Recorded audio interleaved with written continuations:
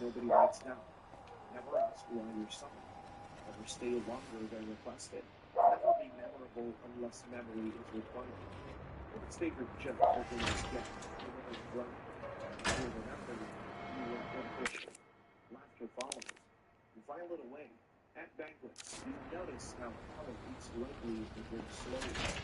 You notice who comes. You notice who leaves early. You witness still called service. Okay, which key is this for? It's You're 19 and your first assignment is presented as an inconvenience everyone would like to resolve politely.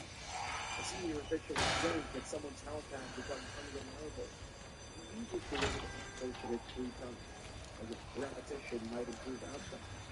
You're told to help maintain routine. Routine, you learn, is how ending just to look accidental. Nothing bad happens.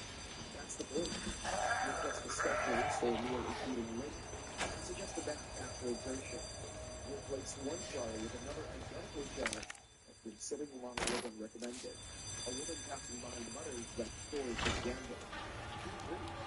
When the illness arrives, it arrives fast. You filled with concern.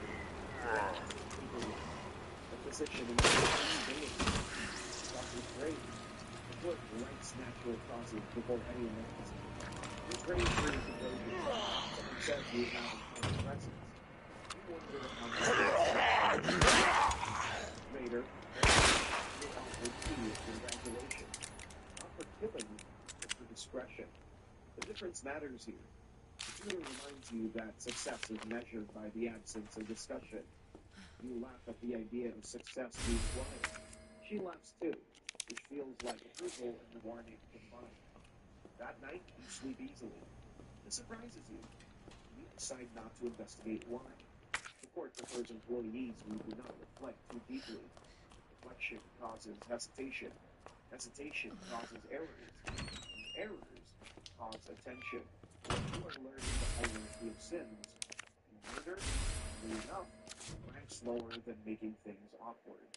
You're 21 and the work stops feeling like work because it has been folded into routine. The court no longer explains assignments. It assumes competence. A nod replaces instruction. A pause replaces permission. You're trusted, which is flattering in the way locked doors are flattering. People speak freely around you now, which means you're expected to forget everything immediately. Debts arrive with better timing. You learn when to suggest rest, when to encourage exertion, when to let pride do the heavy lifting. The joke circulates that the court should charge admission for coincidence. Get to laugh. You notice who laughs the loudest and who does not laugh at all. You adjust accordingly. There's no ceremony for what you do. That would be gauche. Instead, there are efficiencies. Fewer witnesses, shorter conversations, a physician who prefers words like imbalance and chill, a clerk who writes faster when you're present. You're thanked for keeping things orderly. Orderly is the highest compliment available. Intimacy continues, but it is no longer instructional. It's logistical. You arrive, you perform, you depart. The humor here is practical. Someone once remarks that love complicates everything. You reply the complications are expensive. This is considered clever. You understand now that the court rewards reliability, not loyalty. Loyalty asks questions. Reliability delivers outcomes. You deliver outcomes. The punchline, which everyone shares quietly, is that normalization is safer than celebration. Celebrations invite stories.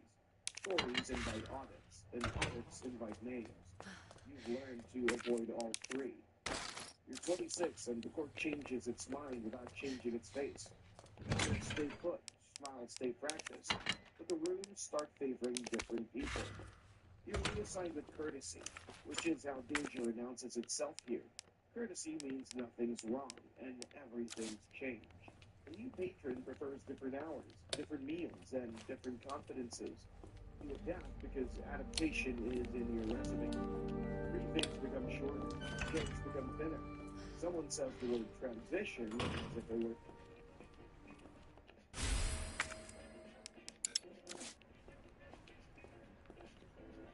the weather. You nod because the weather cannot be argued with. You're told to keep things steady during uncertainty. Steady in this context means ensuring the past does not linger long enough to complicate the future.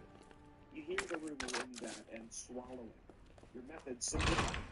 Fewer suggestions, more emissions.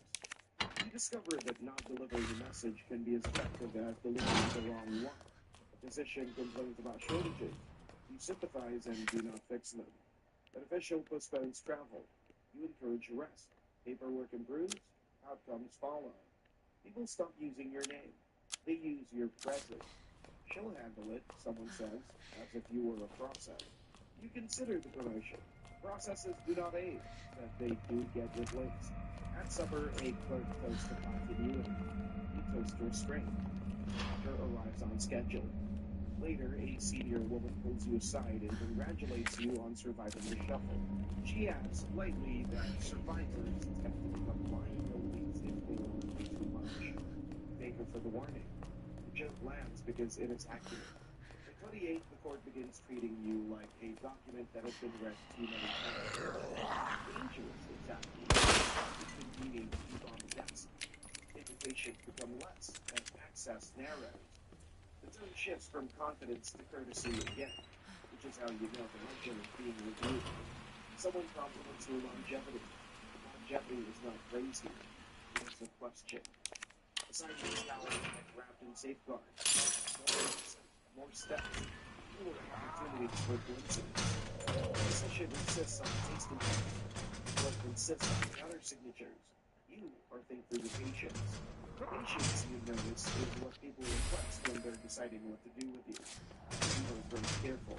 Jokes are the senior official quips that nobody matters. You do. This timing still matters. That's how you stay so. Oh no. Is cheaper than that.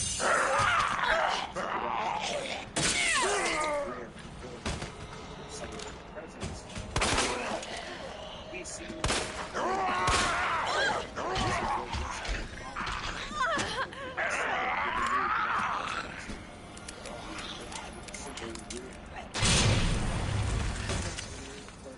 you to list your preferences for residence.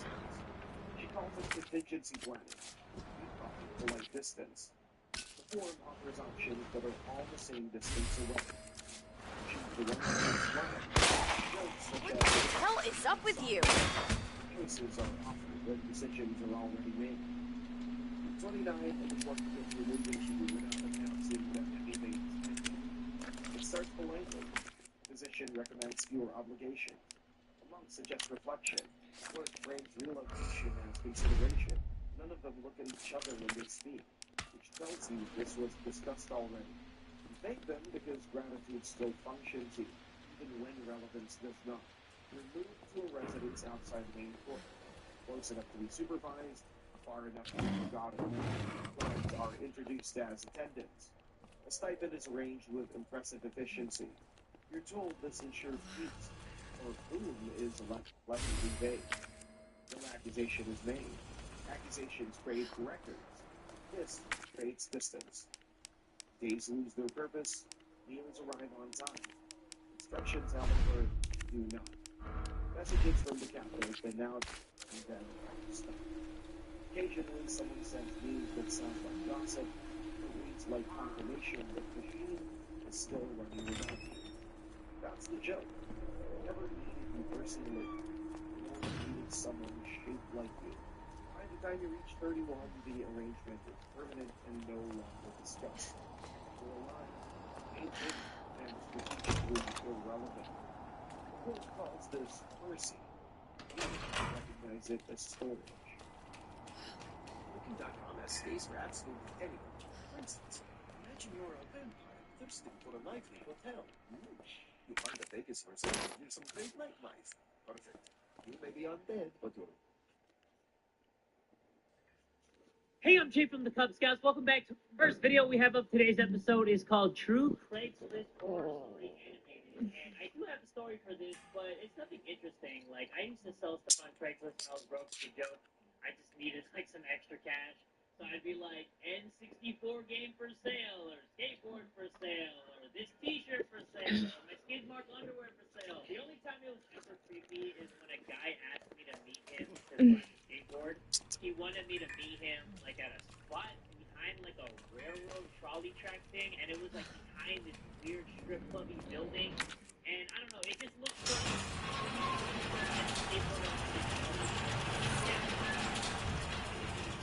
The location was pretty shady, interesting, and we're just very paranoid about stuff. But yeah, this is called True Crisis Horror Story, so let's check it out. I was looking for a part of iPhone 7 for YouTube webpage. I was searching all the typical car websites, cars.com, Reddit. They were all over the place as expected. Craigslist was the only place I found it. I repeated my search, found an old trailer with That's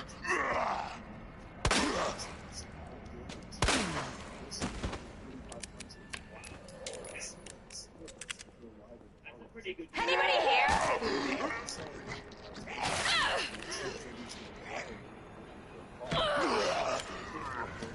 Bro, fuck you.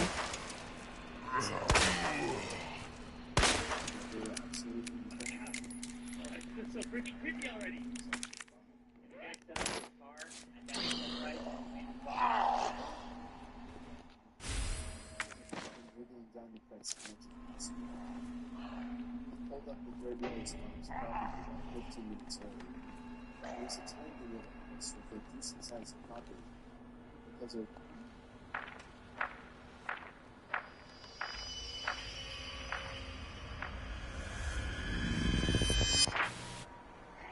Bet he's not part of the rescue squad. the quality of the service. The eyes were open so they would see the business. Except for the usual amount of car parts. The car was now in sight. The property was an open country. We went over to the front door to check the house numbers. That's the only place. The doorbell button was missing. Exactly 5 minutes. So I dialed this number and heard the sound of a cell phone ringing from inside the house. Ooh! Extremely confused at this point.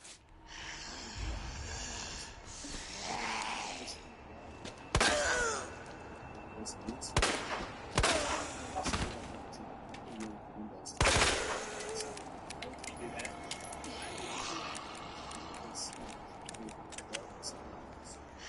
Bro, what? oh, that's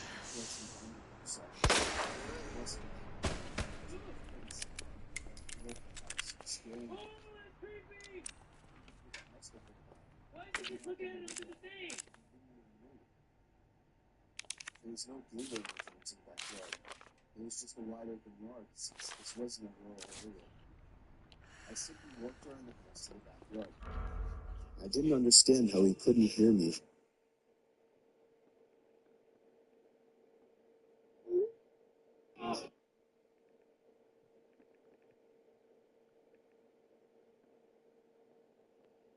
Hey, we should probably get.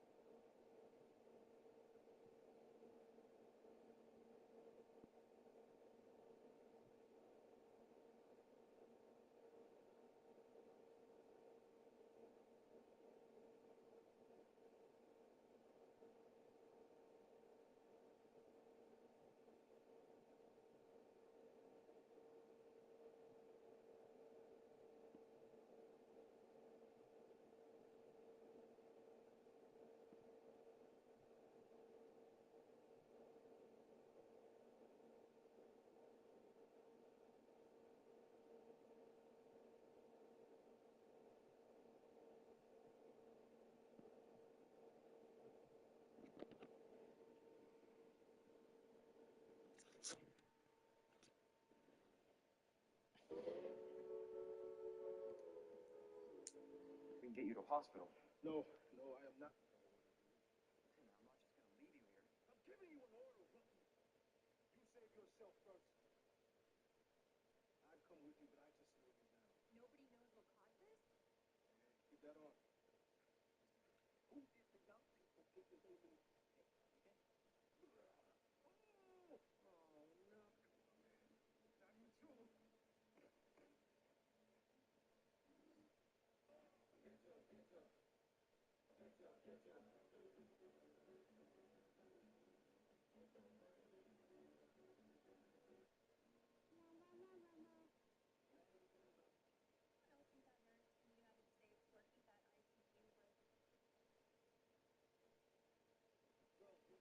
Creepiest setting ever. This dude must want that car bad. I just steal that guy's truck and just drive home. I made a shocking realization.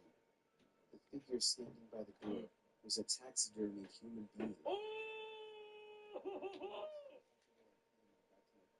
I looked Shit! up I and got some he was goosebumps.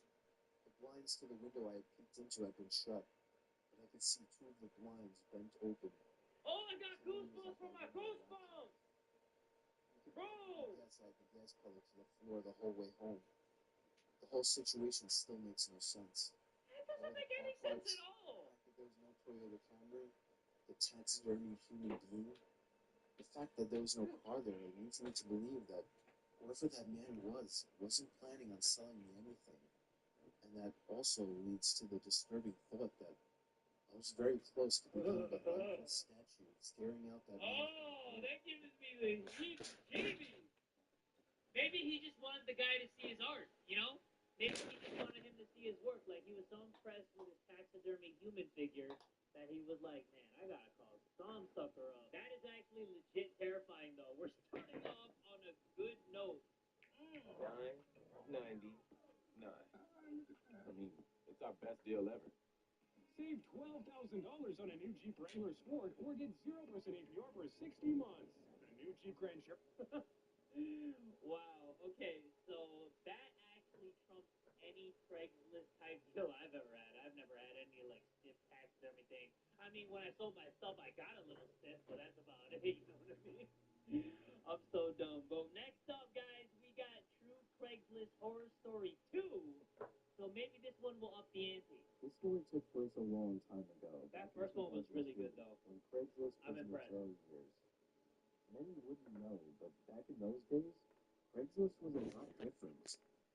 It was a lot more so an online garage sale, or just a place where people would list old things that still had some value that they were willing to give away. I had a plastic bag, a hockey bag, and a spoiler for my car, all three in perfect condition with that same deal. You'd be lucky if you found something like that these days. Son of God, so you could practice and record exactly what you did. Putting up with this was before I could do this connection. Wouldn't you know it? Craigslist was an ad for a slightly new regulation-sized hockey bag.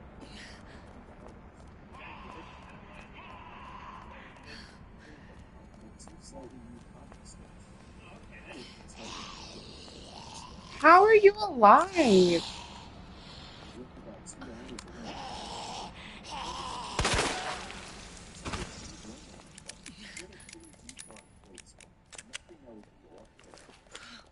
I remember his voice being a bit emotionless. He agreed to meet halfway into the distance, so he put the stuff in the back of his pickup truck. He said he could only come after he got out of the truck, though, which was much later in the day, way past dark.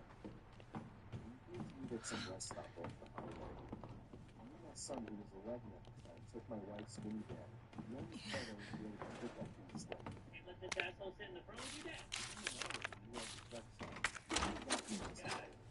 Turns a museum into a police station. I parked right over one of the lights. I'm sorry, bro. You're doing this to yourself. You're writing your own horror story. It's raining, it's nighttime, you're at a freaking 3-light rest stop. What is this? A pickup truck pulled in off the highway right on time. He stopped right in front of me. I went over to his window, but then noticed there was nothing in the back of his truck.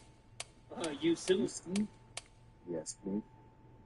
Yep, that's me, I said. Alright, my buddy's bringing in the stuff with his truck. The guy pulled up behind my car and put it in park. Oh! I suddenly had a bad feeling. I told my son to get back in the car and lock every door except mine. And get the Two more strap. pairs of headlights came off the highway into the lots. Surely enough, pulling up next to me. And not surprisingly at this point, there was no hockey equipment in either one of them. Oh, man. My heart was racing. I was worried. Not for me, but for my young son who had for some reason drugged with me on this trip. How hard could it be? He actually short. Inside of that car at that exact moment. Heavy-set muscular physiques stepped out of his seat. Head to toe, giving that typical intimidation stare down. Maybe you just want to do a hockey match in the parking lot. Voice. Here's the money. I instantly pulled out my wallet and handed it to him. Just like me and my son go. I pulled out $100 and of course I expected more. He's actually the news of it all with his son. What? That's not even worth shit. One thing that broke the glass and didn't go back to it, and I vividly remember the disturbing scream from my young son. What happened next was what I can only explain to the world of the God that's in their place. My car was entering a roundabout off the highway. I overnight stopped and turned to look at it. What was that? My heart literally dropped in excitement. Suddenly connect fast and got close enough to see what was going on. I don't think I knew back in the truck. I came from that way. Right, at least two of them. The truck in the back was pulled immediately by the police car and back up arrived shortly. I explained everything to them. Without the men that were parts of right out in weddings, surprisingly quickly. I guess luckily the guys in the back truck weren't very low. They were going to leave it.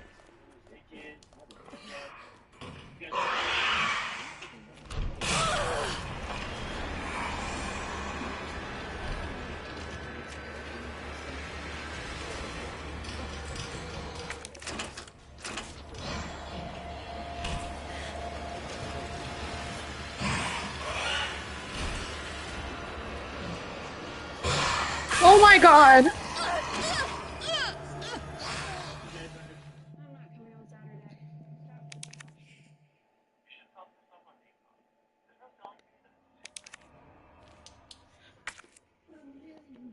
Oh my gosh! Never play hockey. Next video of today's episode is called Scary Ouija Board Stories Animated, and I will never in my life ever use a Ouija board for whatever reason. I don't care who I'm trying to reach out there.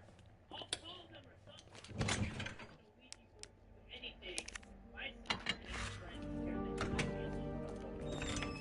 they said they used it with their friends, and after they used it, they swore on the mamas and daddies that their place was haunted. Like right after they used that Ouija board, they said that weird shit was happening in their place, and they hid the Ouija board under the mattress, and then it was on the table the next day. And like I don't know how, but they really spooked me never using a Ouija board, and I will never mess with that. Let me know if you guys have ever used that down below. But I'm too much of a giant flappy pussy to be using that. So let's check out the story and let's see if it's scary. This is like you've always had one of those old places covered with a music board sitting in the closet of the desk. That's not good. That's not a good thing. I always wondered what it was. From the box, it seemed like a horrible work. Until one day I found out what the music board really is. And I never after answer. That makes me feel uncomfortable. We don't see back in the program. We put our hands on the things up. And I think one last minute, typical piece of question. Is there anybody there? It's amazing. Not good.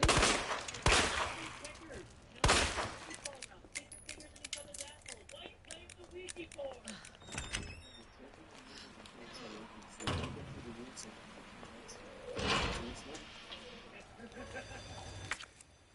Sorry about that last one. That was pretty vulgar.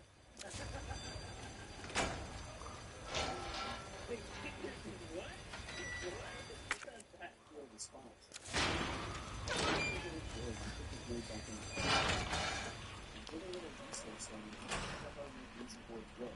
What are you doing? Yeah.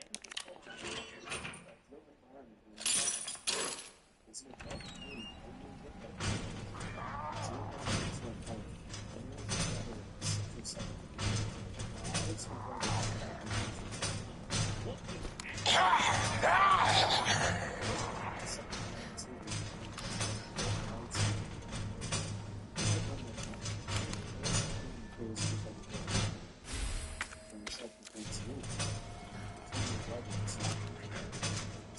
Jesus.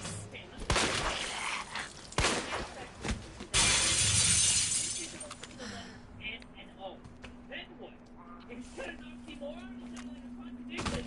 Is there so many Son of a bitch.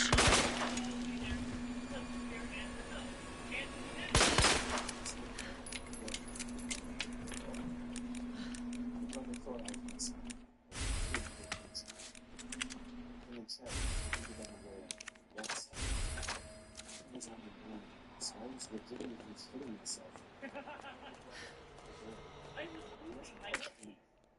It's scary.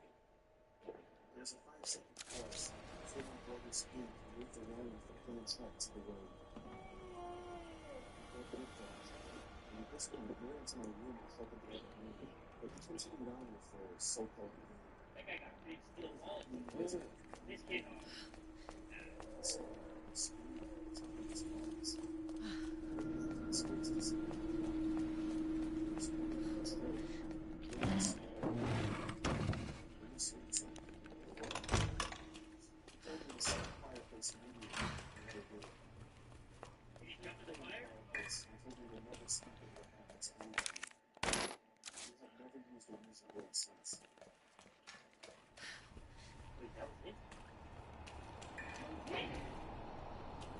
Next video on today's episode is called Motel. And Motel is never know who's in the next room or who's in the room before you.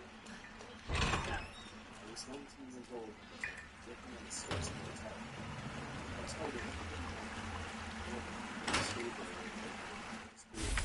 supposed to be doing. Oh, what the? Who do you think they were supposed to be doing? Is there a bathroom that might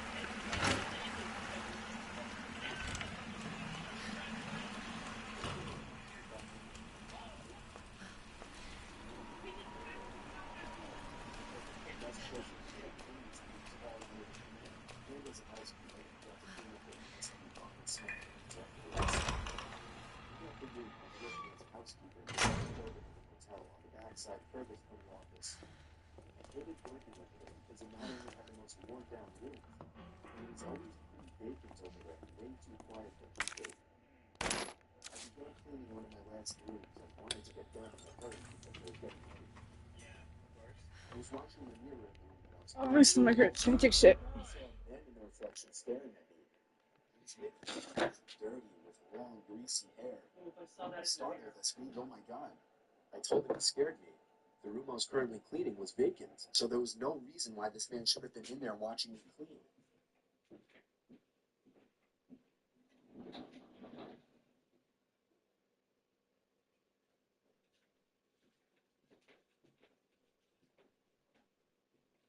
That young mom just lost her baby and 24 hours before.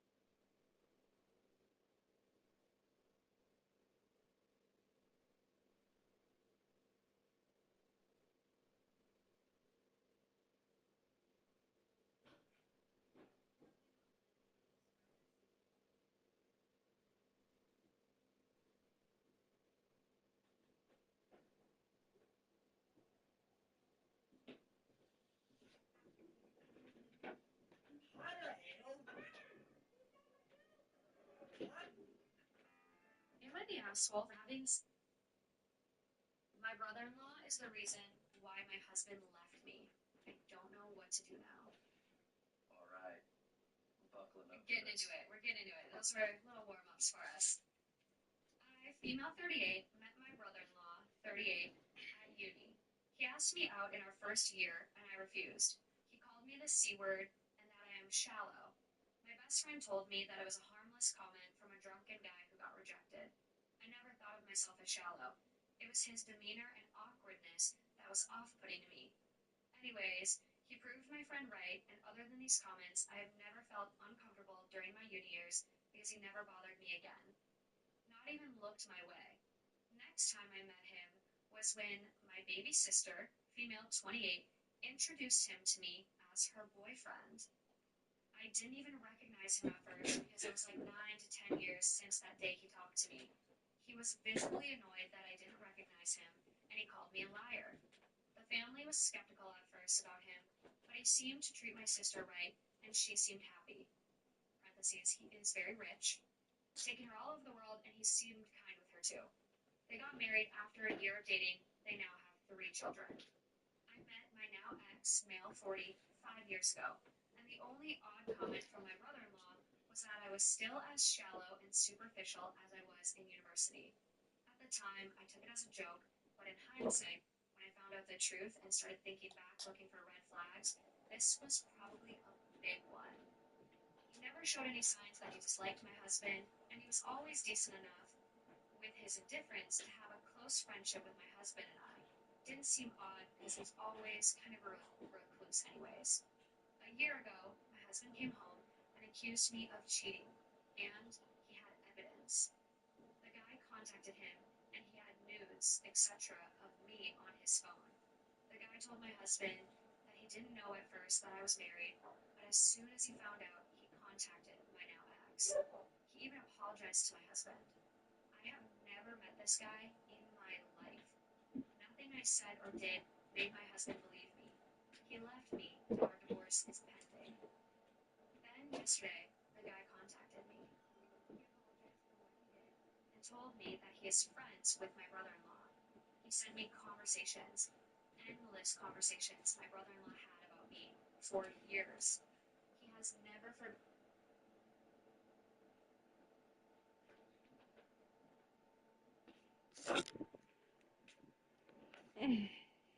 Done.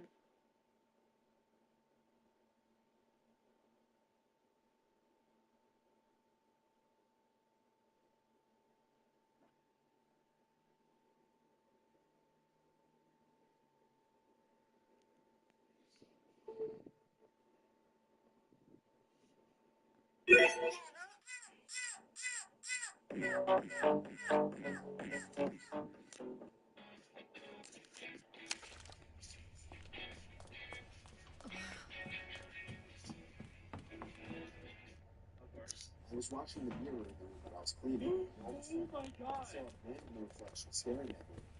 He was mid-50s, dirty, with long, greasy hair.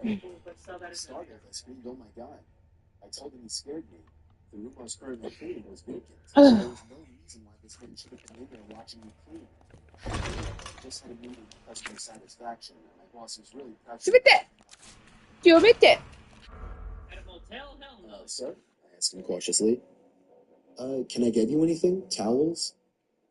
The man just stared back at me with a crooked grin and held out his hands to me. I thought maybe he was handing me a tip for cleaning his room earlier, but...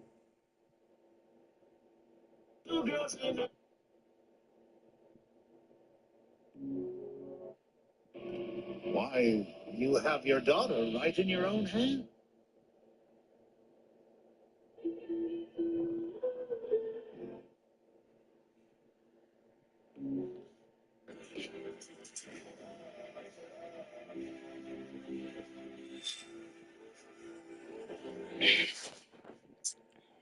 Gave me a tip for cleaning his room earlier.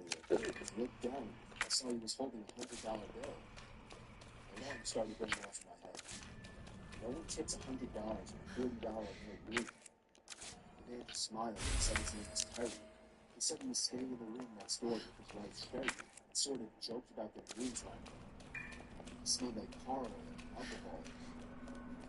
I asked him why he was trying to hand me $100 for way of keeping his throat inside.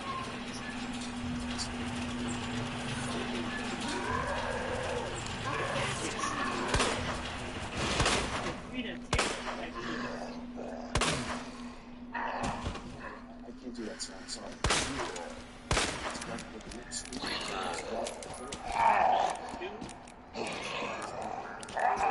Hurry up! Sorry, Marvin. Just thank his friends. Ferguson told him no again. I don't want to do this. I'm sorry. Say yeah. And then as soon as we get out the door, fine. You look like you're or at least run and scream. So you're getting somebody's attention. You don't want Anybody here? In a room and be like, no. You kind of want to be like, all right, sure. As soon as you get out the door, boom, you're gone. He would just go away. And eventually he would. Good. He grunted and walked off in what seemed to be the direction of his room. Listen. This man could try and kidnap me. Bet he's not part of the rescue squad. Not very strong. Yeah, Easily overpowered. I locked the room from the inside and went directly to the phone to call my manager at the front desk. The phone wasn't working. The adrenaline was pumping through my veins, and despite what I was always told not to do, I was panicking. Did he cut the line? This is a crappy motel. It happens all the time. Yeah. I just have to get out. I remembered that I had my cell phone. This is really good. I was also at the last door. After I opened the door to get it, cautiously opened the door to the room that I was cleaning and peered out. I didn't see anyone, so I frantically began searching my apartment with my cell phone. I was wasting too much time looking for it, so I just decided to run as fast as I could and make a break for the front desk of the office. Good idea. Then from behind me, I heard the man again. But this time he was screaming to someone else. He was running, so getting away. She was standing there. Turn the corner, within moments, I heard the someone else running on the side, searching. Bro. Stopping for 30 minutes straight. No longer did it searching for me. I run the rest of the way to the front desk. When I made it there, I turned to my boss phone and called the police. The man and whoever else was in the room with him peered out before the house door. Beyond shaken up. According to the police who ran the search, this wasn't the first time he had done something like this, and he was actually wanted for sexual assault, gross sexual imposition, and he was charged with rape. A few weeks later, I happened to be my birthday. This guy was called me. Turns a museum into a police station.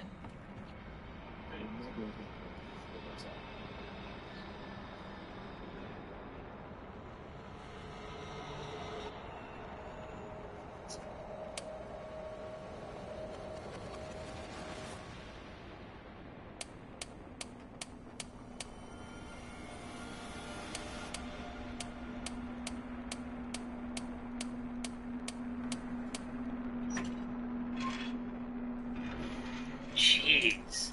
Hey, these videos people and they don't get to tell their stories because and let's see how scary this is. This happened when I was 17 years old. I would go to the gym 3 to 4 times a week and ride the bus home. It was a Sunday and I had just missed my bus, so I had to wait longer for another bus. I would have called my parents, but they were out for the evening. Taxis charged more, so I decided to sit and wait in the bus shelter. It was a cold night, and the snow had just started peppering the ground. My bus was taking longer than How are you so my phone alive? was missing some music. Almost an hour had passed. It was freezing, and I hadn't seen anyone at all. That was until I noticed something out of the corner of my eye. It was a creepy guy dressed in thick layers of clothing, walking He looks like the guy from the motel story. slowly towards me. I knew staring at him would draw more attention, so Maybe I this just is while he was still on the run. He sat down at the other end of the shelter and just stared at me. There was something off about him. He seemed like he was either drunk or on drugs. Yeah, he looks like he's horny for you, my guy. What is the boss? This motherfucker said, "What does the bus do?" And that's when you know you gotta leave. What does the bus? Oh my! Said, I think it's delayed because of the snow. Oh, I thought he said, what does the Stared bus at do? me for I'm a the moment and dumbass. started mumbling to himself. He was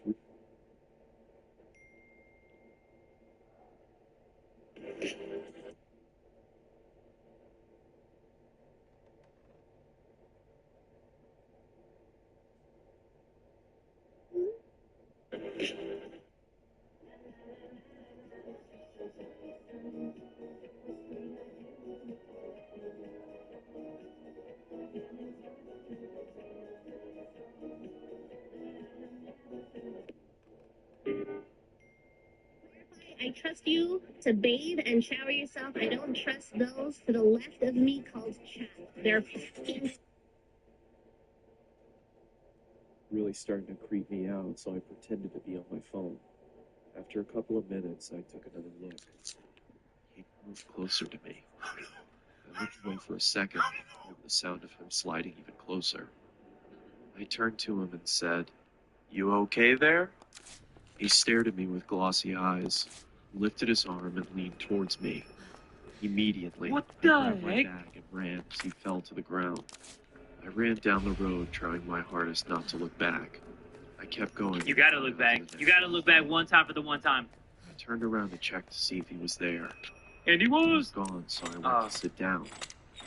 Yo, I do For a not moment, remember I this. rested my head on the back of the glass and waited for the bus. Take a look at you, you're taking me out of the ordinary. How would you lay me down to a dead and bad? Oh. I jolted and turned around to see the same guy staring at me through the glass. What the hell is wrong with you? Then he started walking around the shelter towards me. I'm warning you, stay back. I yelled in panic as I was backing up. I wanted to run, but I left my bag in the shelter and I couldn't leave without it. Get the bag.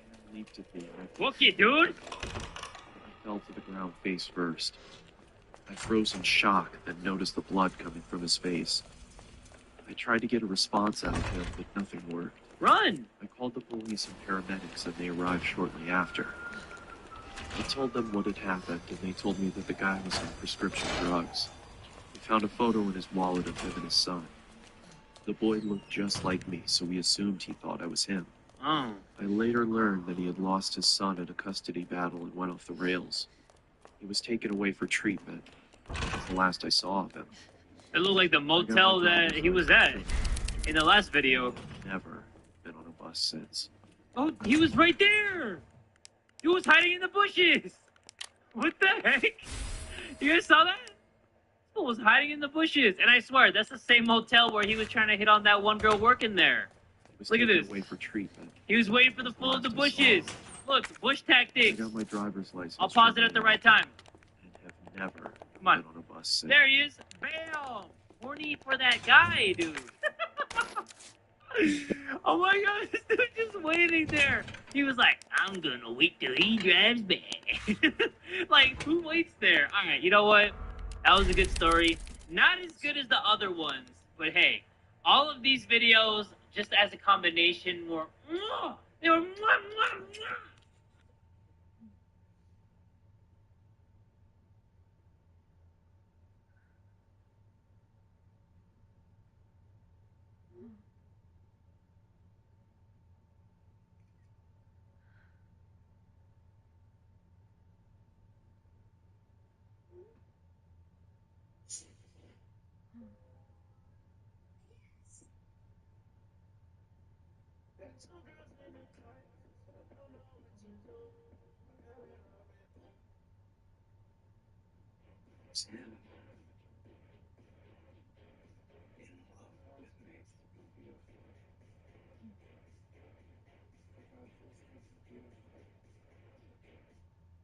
Is Hannibal in love with me?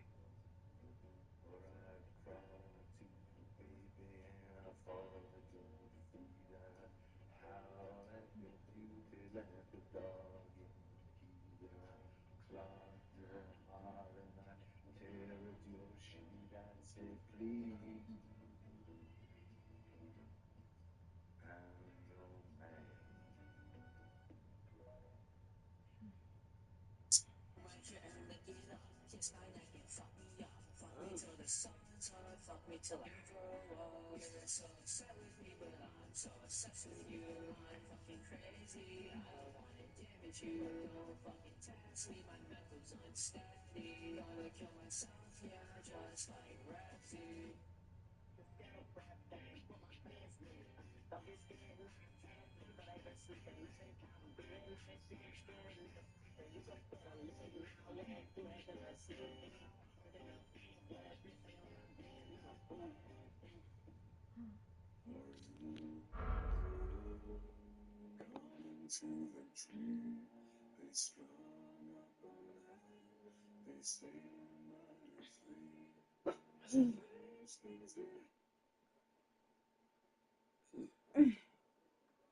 if you guys want to see more of this in a future episode, make sure you guys give this video one big fat like.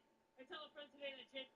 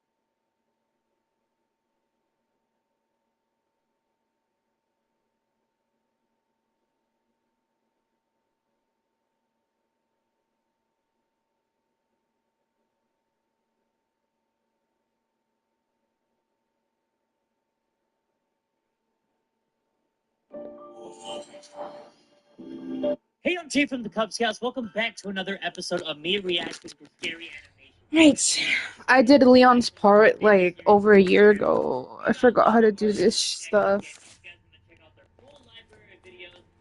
No, we're not here.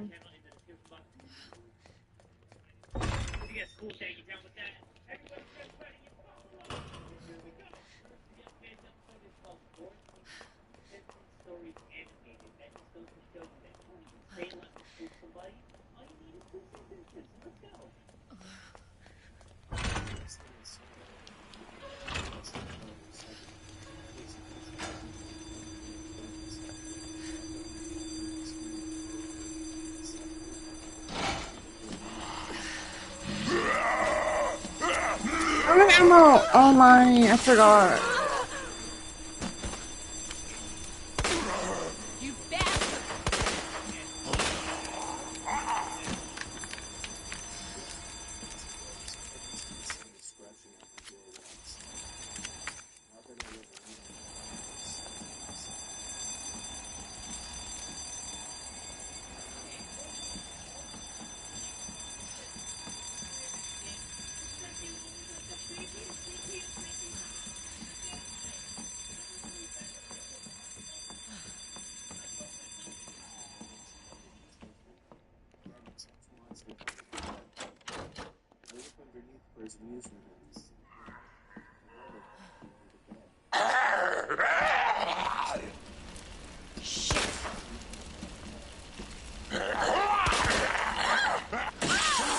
How are you not being set on fire, girl? What the fuck? Oh my.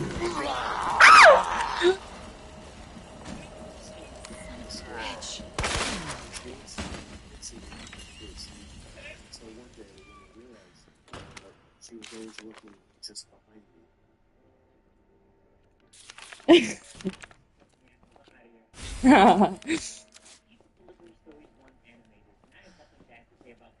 delivery people or delivery people in general. They're all Yo, this confused me. For Leon too. Well, let's start the video. I'm so. Oh. This happened 4 years ago. Can I take the key?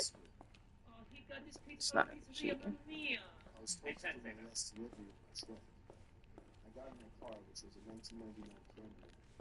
Does anybody care what car he's driving? He's been driving a freaking scooter with a dildo up his ass. Nobody cares. The GPS and the address of my phone. I live upstate in the country, so all Nobody gives a damn if you driving a 1999 God Camry. damn. the summer started inside. So it was probably around 7. I'd say after a good 15 minutes of driving through the forest and dirt roads, my GPS said I had arrived.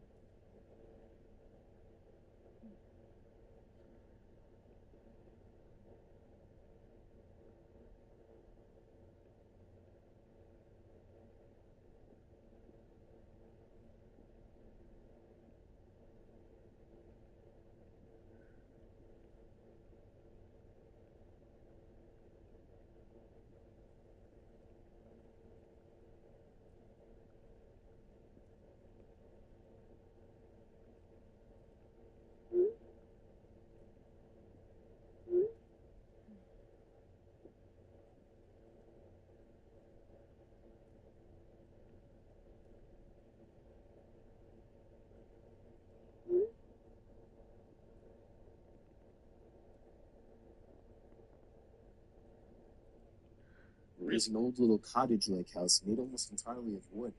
You know what that's called right there, guys? That house right there? That's called a hell Sitting by itself in the middle of absolutely nothing but forest. The lawn was completely unkept. The house was almost unused. That is so weird. This was expensive, so I didn't think much of it. There's no doorbell, so I knocked loudly on the door. Within 10 seconds, I heard a sound of footsteps hitting wood on the inside of the house. Well, no shit. Obviously, somebody's coming. They want their damn pizza. The footsteps made it to the door and stopped. I started to feel uneasy. I got the feeling that I was being watched. I'm pretty damn sure he's looking through that peephole. Spring into action and get huge savings and great offers from Crown Dodge in Ventura. Save $12,000 on a new Ram 1500 Bighorn Crew Cab. It's the pizza guy, I called out. Sorry.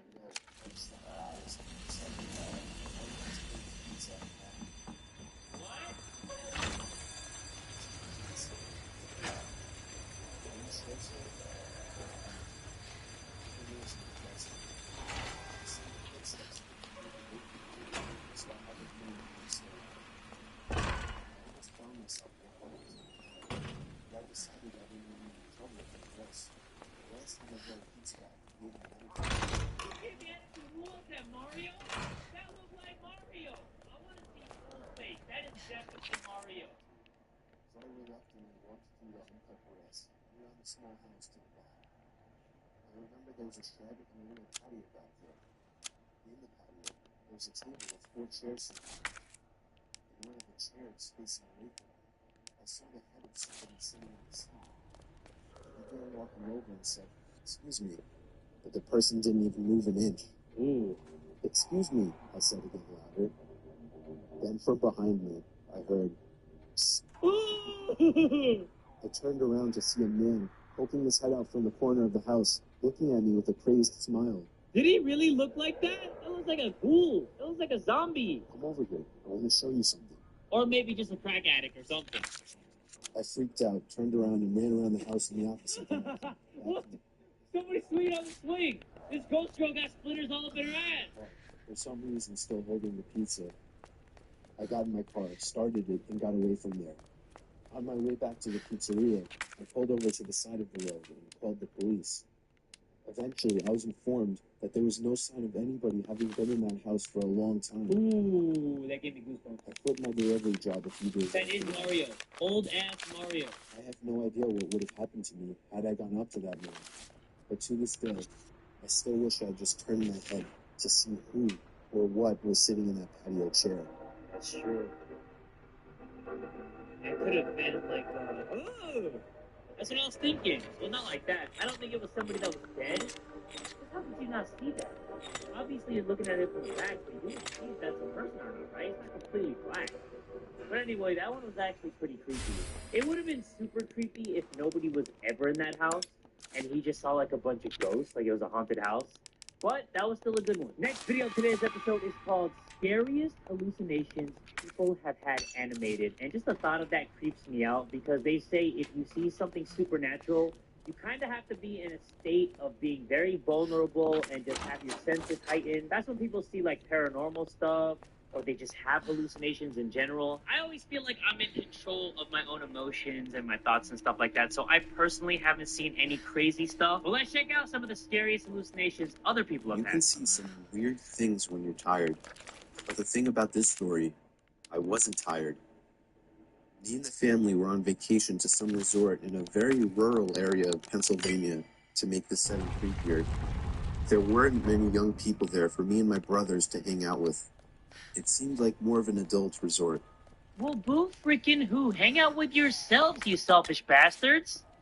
But then one day, when I was walking outside of the main lodge of the resort, I, for some reason, looked up to a window on the second floor and saw a teenage girl looking down at me.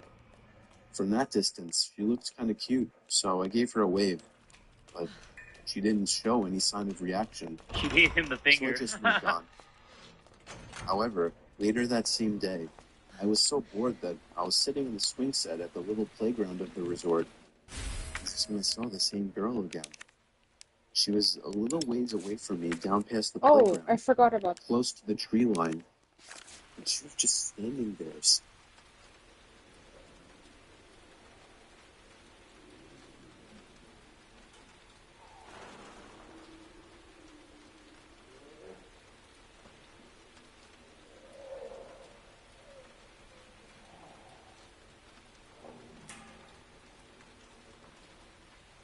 Staring at me. Being a teenage guy, my hormones controlled my body, and so I got off the swing and began walking over to her.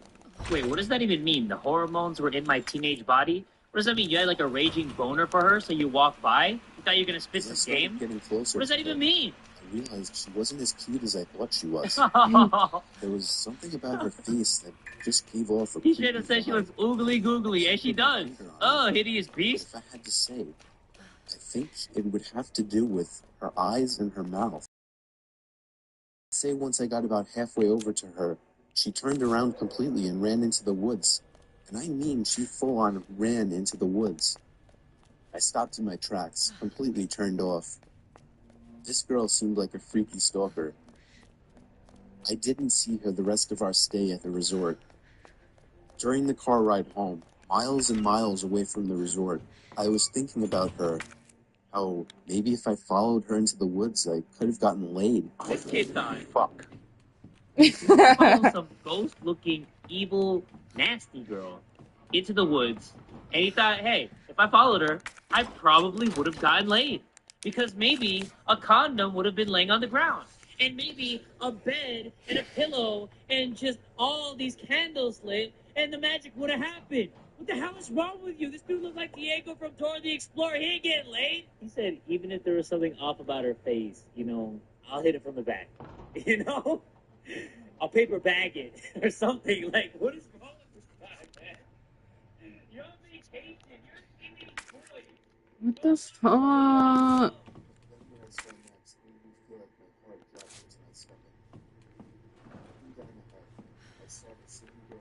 I don't remember.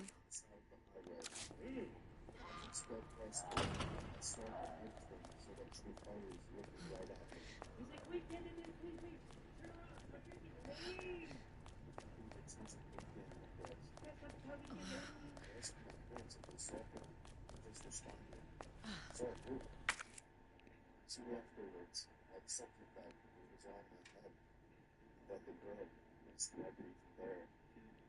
And he accepted he was not going to get any of that ghost from next year. Bruh. Story animated. Really excited for this. Ghost stories freaking out. Let's check it out.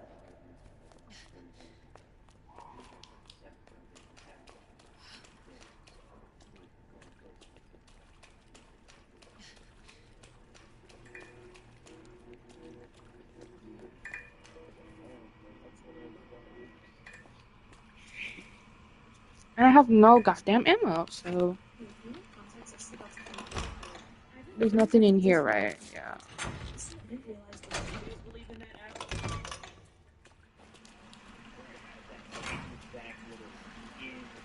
Whatever the hell that's called. And I don't know if I believe it or if it just like fools you kinda and it just like shows up little blips on the radar. You know what I mean? If you guys have ever experienced something like that, let me know. But I think it's kinda just like a bullshit app.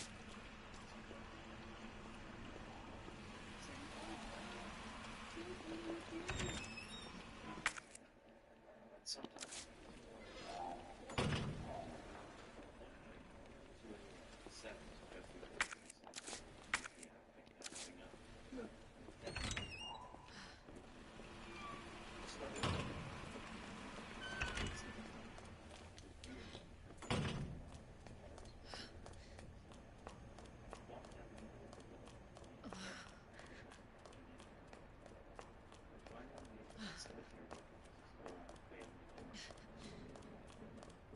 You know, I'm just thinking right now, like if I was that young again and I was with a group of friends, this would be like the most fun thing ever.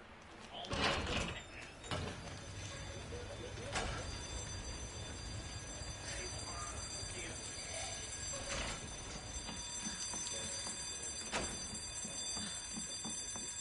Is that all you got? Told him to stop disrespecting the dead. That would be funny saying, oh, I'll make him show up. Jumped the gate and started stomping on the grave while screaming. Wow, that's like grandma and grandpa, you A-Lord. And I don't know why I just said A-Lord. I don't even know what that means. Ass-Lord? All of a sudden, my phone said something at the same time.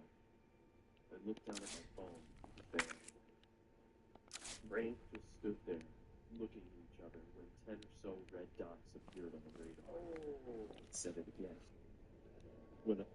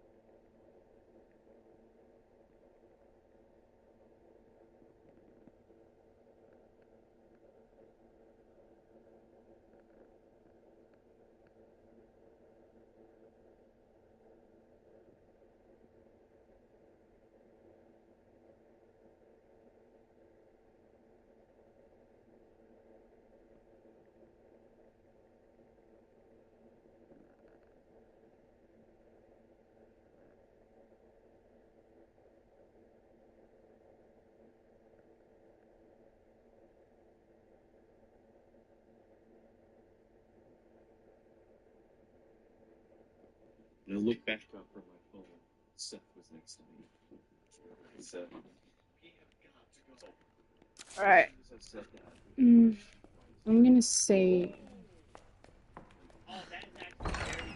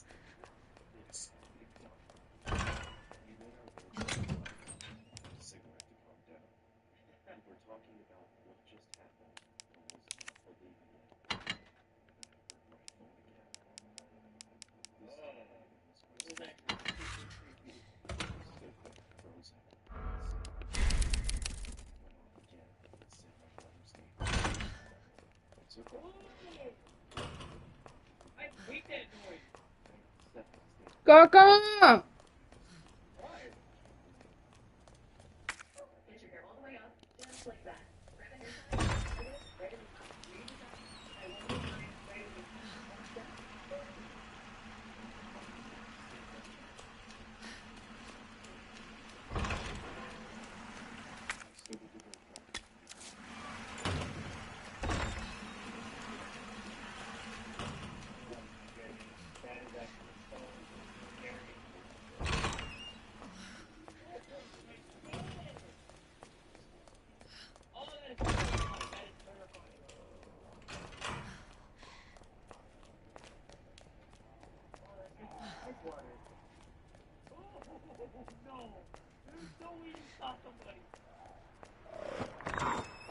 What was that? I don't have ammo.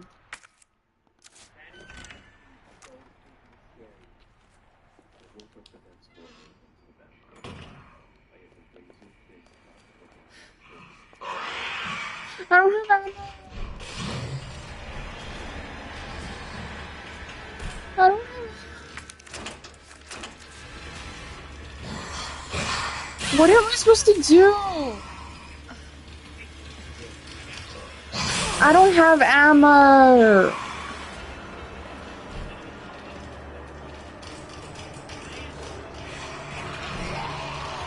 Let me in. Holy shit.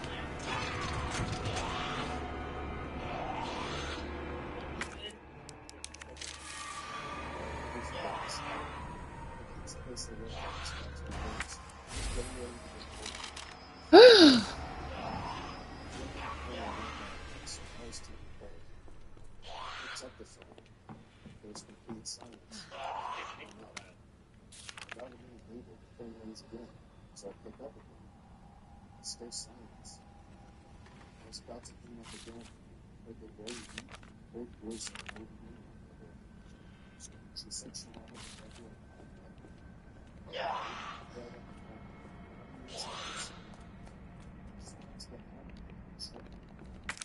I called out to my boss that somebody from Boston was working. He told me not to go. I was upset because I realized it was not a tip. So I decided I took down the dress and told her everything very soon. She had already cleaned it. I thought that was really good. I was the stuff that I needed to regular. My boss told me to just go home after the delivery was the place would be closed. So a little before 10 o'clock, I got in my car and put the address into my GPS. The house was 7 miles away. The GPS took me to the quiet side of town. There was a small one-floor house with a very quiet and empty block. I took the keys and walked up to the door. But you have a limited address. I was about to give up when I turned my head and saw something sitting It was an old woman, probably in the late 70s. I can smell her hot-ass breath from here, guys. That gold right there. Ugh, that's, I don't even know if that's gold or if that shit's just decaying.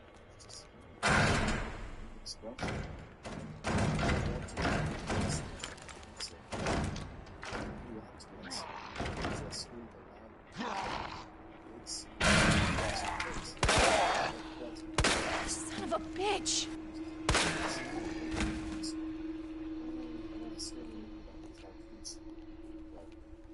I decided that I was cleaned up and got back to my car and sent the pizza to the Vespers. I had to text my boss about this.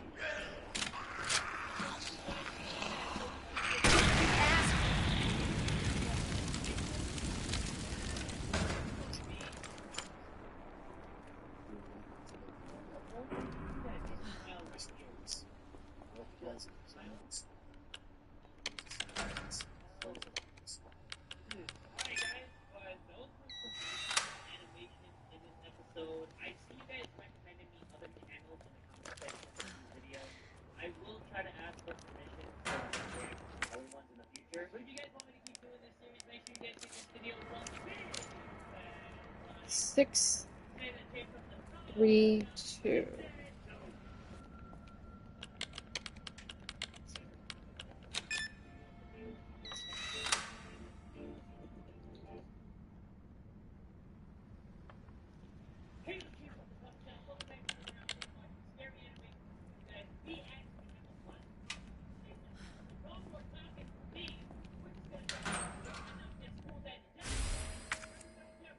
I need that though.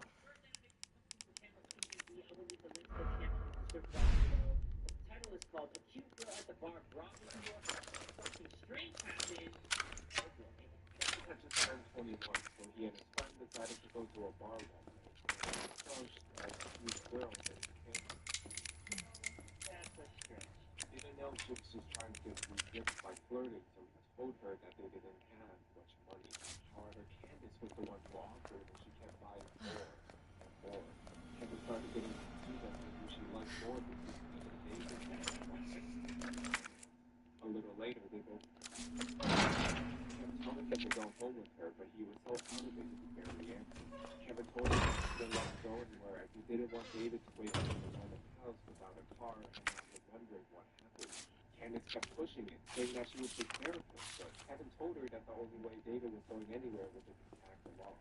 Immediately, she started flirting with Kevin and offered to get his friend a taxi and said they could drive to her place alone.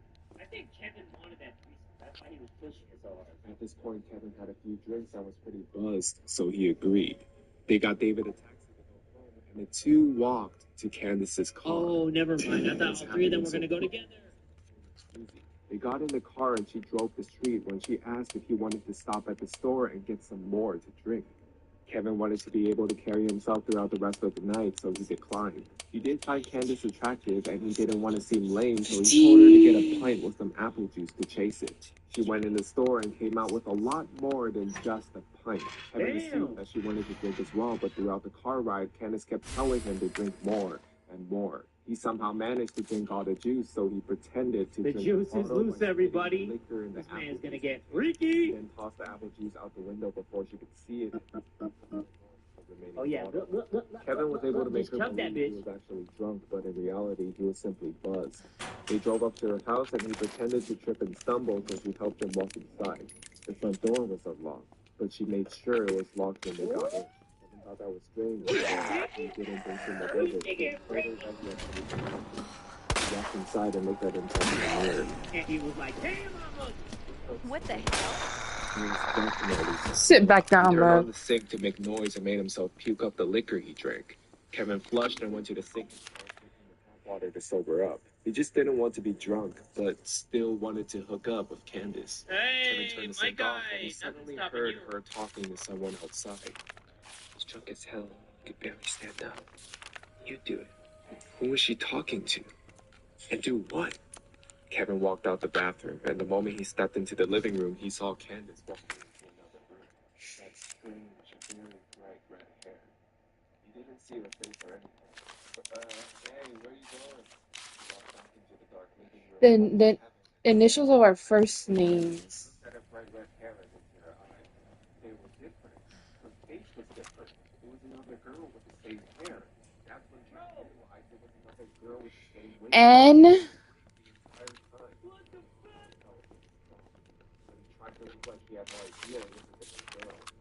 N E One more time and told her he was sorry he was She said it's fine, just hurry up in there. N E D.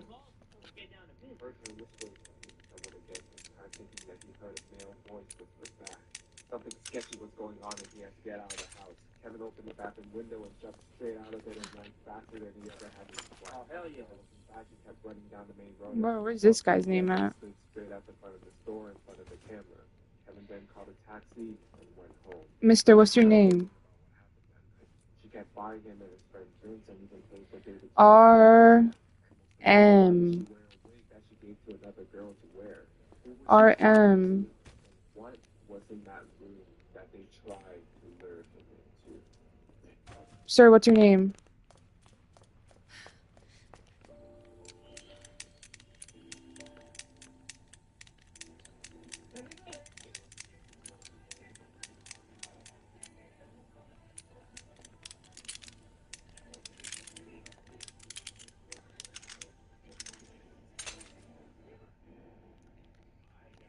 wait, the next day, Kevin went back to Oh.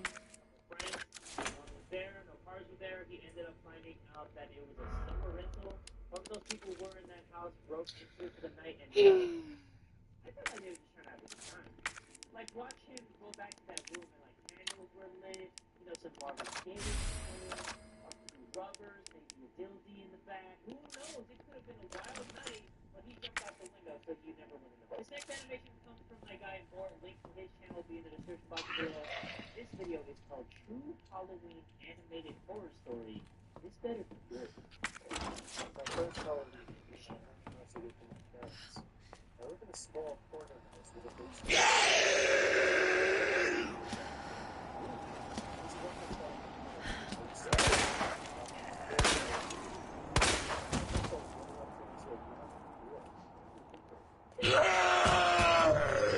Bro, why do you do that?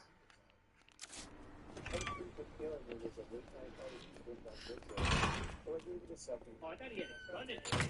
Like, treat the proof he hated us. Yup, bring down pictures. I sat back down, not thinking twice about it. And again, knocking at the front door.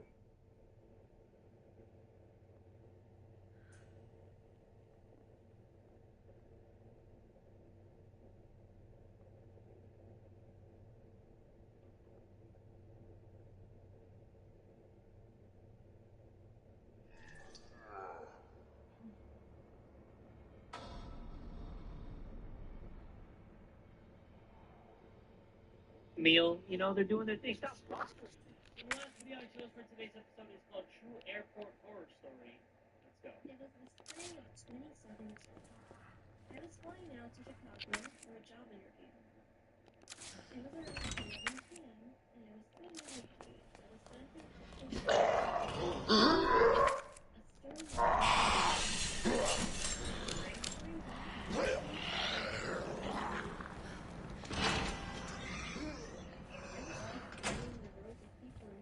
sleeping, laptops, their phones, and then earbuds before I noticed this thing. I noticed that. I feel like I am that guy. What the hell am I doing in this story? He has this huge, crooked grin plastered on his face, and he seemed to complete me. He looked pretty average in terms of looks and what he was wearing. Damn, we're like judging his looks now? He's okay, 7 out of 10. That matches to you. Naturally, I turned away and pretended I hadn't seen him. For the fact that he was staring at me, and continuously turned to eye him after. Eventually, they pulled our gate and I boarded the plane. I took my seat in business class right by the window. Don't tell me this guy's gonna sit next to her. I didn't see the creepy man boarding. Sometimes later today, I got to meet them, and as I was finishing up in there, someone knocked on the door. I called out, occupied, but the person continued knocking repeatedly and Okay, I'm gonna pause here real quick. I don't think I would be scared on an actual airplane. One, because whoever it is, they can't escape because we're literally up in the air. And two, there's a lot of people on that plane. If that person tried to do something to me, I could just be like, I managed looking and go away, but it didn't. So I opened the door to make some ballsy remark, but froze when I saw her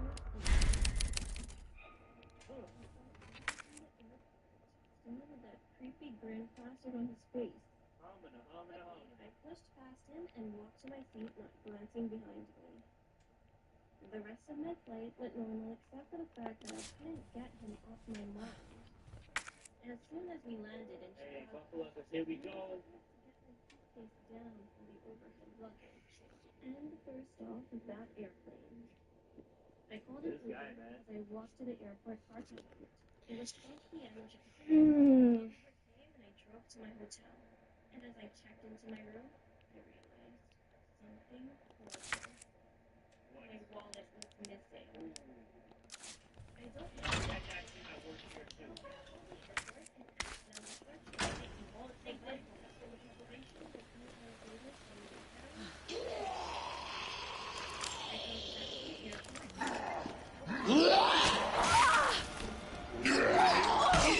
Back up, bro. Holy shit.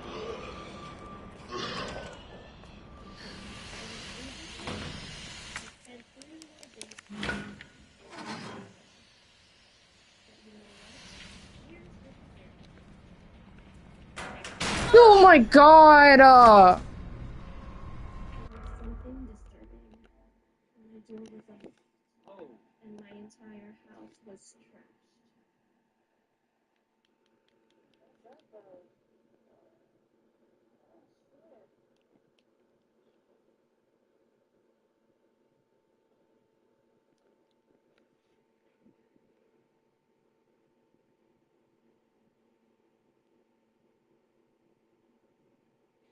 Oh my god!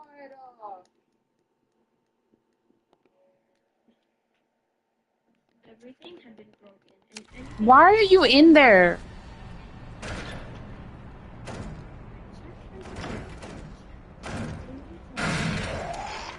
God, back up!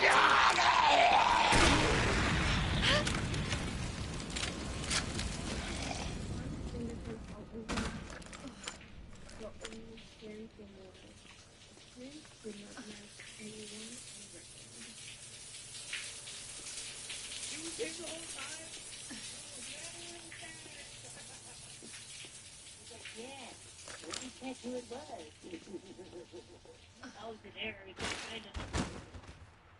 Fuck out of here, dude. Alright, guys, that's what we do for this episode of Watching Scary Animations. You guys, if you want the series to continue, make sure you guys give this video one big like. And tell a friend today to check it out.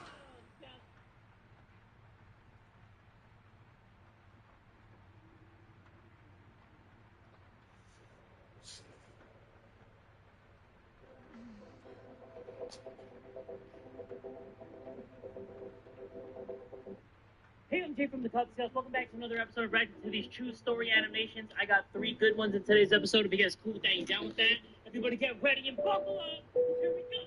Guys, I missed my barber. It's like 3 in the morning. I'm about to send him a you up text. Look at this. And it's looking curlier than Bigfoot's pubes. Next video of today's episode is called I Heard My Mom Speaking at Night. I bet you I know what she said. She was like, oh, Bill. And I'm assuming that the dad's name is Bill. If it's not, this is going to be extremely awkward. Please be Bill. Please be Bill. That's the face that I would make too if I heard my mom screaming at night. Night, I hear my mother through the walls. But she never talks during the day, only at night. Oh, if my mom looked like that and screamed like that and had big tits like that, no, I don't even know. She begins at midnight, and her birthday starts at 6 a.m.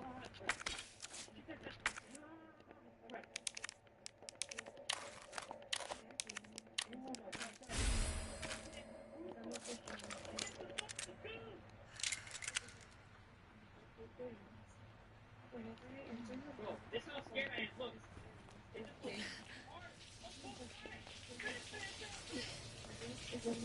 I can't take it anymore. My mom has been suffering from seizures for the past few years, and they're getting worse. Why does the mom have to look like that, though? That's the most functioning first mom I've ever seen, goddamn. If I worked at Texas Run Hospital, I'd be hitting her with a baton or something. I'd be like, you can't come in here. I'll be karate chopping her neck. The doctor told me that she needed full-time care, so I got in touch. And then across in her room and they're looking at me. I knew she needed me. So I told her my eminence to stay with her.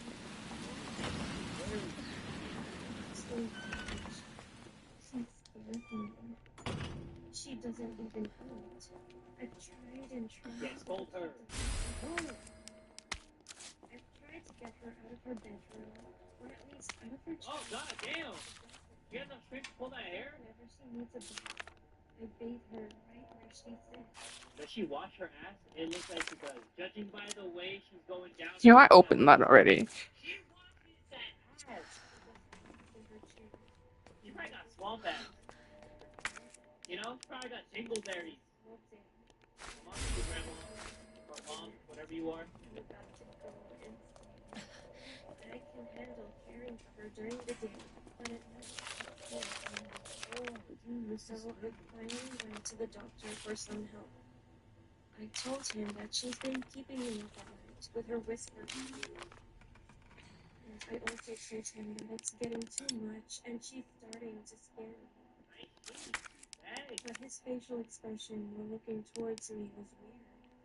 He stared at me like he didn't understand what I was talking about. And what the doctor said next scared me even more. Well, you had a bad dream. Your mother bit her toe. She can't.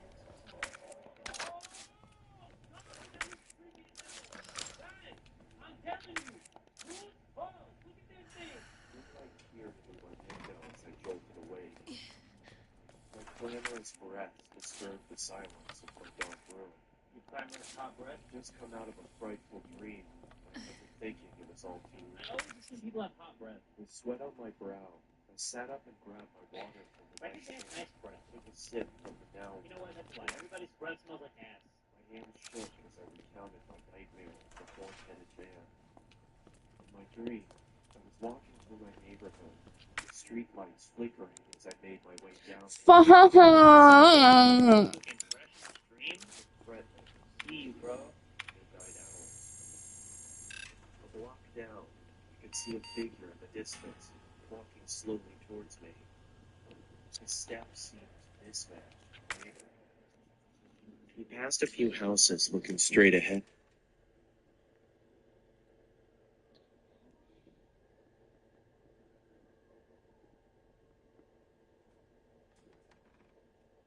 Head. He was looking more right. His head was fixed on the sidewalk in front of him. As I was getting closer to my home, I could see him slowly starting to embark on my territory. It doesn't look that scary because it looks like a drunk guy with a horn mask on. I quickly rushed to my front door and hurried inside. Through my window, I could see him walk past my property.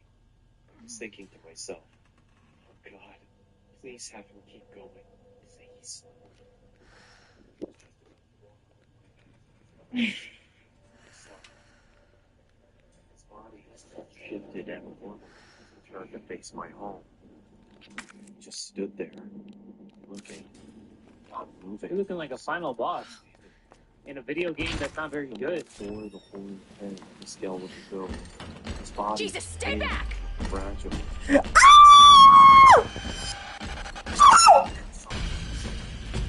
See, slowly, he started.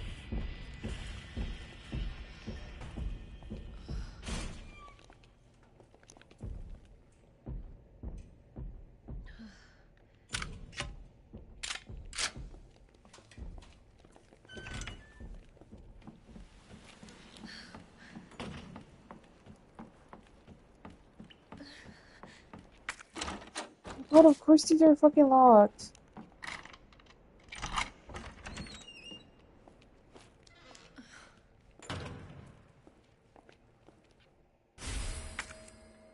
Bro, I ain't got space for shit.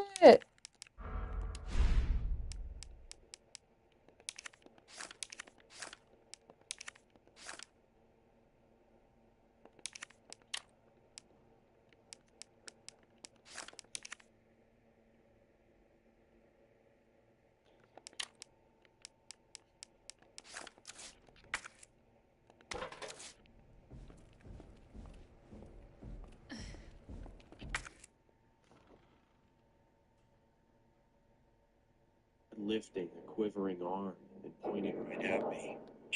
Sticking news. A woman who lived on Columbia, all the victim did his head.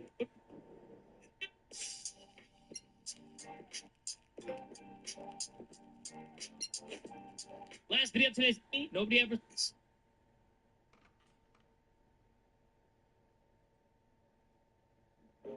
I am a. Hey, ladies, the name's Ayano, yup.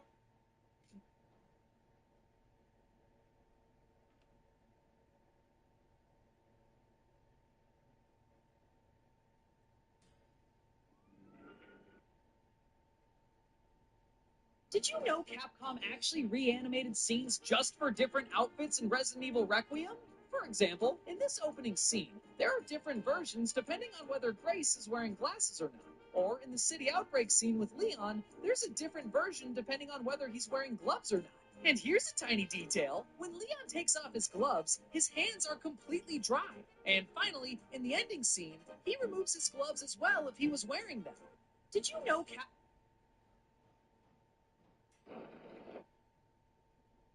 You were born in Japan during the Edo. I guess you I'll were watch born in this. Japan during the Edo period, a period of art, culture, and poetry. You come into the world the way most boys do, squalling, red-faced, more trouble than treasure. Your family isn't rich. Your father tills soil, mends tools, and fixes sandals for neighbors. Your mother works the field, carries wood, and keeps you alive. Nothing special. You grew up in a small village where days were simple, running barefoot through rice paddies, climbing trees, playing tag with the other children. You're always in the center of it, not because you try to be, but because you look different. And you looking different is just another way to say you're Two people, justice. By age 5, girls cling to you. They grab your hand when it's time to chase, braid flowers into your hair when you sit still long enough. Boys wrestle you, but never really rough you up. It's like they know they're grappling with something fragile. Everyone laughs about how you're too pretty for mine, but it's a harmless kind of tease. No one thinks much more of it. Your parents are friends, though in the ordinary way. Your father brags you're grown up. Your mother scolds you for dirtying your clothes, but strokes your hair when you sleep. But then, you get so tough, you're fine. The hell is up? Yeah. Still only a boy, dragonflies by the way. How? How did they take so many hits? They are a traveling group. You hear whispers from some village uncles that the female troops were better as they cursed the government for banning them. You dismiss them for their gossip. After all, why should you care? The entire village gathers for the performance. Lanterns lit, drums pounding, flutes shrieking. You sit with your friends wide-eyed, music men leap and shout on stage.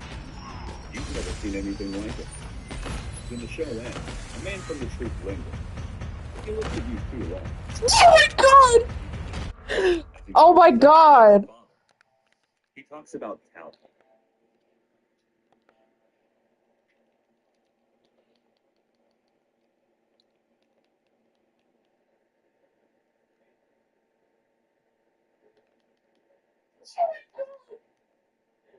Oh my god!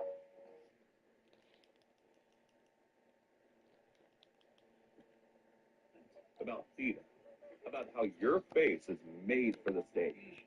He promises fame, silk costumes, crowds that will adore you. Your parents don't give dangerous work, they do opportunity. How many boys from this tiny village are chosen for something bigger? How many children? Oh my god, now's not the fucking time! When they tell you, you can hardly believe it. You'll be an actor. You'll wear costumes brighter than fire. You'll be cheered, applauded. It sounds like magic. You don't have to go looking in the sun. You don't realize that everything is already decided. For now, you're still just a boy. The world feels innocent. The years pass quietly. Seasons of planting, without an adult, turn 3.25% APY with high-yield cash. Bro, we're fucking dead ass.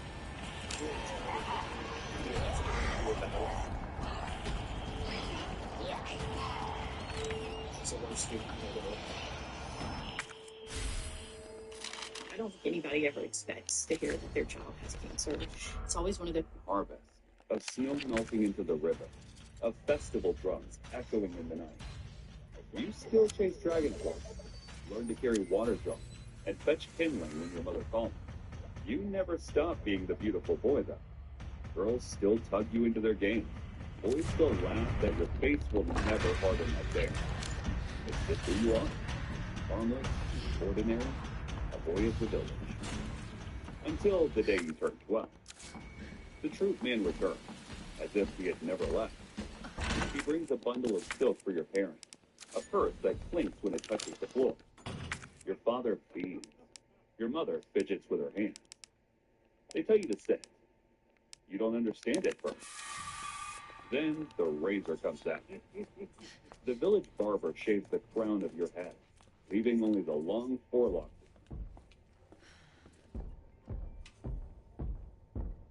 Yeah, ¿Ya llegó Rubén? no. Oh. Okay, wait. Bye. Goku! This is not a game, not festival play. Who's This that is thing? the mark of Watashi, the stage between child and man. The laughter of your friends feels very far away. When you touch your bare scalp, it stings. You feel smaller, exposed. Everyone says you look handsome. No one asks what you want. That same evening, you leave. The cart waits at the edge of the village, lanterns swaying in the dust. Your mother stuffs your hands with rice balls wrapped in cloth.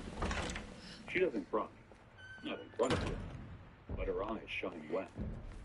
Your father claps your shoulder. Make us friends, he says. The troop man lifts you up. The wheels turn. The only world you've ever known falls away into the night. The journey takes days, through forests, across rivers, past villages that seem larger than yours, and finally, into the endless sprawl of the city.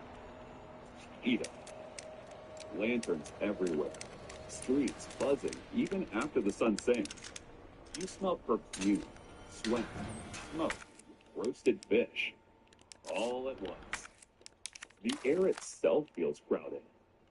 You clutch your bundle of clothes and stare. At first, it feels like wonder. Towering theaters with painted banners, men in masks shouting from balconies, music that never stops. You're told this will be your world.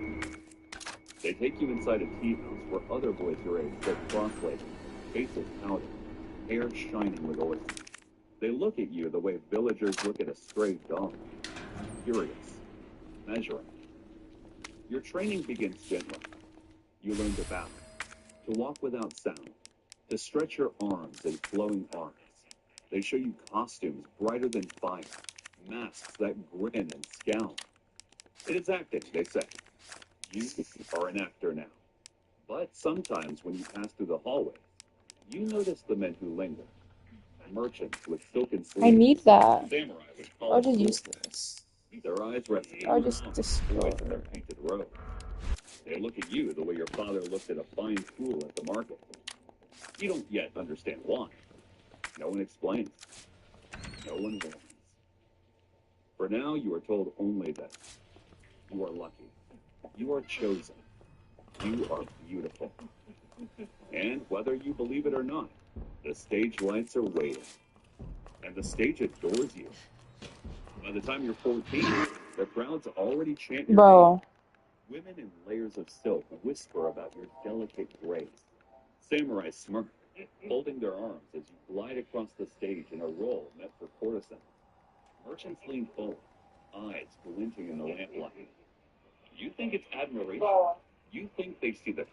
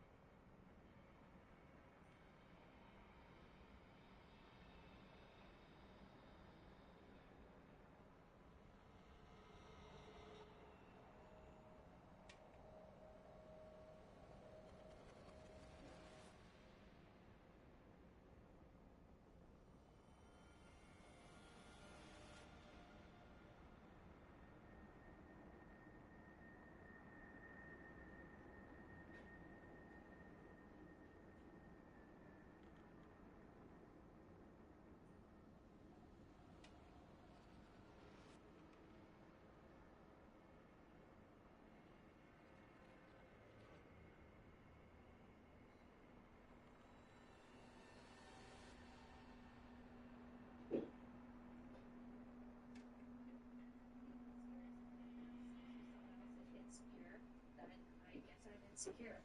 I told her that I appreciated her talking to me about this, but approval via coercion is not approval.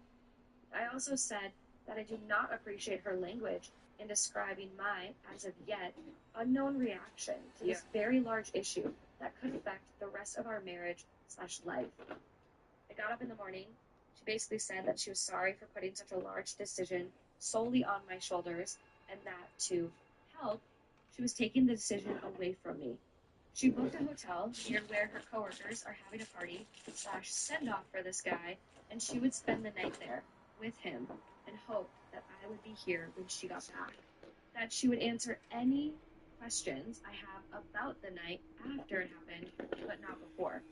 She will not tell me who he is or anything about him, because she knows me too well, and that I would dwell and obsess over him, and that it would make it, quote, too real for me, which It is real. pretty Oh accurate. my god.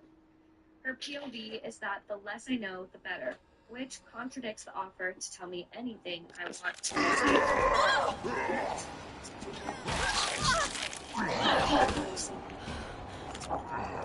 Part of me thinks, shit.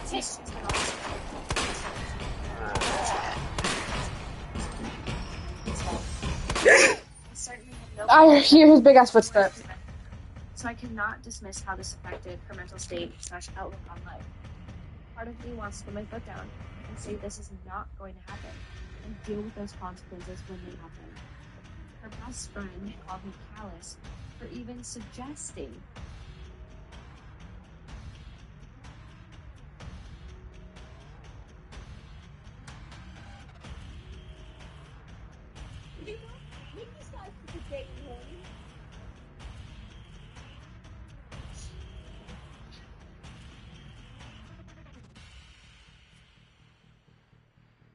What I got?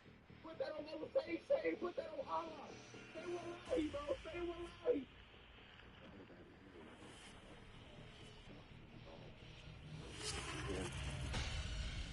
Then it would just be nothing, wouldn't it? All of it for nothing. Maybe you start super gay and horny.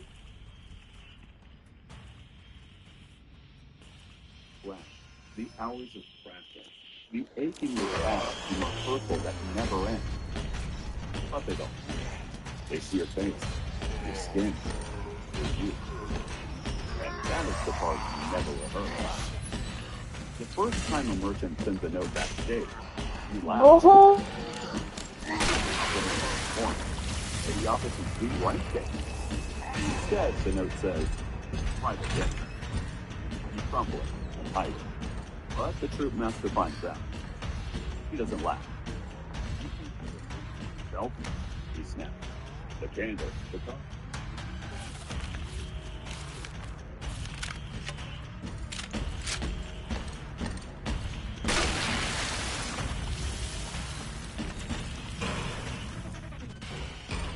Can you come in here?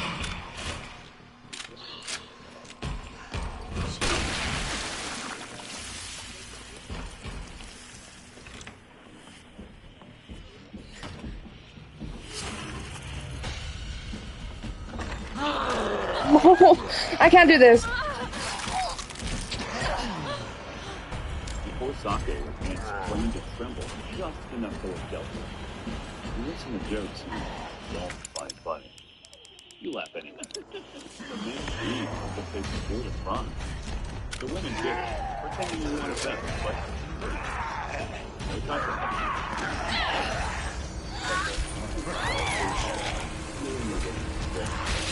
The heat of their gaze burns worse than stage landing. You sit there, smiling, cheeks aching, Great. wishing the tatami mat would split and swallow you whole. Then come the gifts. Silks folded with care. A pouch of coins heavy in your sleeve. First time you accept one, you're praised. The troop showers you with approval. You've done well. You've secured favor. You've ensured the show survives another season. You nod. Bow. Play along. Part of you feels proud, like you've achieved something for the truth. But another part, the part that still remembers running barefoot through rice paddies, feels dirtier than the mud between your toes back home. And then you start to notice something. You're not a child anymore. You're not a man either. You're something else.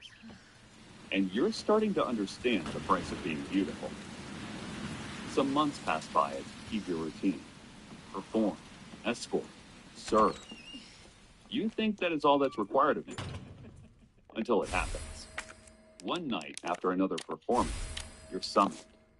A samurai has paid more than you've ever seen laid on a table. Not for theater, not for company. For you. The dinner is short. Sake, forced laughter, the ritual of freedom. Then your master leaves as the screen doors close. The air now is thick with incense, heavy enough to choke. You know what's coming before it happens. You've been informed. You resist at first, hands stiff, shoulders long. But the instructions drilled into your echo. Smile. Don't flinch. So you freeze. And then you obey. The act is brutal. Not violent in the way of fists, but in the way it erases you piece by piece. Your body bends where you don't want it to. Your voice falters. When it's done, you lie staring at the ceiling, tasting iron in your mouth. Your skin slick with sweat that isn't yours. You try to breathe it out, to scrub it off, but it clings. Back at the troupe, your master cheers. You've entered the profession, they say, pressing sweets into your hands as if you'd won a prize. Jesus, stay back! But inside, you get even friends. The higher your name climbs, the lonelier you become. Crowds roar when you step on stage. Patrons beg for your company. But it's all surface. Silk, points, lies. They adore the mask, not the boy beneath it. Well, except for maybe one. A girl. You find her backstage. She's about your age, maybe a year younger. Annoying or partisan? Pretty as painted porcelain. She's sold, just as you are. At least each night, men who look at her the way they look at you. You share rice balls when the handlers aren't watching. Whispered jokes that make your ribs ache with laughter. One night, your pinkies brush in the dark. It feels like rebellion. But you both know rebellion has no place here. Soon she's called away by an older man who leads the sake. You're summoned by a wealthy woman, draped in silk. At first, you think it will be easier. Maybe she will be different. She isn't. She treats you like a novelty, a doll with warm skin. She has you pour her sake, massage her shoulders, then orders you onto her lap. You don't say no. Later, you tell the girl. She nods. Her own stories are the same. They're two sides of the same mirror. Reflections of suffering, polished for others' pleasure. But no matter how close you sit, you cannot touch without imaginary chains swinging between you. You're 18. The day arrives without warning. So you Booking.com has stays for absolutely anything. Imagine you're a merman. Find a beach resort for your mer family with a plunge pool, a wave pool, and yoga. What? Mermen do yoga too. If a merman can find their perfect stay, anyone can. Booking.com, booking.yeah. The Chevy Bolt is back with 2.5 times faster charging with public DC fast charging in Chevy's most affordable EV. We are so back.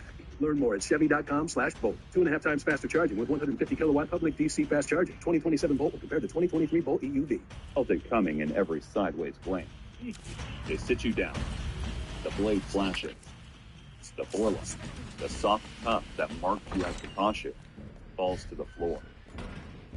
Just like that, you're no longer desirable prey. You're no longer a boy suspended between worlds. You're just a man. The change is immediate. Patrons who once fought over you barely avoided it. You walk the street and no one turns their head. You return to the stage and find yourself pushed to the background, while fresher faces glide into the spotlight. The same people who once cried for your beauty. out to get what Oh my gosh. you age out with nothing. You've been careful. The coins, the silks, the gifts, all those years of service were hoarded, hidden, counted. You saved enough to carve a new path, one that doesn't smell of incense and sweat. You leave the troop quietly. Farewell, no ceremony. Just a bag, a robe, and money tucked close to your chest. Soon, you apprentice under a merchant family. You learn trade, numbers, and the art of bargaining. It isn't glamorous, no applause, no adoring crowd. But for the first time, Oh my god. as for the girl, you leave her behind with a promise that you'll come back for her. Your future is yours now, at least in theory. But your past walks with you like a shadow that won't let go. Years pass, and you're 23 now. You're no longer a boy on stage or a body for rent. You're just a man, anonymous among countless others shuffling through Quito's crowded streets. The merchant apprenticeship has turned into something sturdier. You have your own stone, your own trade route, your own coin. It's modest, but it's yours. Every ryu you earn feels cleaner than all the silks and silver pressed into your palm years ago. And so you return, not to the stage, not to the brothel, but to her, the girl who once shared stolen rice balls with you, who whispered dreams into the dark. You find her older, warier, with the same beauty, but dulled by years of being passed around. She doesn't laugh the way she used to. But when she sees you, her eyes soften, just a little. You keep your promise. You buy her freedom. The transaction feels sickeningly familiar. Coin for flesh, contract for life. But this time it's different. This time, it's to keep, not to rent. You both get married. You're respectable now, on paper at least. A merchant with a wife. Neighbors bow politely. Customers trust you. But nights are quieter now, and the silence is not always kind. Sometimes you remember the weight of a patron's hand. You also dream of the hollow applause of a crowd that never cared. The past doesn't vanish. It lingers. And it shows. In the way you flinch when your business associates compliment your looks, or how you notice every pretty boy with a shaved forelock, or when you sometimes look in the mirror and wonder if you truly left the stage at all. Still, you built something. You kept your word. You saved her. And maybe in some fragile way, yourself. Years pass quietly. You are no longer a young man. You are in your 30s now with a wife, a son who climbs trees and runs barefoot through the mud the way you once did. Life is modest, steady, almost peaceful. You think the past is behind you. Your business grows. You dine with merchants, samurai, and patrons of the arts. They invite you to the theater often, to drink, to boast, to appreciate beauty. You refuse, every time. You tell them you're too busy, too old for that sort of pleasure. Truth is, you can't bear the thought.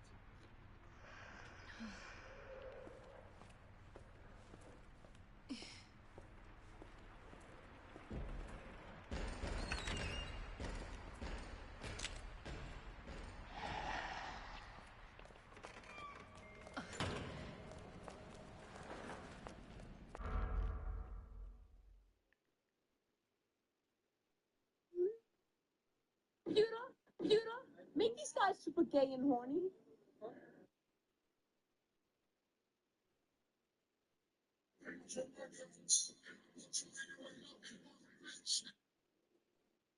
Yo, Adara, are you a nigger, bro?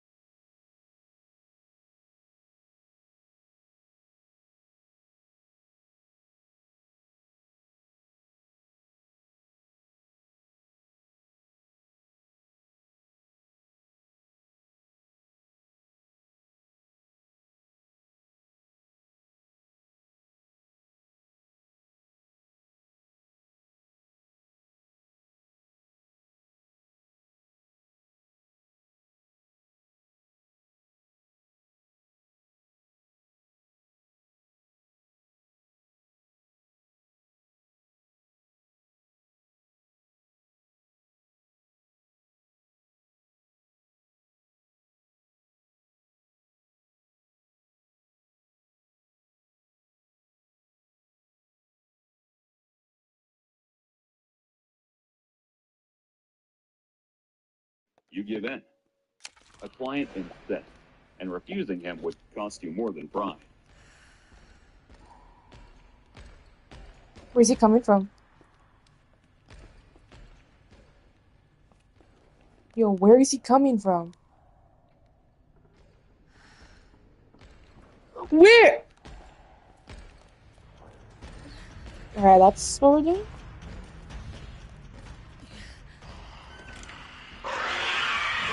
Not this. Leave me alone. Oh, I'm fucking tired of this.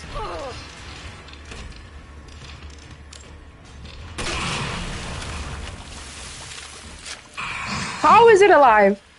This is impossible.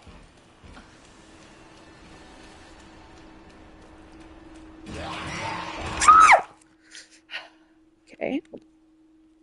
How do I get it in the art?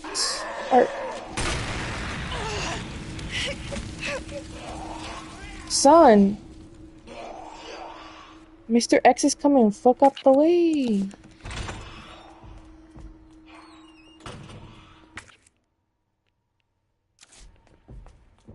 I can't go in.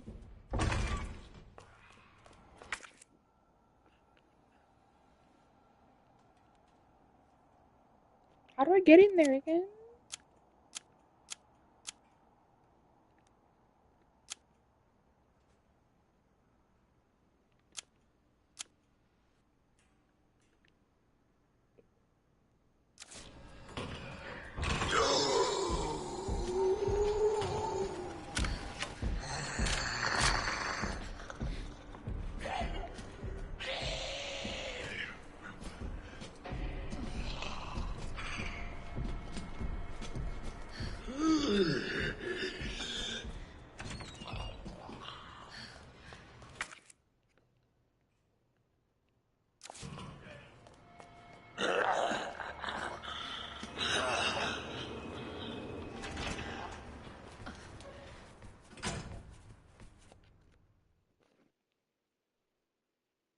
So you go.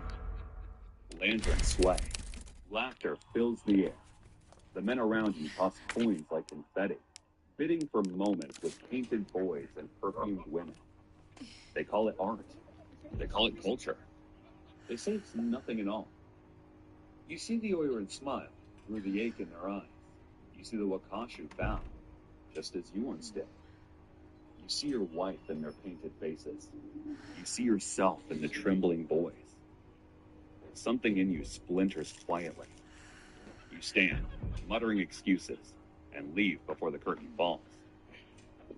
At home, you find your wife asleep beside your son. You sit there in the dark, tracing the boy's face with your eyes. His innocence unspoiled. You whisper a promise no one hears. Not him. Never him. Because now you understand. This cycle never ends. Boys will always be painted, renamed, consumed, discarded. And men like you, even when they know the truth, will always be tempted to play their part. Years after your time, the shogunate finally steps in. Wakashu Kabuki is outlawed. The painted boys vanish from the stage. Men take their place. Hold up. Rafa. Safer. The theaters change. The rules change. But not because anyone suddenly grew a conscience. It wasn't about protecting boys like you. It was about controlling desire, tightening order, preserving the illusion of morality in a society built on masks. Your story, and the stories of countless others like you, aren't written in the chronicles. They survive only in the margins. In Shunga, history remembers the art, the costume, the floating world of Ida. It rarely remembers the cost. And if someone were to carve your epitaph, it would be short and merciless. You were beautiful. You were wanted. You were used. You were forgotten. But in the cruel arithmetic of Edo Japan, someone will say, No, I can't focus with videos on that.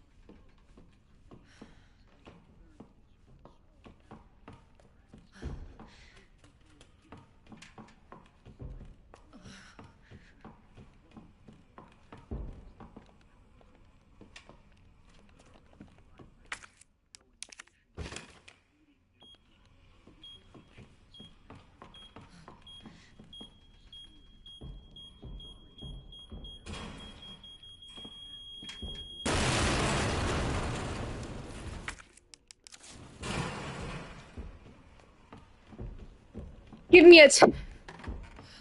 Give me it. But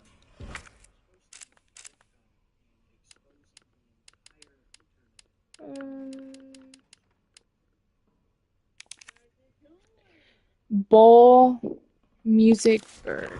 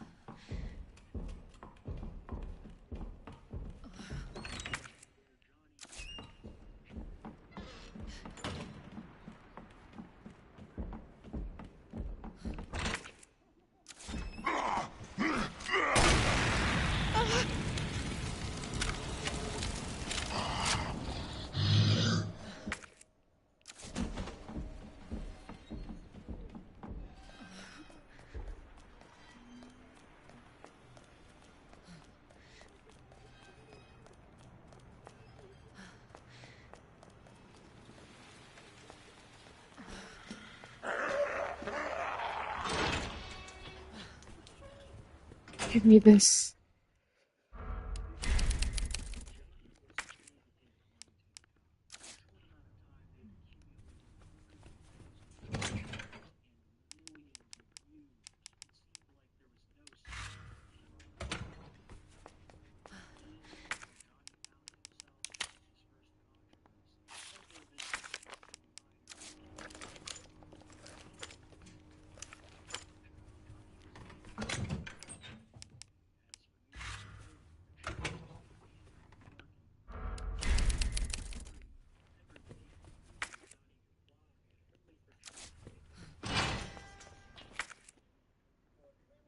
Sonny, they want twerking.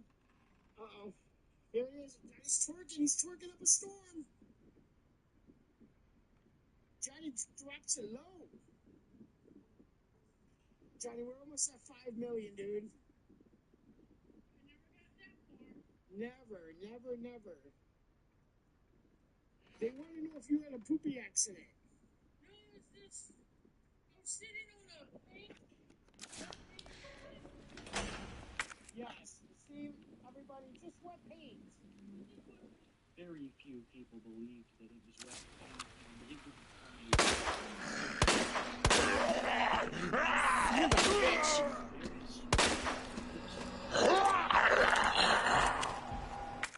which would lead to some very interesting incidents as well as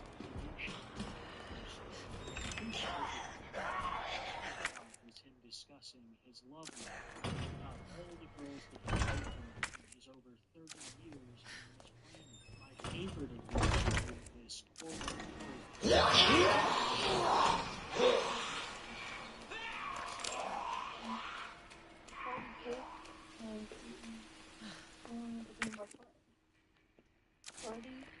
long hair, look around. I told you got two boys like a nice. I know, but that's not hey, that's about it. They called me up and said, hey, John, how's it going? I'm good. Can we be friends?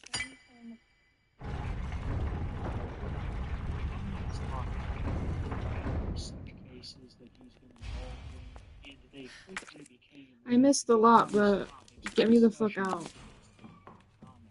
Where Johnny would also attempt to flirt with some of his fans. Like in many other cases, trolls smelled this from a mile away and began to formulate personas which Johnny elbows, leading us to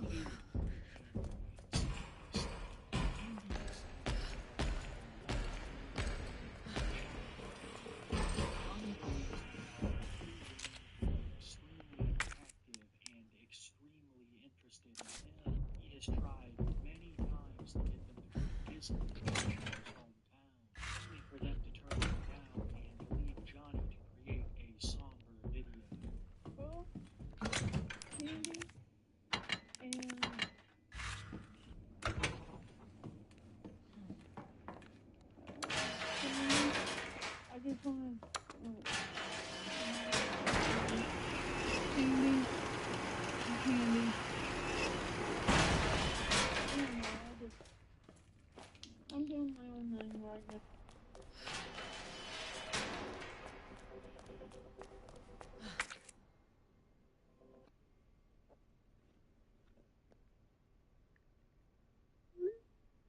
No.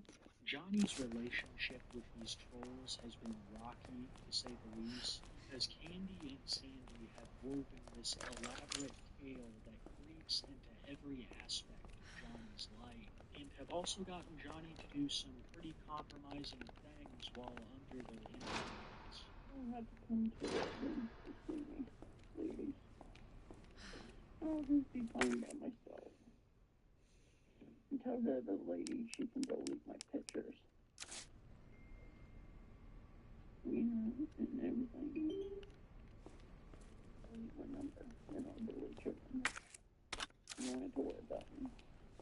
As I said before, I'm not even sure if Candy and Sandy have remained the same person during this whole saga. It could have very well been anyone calling themselves Sandy or Candy in his TikTok comments. Johnny has doxed his mobile phone number before to try to get back in contact with Candy and Sandy, leading to nothing but increased.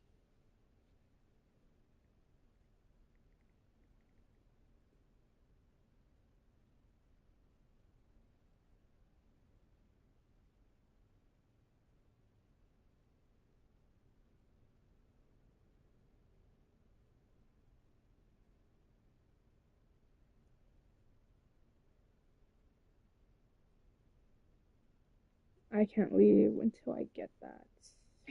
Oh, no. Gotta go back.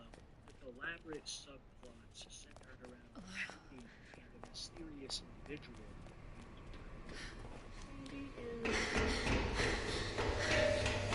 Hello?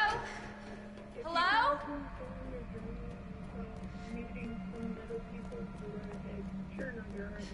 Oh, this is new.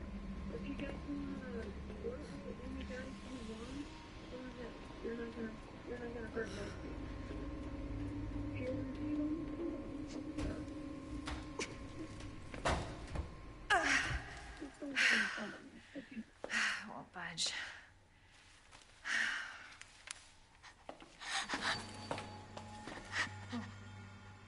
Hello? Scary. Hey. It's okay. I won't hurt you, I promise. Do you need help? Here, you can take my hand. You need help. I'm sorry, I can't understand you. You need help. Why? He's right behind you. Where? Who? What? Oh, God.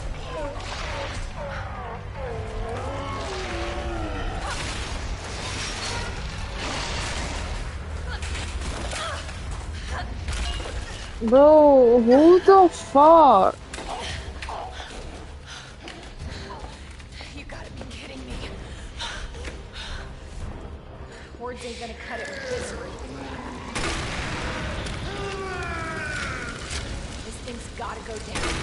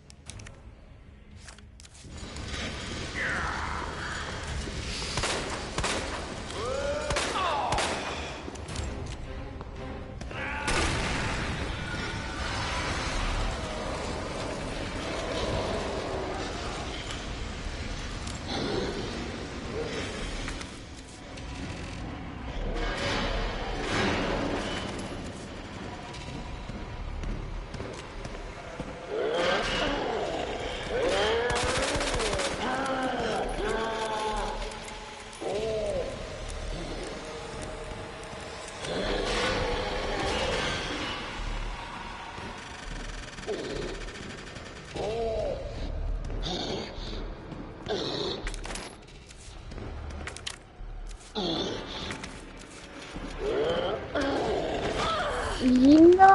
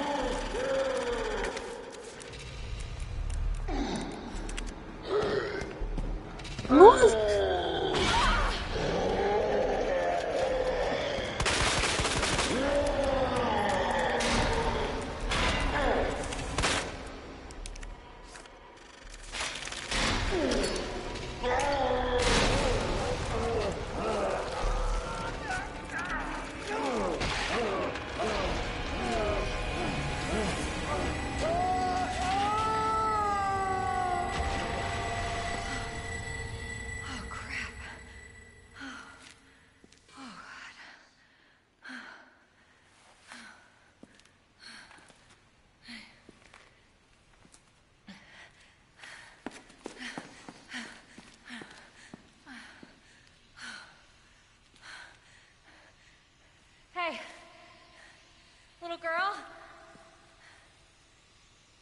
It's safe now.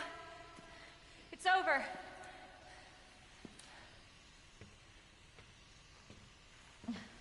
Are you sure? Yeah, I promise. Everything's fine.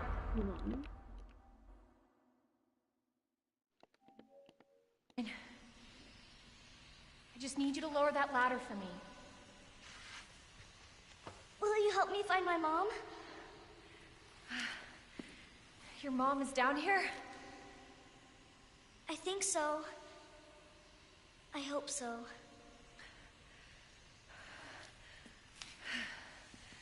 Yeah.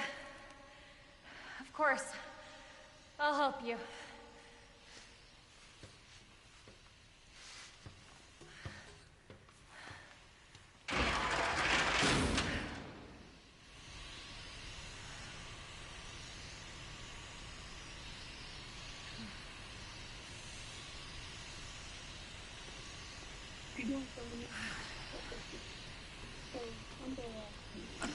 This way!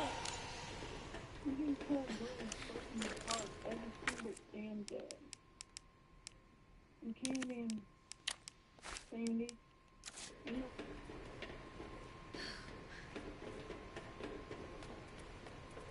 You girls don't want to break my heart. It won't move! If you guys decide to break my heart, then be careful, right? It won't hurt me. You got it!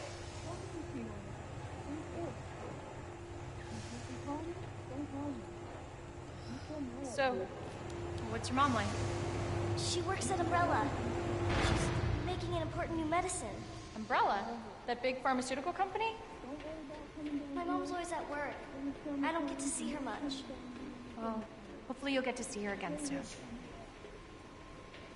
So, where's your dad? He, worked with my mom, but he's gone. Wow. Wow.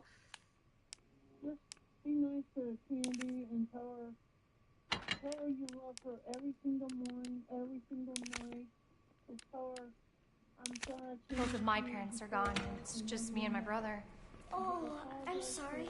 Don't be. It means we've got something in common, and that's a good thing, right?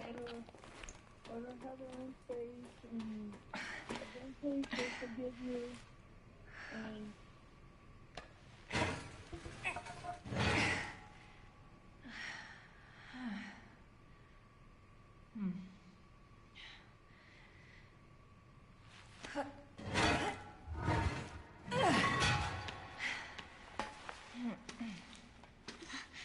Here.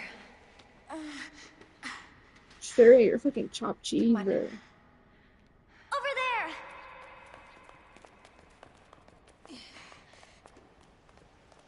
It's closed.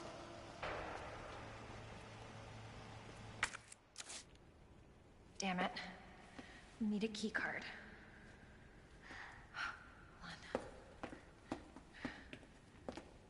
Here, come out.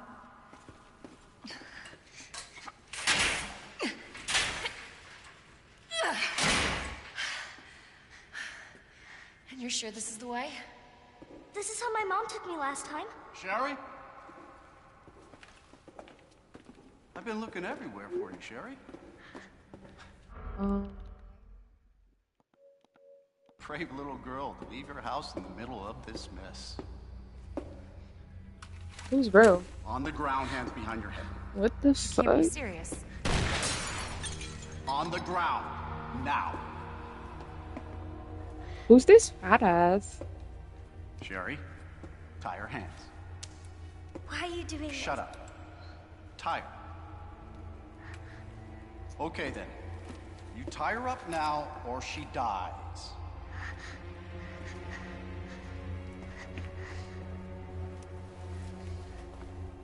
What's this all about? Child endangerment for starters. Who?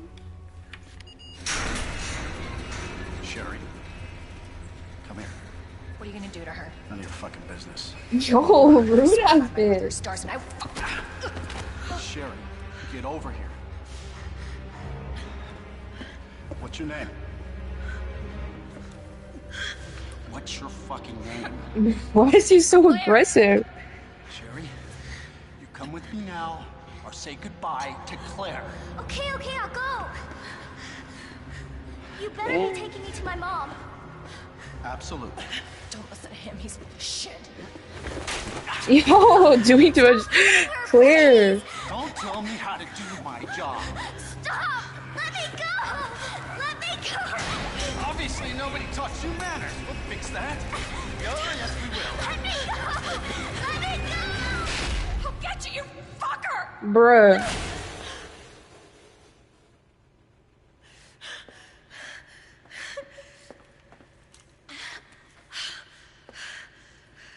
Stay safe, Sherry. You just met her.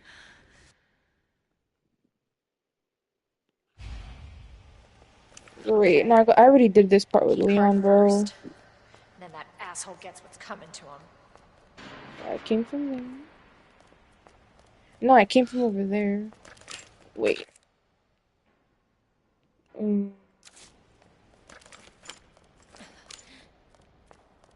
No, I came from over here.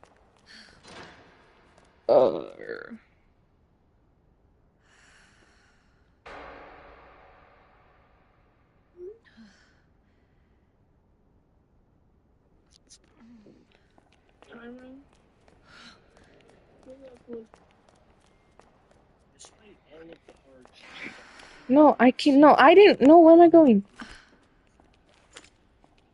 he desperately wanted them to come visit him, but still wouldn't let distance diminish the spark that they felt for each other.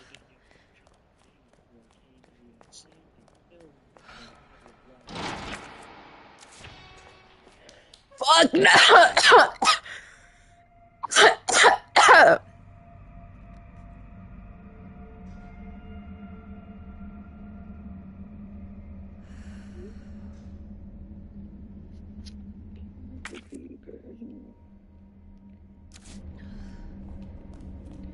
Isn't he?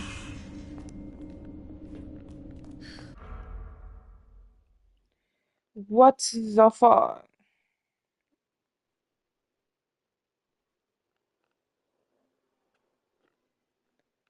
Yeah. Hello. ¿Cómo te va en el trabajo? No, no trabajo ahorita. Empiezo Monday. Oh, ¿que no estás agarrando tutoría? Ya, pero ya acabé los training. Oh, ¿cuánto era? ¿Cuánto tiempo? Like, yo nomás duré 5 horas. Oh, Pero ya me pagaron para esos 5 horas. It was like $74. ¿oh, ya te las pagaron? Ya, pero no estoy schedule esta semana, pero empezando la otra semana, sí. Oh, está bien. ¿Cuáles días tienes? El otro semana tengo como... Hold on, let me check. ¿A cómo te van a pagar la hora? 17. Está bien. $1 menos de Target. Oh, Trabajo Monday, Tuesday, Thursday, y te Friday. ahorré. 4 días del otro semana, next week. ¿Cuál y cuál? Monday, Tuesday, Thursday, Friday. Está bien. ¿Y descansas sábado y domingo? Yeah, Nice. I guess. No pueden a ver en el Congreso, ¿no es? Bueno, puedo si voy a andar enfrente de la escuela donde está todo la gente. A mí, enfrente del trabajo donde está toda la gente. ¿Qué vas a hacer ahí? Poner gentes comida en like las bolsas. Oh, Y agarrarlo Y agarrar los carritos de afuera. Ay, pero no se te van los carros. No, me dieron el uniform bien yellow para mirarnos gente. Oh. Ya. Pues sí, pero no se van así cuando son No. Me dijeron que muchos de mis shifts ya me van a mirar bien porque no trabajo tanto noches. No trabajo tanto noches, dicen. ¿Vas a trabajar en las noches también? No mucho, no, más en la mañana porque necesitan algo para la mañana. Yeah. Que ganas también, fíjate en los carros. Yeah. Fíjate en los carros pues así. I guess. Que no se los cuento. What? Cuando trabajaba en el McDonald's. Ay, sí, sorry. What the? I'm sorry. I'm broke. Mi champú, mi face, wash face. ¿Sí la agarraste? Ya, me la estoy poniendo. Duró bien mucho llegar. Sí, pues cuando te vengas apagas la tele y ya vete a dormir. La mandé en November. I think. ¿Cuándo llegó? No me acuerdo. Ahí pones en la cocina.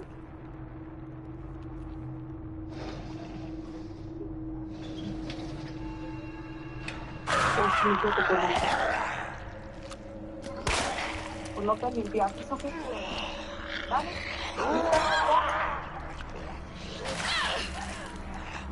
Ay, te va a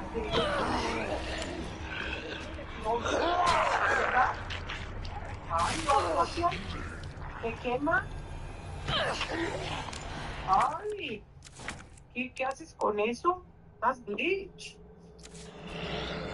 Eso es bleach.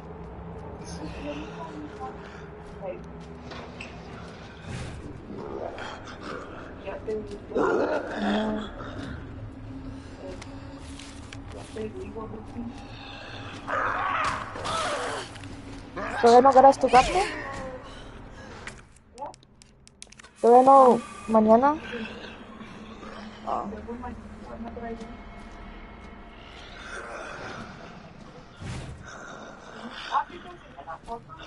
Ya. Eso te digo, gatos son animales de adentro, porque es...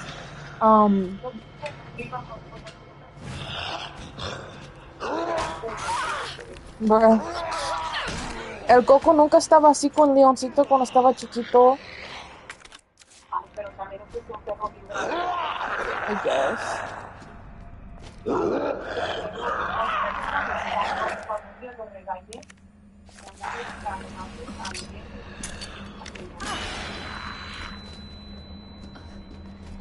¿Bien travieso or what? Yeah. Bruh.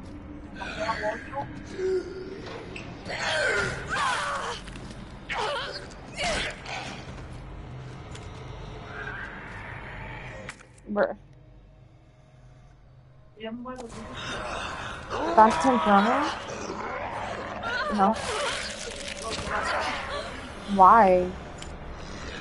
I'm waking at 5 in the morning. Work? I wake up Oh. 5 in the morning. Yo pensé que dices que trabajas a my work. Oye, que me levanto temprano.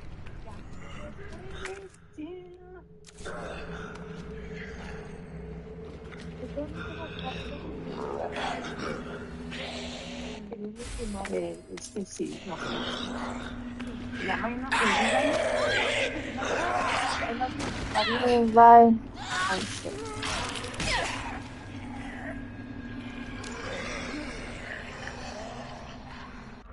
That took forever to get. Let's prepare together. Learn how to build your emergency kit today at sce.com/beprepared.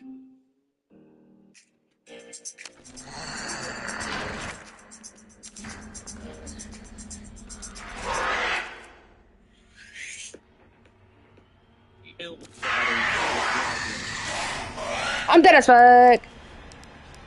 I'm dead as fuck. Move, bitch. Move. Get me out of here.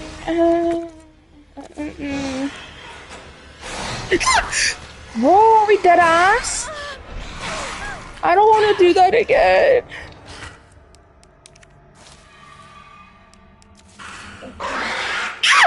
I don't have ammo, Zora. Johnny perceived Sandy and Candy to be an on-again, off-again relationship. It didn't matter if they had left him for a man that had previously kidnapped them. Hell, Johnny even said it didn't matter if they cheated on him, just as long as they kept it a secret. But one thing that Johnny couldn't tolerate was Sandy and Candy leaving him for his friend Mario.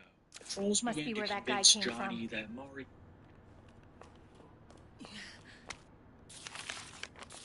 Bastard is the police chief? Ain't no way.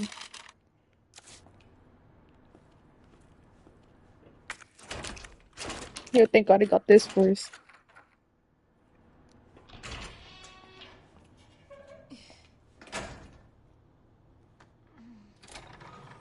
It was a part of this wider plot to steal his girlfriends away from him. From things like Mario is taking them out, to them telling Johnny that Mario just stole their car. I don't even have a submachine. Problems in Johnny and Mario's friendship, with Johnny turning on Mario almost every week.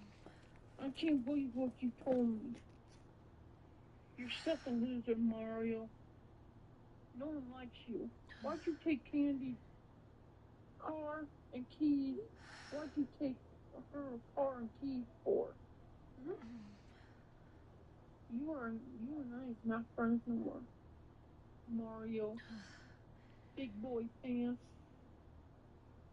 I don't have the submachine gun. I skipped that because I wanted to leave the stupid ass office. You're doing this to me. I'm not gonna do this again and again. You're on your own, Mario. I'm not your friend. And the cops will come after you. And I gave someone your number. And when they call you, ooh, you better run, boy. You better run. You better run the hell. And give up at the police station. Turn yourself in. And Johnny wasn't just mad at Mario for this, but also Candy and Sandy. Damn it. So, girl, you get this? Go take a hike and make a tree and take a hike, little bitch. And if you don't want to spend time with my best friend, that's about it. Johnny would make a number of threatening and disturbing videos about Candy and Sandy. They had gotten him so worked up that he was in a state I had never seen him before. And this continued for quite some time. Candy and Sandy had him under their thumb for the majority of Johnny's run on TikTok. But this didn't mean that he questioned their reality at certain points, because numerous times Johnny came so close to figuring it all out, only for Candy and Sandy to lie again, saying they would take him back. I'm sorry I'm saying this to you girls, but every time I see how your day is and everything, you guys don't love me. You just love my money. And I can't handle it. I gotta focus on my other life. This kind of reminds me of the Truman Show. Johnny is at that point of questioning reality so much that it's driving him up the wall. He doesn't know what's real or fake anymore. People had told him things like Mario was a kidnapper, and that some man from Russia was responsible for everything. There were numerous times that Mario had to explain to him that none of these things he was accused of had happened, and that him feeding into the situation would only lead to more trolling. During the whole Candy and Sandy saga, Mario and Johnny were still meeting up to film together. They were still doing the live streams, still hitting the gritty, but sadly, the Johnny Elbow story was about to take a drastic turn. One day during a live stream, Johnny and Mario were being followed around by a group of kids. Johnny had had trouble in the past with kids following him around and giving him a tough time. And he was frustrated with the situation, even kicking the table out of anger. None of this would be held against Johnny. It's a pretty normal reaction to being harassed. But people would take a big issue with one of the comments that Johnny made during this live stream, particularly about the appearance of one of these kids that was harassing him. They won't bother you, you know what I mean? No, John, what, John? No, dude, no, dude. No, dude, no, man. No, dude. No, bro, that's not, no, bro. In one single sentence, Johnny Elbows had ended his TikTok career. Mark.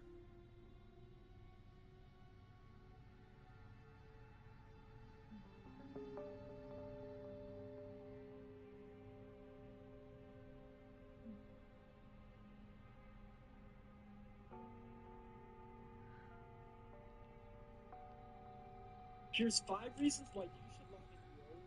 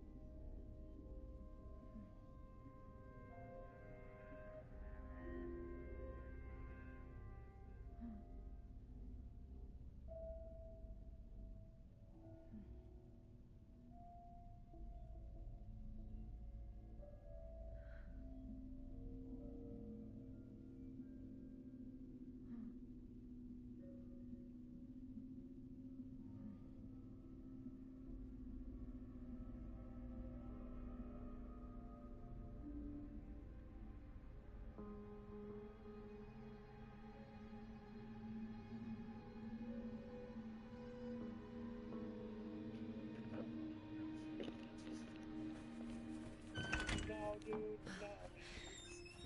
No, dude. No, bro, that's not, no.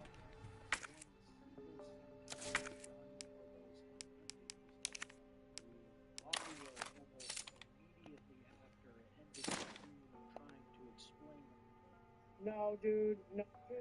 They the issue with one of the comments that Johnny made during this live stream, particularly about the opinion of one of these kids that was harassing him. They won't bother you, you know what I mean? No, John, what, John? No, dude, no, dude. No, dude, no, man. No, dude. No, bro, that's not, no. One single sentence, Johnny Elbows had ended his TikTok career.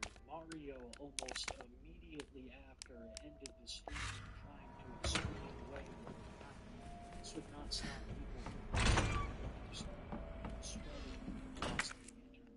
And the negative reaction was very disturbing. Johnny had been a near universally beloved character of the Elbows who was now being heavily criticized. Johnny tried to explain the situation away by saying, this holds about as much water as the wet paintbrush would.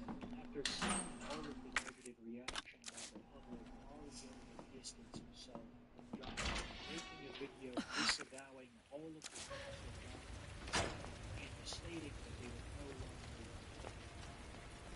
It was clear from the beginning that Mario was not a true fan of Johnny and only saw him as a which is why he waited for the public to react negatively before distancing himself from Johnny, in my humble opinion.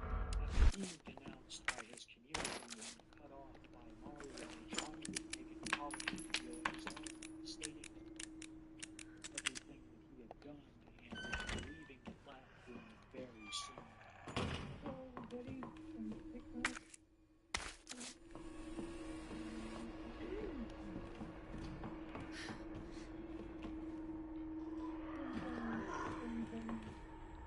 Everybody in the whole planet, I am not on TikTok anymore.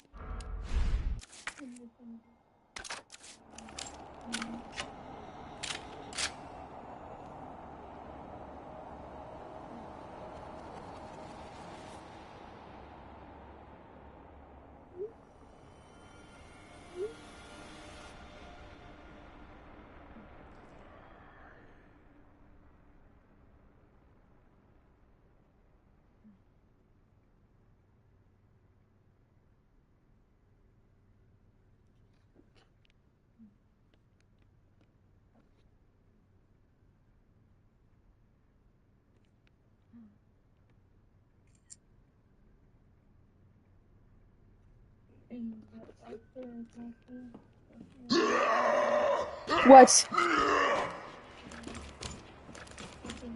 I can't help you, little bro. Shit!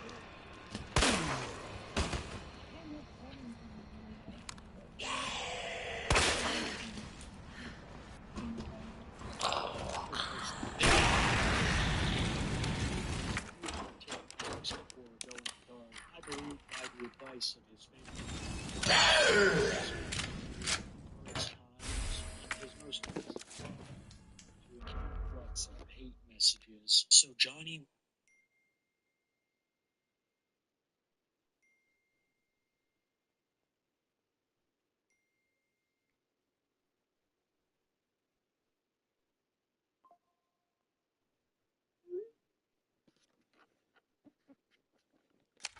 would leave TikTok, and this is where the story ends in a great many videos about the situation, but I have uncovered a couple of recent events in Johnny Elbow's lore, as well as some rumors as to what the future might hold. The first video I found was taken around May. A fellow TikToker just walking the streets of Johnny's hometown spotted him and decided to film 2 short TikToks with Johnny. This was the first time in months that Johnny had been seen on the internet. Fucking elbow.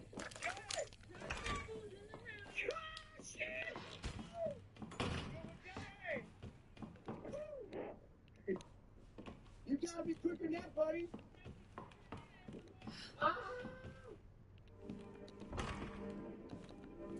Did I not just come through this fucking door? This video would mostly fly under the radar for Johnny's standards, and I can't blame him as not much was revealed in them, other than the fact that Johnny now had a bike and was bicycling around town. You wouldn't see Johnny again for yet another month, but this time he would post a TikTok. So talking about the new group of friends that he had and how much he loved working for them. Johnny Elbows here. I'm always here working with these that are guys that are friends of mine. They always reveal friends and how I like them so much. They're my best friends. Other than a short video of him dancing on what looks to be a pile of sand, Johnny Elbow's hands. But there have been some rumblings on his Reddit as to some disturbing things that might have happened in Johnny's past, and some of these comments might give us some insight as to what the future holds for the situation. Before I go any further, I want to make it very clear that none of this is substantiated. It's all rumor and accusation. Most of it comes from Reddit, so that that says a lot. Take it all with a pinch of salt. The post was made by a throwaway account Oh, on wow. the Johnny Elbows subreddit titled Johnny Elbows S.A.'d my little sister when we were children. The OG claims to be the older sister of someone named Johnny S.A.'d a pool when they were children. The post is lengthy and includes a lot of information that is correct. The locations that Johnny was and his parents. As I stated before, none of this can be confirmed. The reason I'm bringing this post up is because it's also a kid posted in 9 months, very recently. The OG older story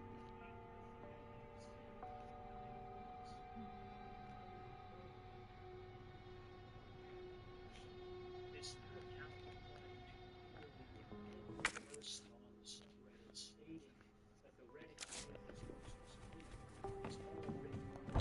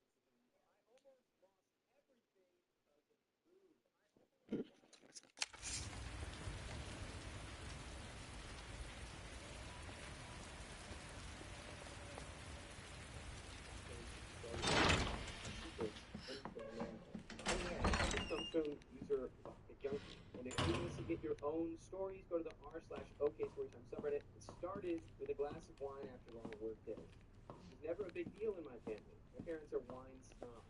One glass turned into 2 or 3, which turned into a bottle at night. And then I realized it was great for anxiety and socializing too. So I started taking shots before events, even the ones that didn't make me anxious. Eventually, I just started taking shots in the morning on empty stomachs to get through the day. Eating all day, then going into a bottle of wine. I even started adding it to my water to drink at work. I've been drinking from dawn till dawn for about 3 months now. Wine and any kind of hard liquor is eye-opening. It's really losing my glasses years ago. I was really early to work.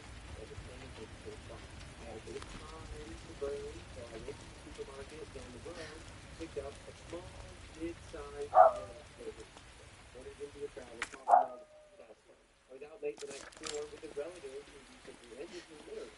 I told myself it was just very enjoyable, and I helped many customers. My co-workers let me take some favorite lunch at my stay. So I grabbed my mug, I went to my car, and then I started drinking hard just because. I even refilled my mug, and this is straight from the car. Lunch was up, and I clocked back in. I was really feeling it, but I didn't feel that I was acting any differently. In fact, I felt more productive. About an hour after I had returned from lunch, I was called to the office. The floor supervisor said there was a customer complaint and that I was being sent home for the remainder of my shift. But he was right, that the news wasn't even my first assumption. I spent the drive home crying and wondering what I did. In hindsight, then I think about that felt like it was a weekend.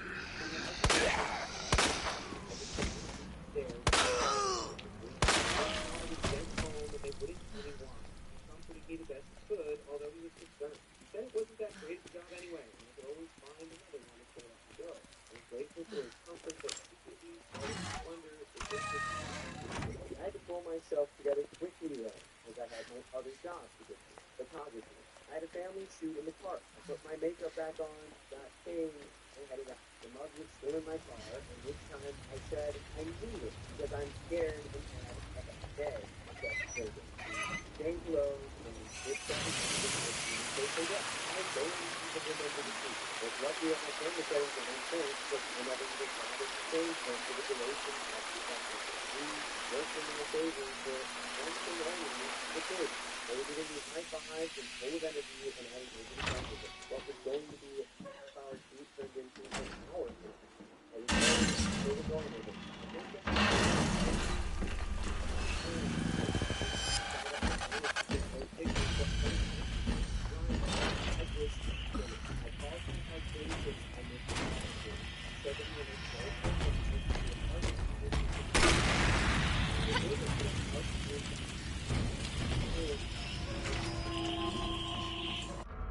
so tired from the drinking and crying.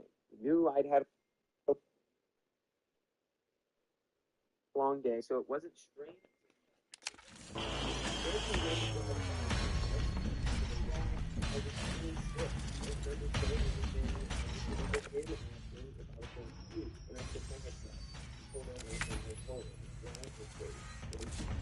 He asked me if I'd eaten, and I said no.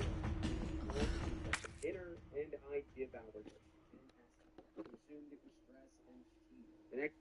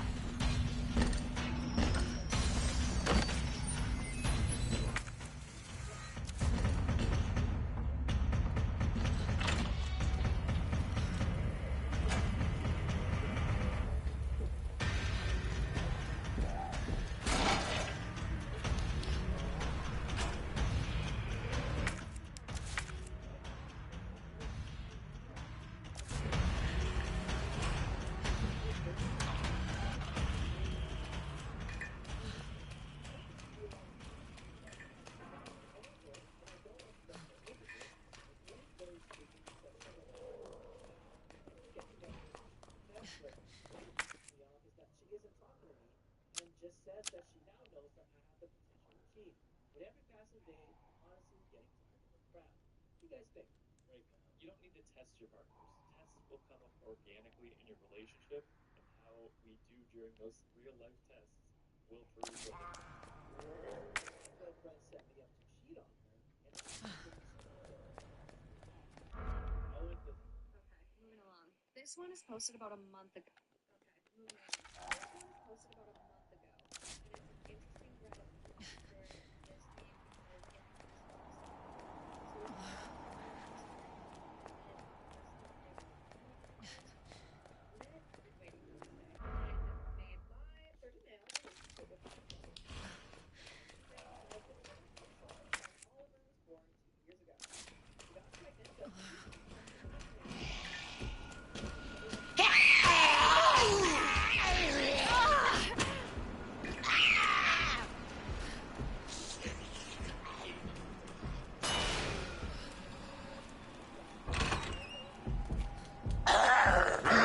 Oh my god, why is there so many?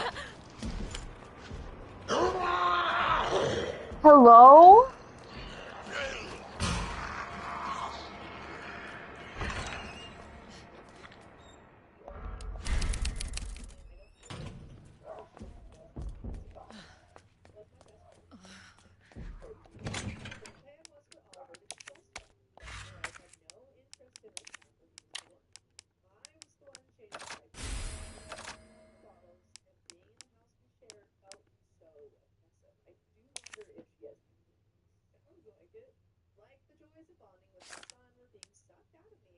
because of the energy there. So I was so bothered. I don't want to ramble on for too long. First, getting back from 0 times. I've known him since I was 19, and can safely say that, even after all that time. But this is the most wonderful thing. I can say my baby will be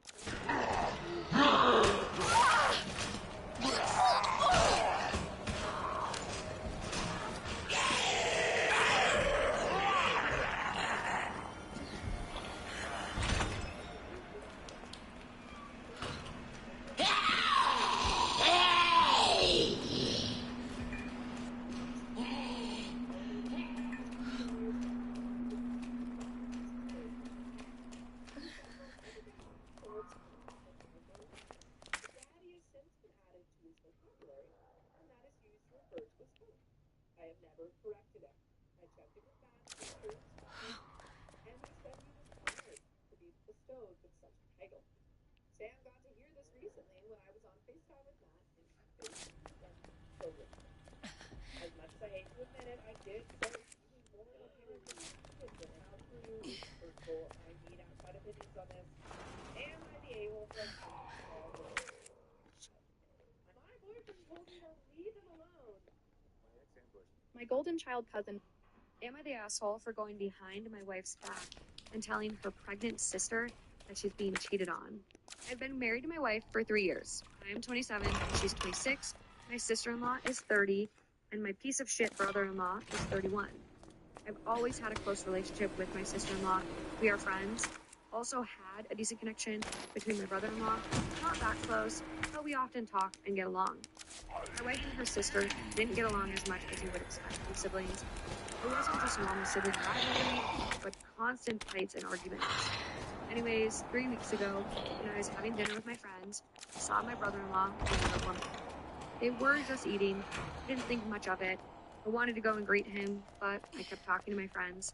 After a while, I saw that he gave a light kiss to this woman. I was so shocked. I decided to not confront him, and when I got back to my home, I told my wife everything. I told her that her sister is getting cheated on. My brother-in-law is her sister, and we should not break their marriage because her sister is pregnant. I was like, so what if she's pregnant? My husband is a cheater. I tried to convince my wife multiple times that we should tell her sister the truth. I told her that I know you guys don't get along, she's still your sister, and this isn't right. But Holy shit! I I tried my best to convince my wife, but she either ignored me or said we should break their marriage. I told her, and yesterday I told her I'm coming home to my sister-in-law. She and I have a great bond, and I can't and won't betray her. My wife said to tell her the truth. I replied, I won't talk to you either if you don't want to do what's right. Today, I told my sister-in-law the truth. I went to her place and told her everything. She was doubtful and she asked me to leave. After a few hours, my sister-in-law called me and she was crying and said what I said was the truth. She shouldn't have doubted me. She kicked me out. She said she's leaving him. I asked her, where would you go? Do you have money? She said she does, but not that much. I wired her a bit and said she should call me if she needs help. And she said she will only use the money I sent if it's necessary, otherwise she will return it. My brother-in-law called my wife, and well, my wife latched on to me and said I ruined her family and her sister's life. I said I thought the moment we got married, your family is mine and my family is yours. Anyways, why the fuck are you defending that piece of shit so much? What about your sister? She didn't reply to me, and she's not talking to me either. I tried to talk to her and convince her that it was the right thing to do. She didn't talk to me. So, I said, fine, stay angry. And if you want a divorce, then go ahead. You think I've nuked my marriage? I do not know if I did what was truly right. Am I the asshole? Am I the asshole for going behind my wife's back? Titled, Husband, 28 male, Acting Helpless. I, 26 female, got pregnant. And then started communication. I'm 36 weeks pregnant, and my husband has been so Let me in. Hot butt. We've always had a very traditional setup where I cook and clean and basically keep everything running. Never minded before. I actually love being a more traditional wife, but now that I visited the we have had, he has started acting weirdly helpless. What bothers me is how selective it is. Like when he's home with me, he acts like he's weak and exhausted, and he can't do basic things like open water bottles, give himself a glass of water, or do very basic chores like lifting the garbage bag out of the bin, or cleaning the dishes, etc. without my help. I still do 90% of the cleaning by myself. He lays around making dramatic, sick faces, but if a friend calls, he instantly sounds Dur. and can suddenly know how to plan a whole trip, prepare his ears, etc.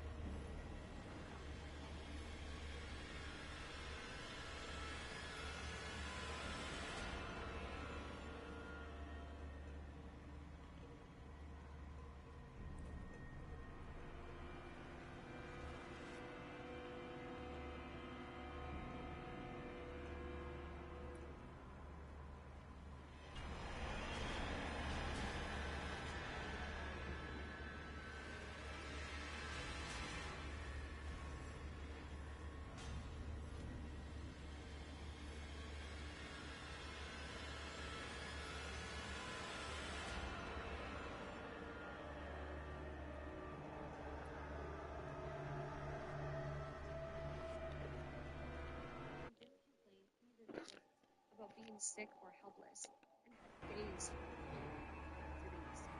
The best part is, it's dirty.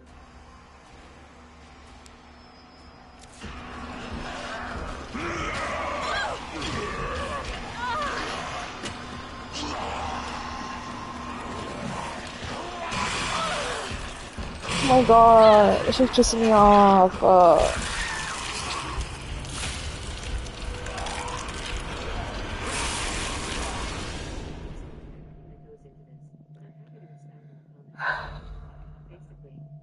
Kate has largely been focused on achieving financial independence. I had never been a very business-oriented person until I met my husband. He is Yes. We have run our own businesses together and separately throughout our marriage.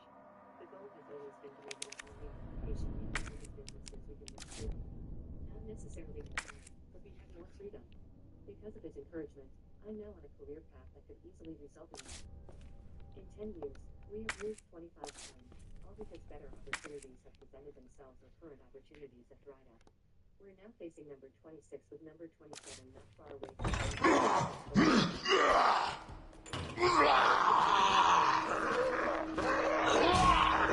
so I pull in mid-five figures and long stretches of a few hundred.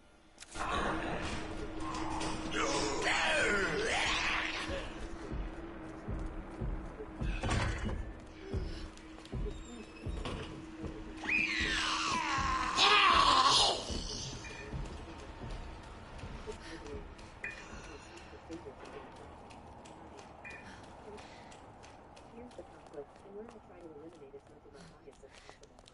My husband is completely burned out. He physically and emotionally can't deal with the stress of work and work. He has supported me through the last couple of years when my income has been low. I've always been aware of my financial contribution and make up for it by carrying the grand majority of the household chores. Even when I was working 60-plus hours as a manager, I totally counted for it. But as our savings are dwindling, it's looking more and more like I'll have to get a job. That means pushing my business to the back burner, working a physically demanding job, all for a quarter of the pay we get. I'm not one to spend money. We didn't have a wedding. We bought my wedding ring a few years after we got married. I have my own hair. I work from home in sweatpants. It's not as though I forced him to work jobs he hates in order to provide for himself and himself. I have work jobs to help provide for us, and even when my business isn't earning a ton, still putting 50-plus hours. I'm craving stability. Not permanence, just a feeling that I can unpack our boxes and not feel like I should save them in a closet number to 6 and minimize I'll need them again. We've been child-free for years, but the last couple of years the topic has been coming up more and more. Yet I feel it's impossible to even discuss the idea of starting a family on the basis of my son. This like Kat, they're living with my parents overseas. I want to just thank and appreciate them quickly.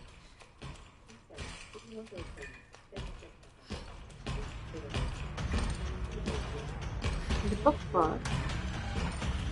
However, it leads me to a combination of emotions I can't really put a word to. I find myself going through mental exercises. What can I do? How would I support myself? Am I still supporting myself? I'm not sure I can make enough money to support us. I desperately want him to find what it is he wants to do. I don't care about the money or the dreams of financial independence if it means he's miserable trying to. He's been trying to work out which direction to take over the past year and hasn't come up with anything solid. I know it's all about give and take, but I can't help but feel. I don't know.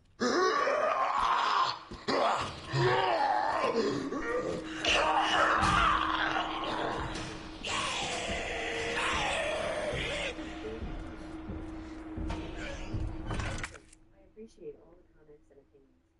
This got a lot more response than I expected. Just a few things. It's difficult to sum up an entire life in a few hundred words. The moves have been for varied and obviously with 25 of them, multiple reasons. Some were because my husband was offered a good job. Others were to be near a family. I've been cursing my side business for the last 3.5 months. What the fuck? Scared the fucking shit out of me, dude. Fuck you, man.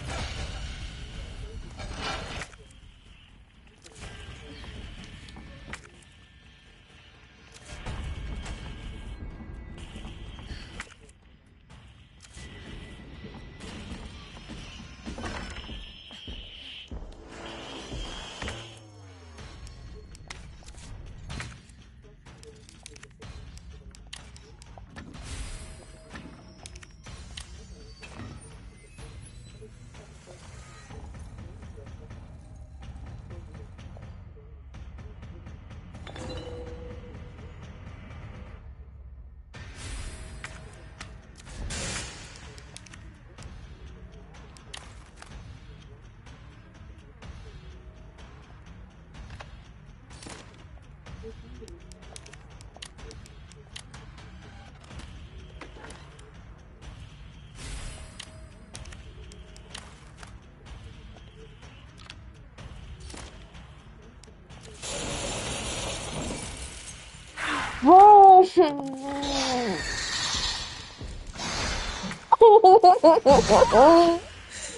Can you guys leave me alone?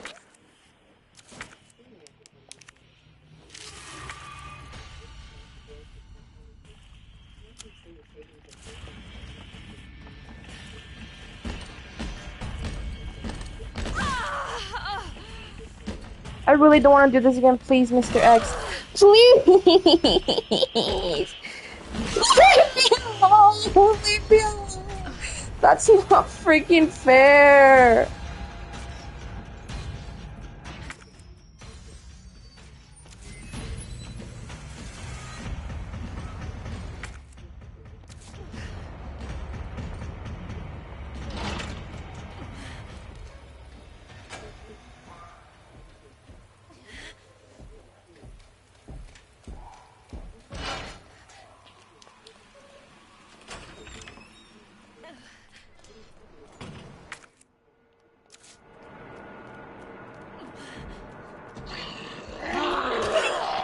Oh my god, I have to do that all over again! Oh my days! Burned out in his career.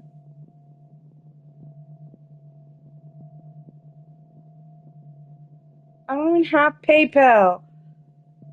Am I the a-hole for refute? Am I the a-hole for refusing to let my best friend use the nail studio I built from scratch after she hijacked my birthday trip and replaced me? Hey, Charlotte, big fan. I appreciate you so much. I'm a 19-year-old woman living in Philly. I've been in.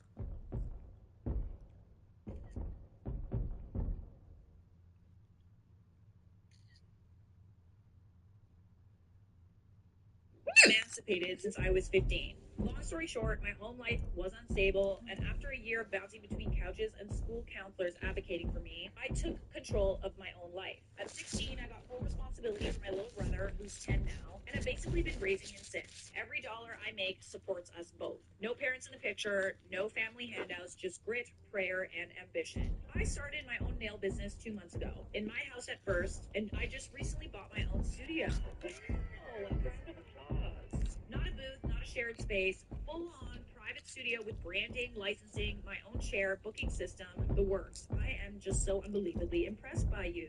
I love it when people are dealt really, really cards, and they don't use those cards as an excuse to be a victim. You were dealt cards, and you made something of yourself, and I hope you know how amazing you are. It's small, but clean, cozy, and aesthetically neat.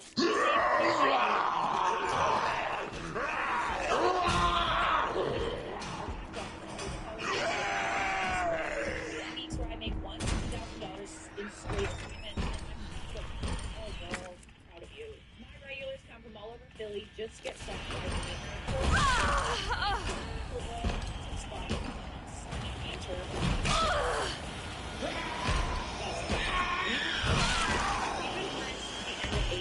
I used to stay over at her place when things got bad at home. We bonded hard, fast, and for years she's been my twin.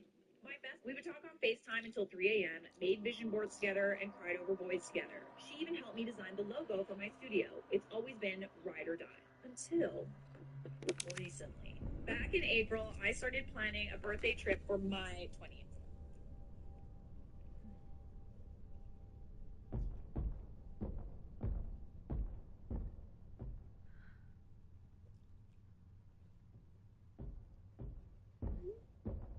I turned 20 this November, and I wanted to celebrate somewhere fun. After years of surviving, I finally had the ability to actually live. I picked Miami, locked down the Airbnb, booked my flight, and created a full itinerary with spa days, jet ski options, a rooftop dinner, and booked activities. It was going to be 5 girls, including Maya, and I fronted the entire deposit under the agreement that they'd pay me back in installments. Maya swore she was good for it. Late in May, Maya started getting close with a girl named Liv, a social media baddie, as Liv refers to herself, who just screams mess. Suddenly, she's posting cryptic captions, going on weekday brunches, and calling Liv her twin flame. I absolutely feel like whenever a girl refers to you as things like soulmates or twin flame or like sisters, it's almost like there's something else going on. And by that, I mean that, like, it's gonna get messy at some point. It feels like love bombing in a friendship. You know what I mean? Because, like, women long for that, like, intimacy and that closeness, and we want, like, besties who love us so deeply. Friends who, like, love bombing you and, like, being, like, so obsessed with you. It feels off. It's easy. I didn't care at first. Friends grow, whatever. But she started brushing me off, skipping our calls, acting shady about the trip, and her fortune for the Airbnb. It was always, or I'm waiting for a brand deal to clear. 2 weeks ago, I opened Instagram. Maya is in Miami. Same Airbnb, same activities, with Liv.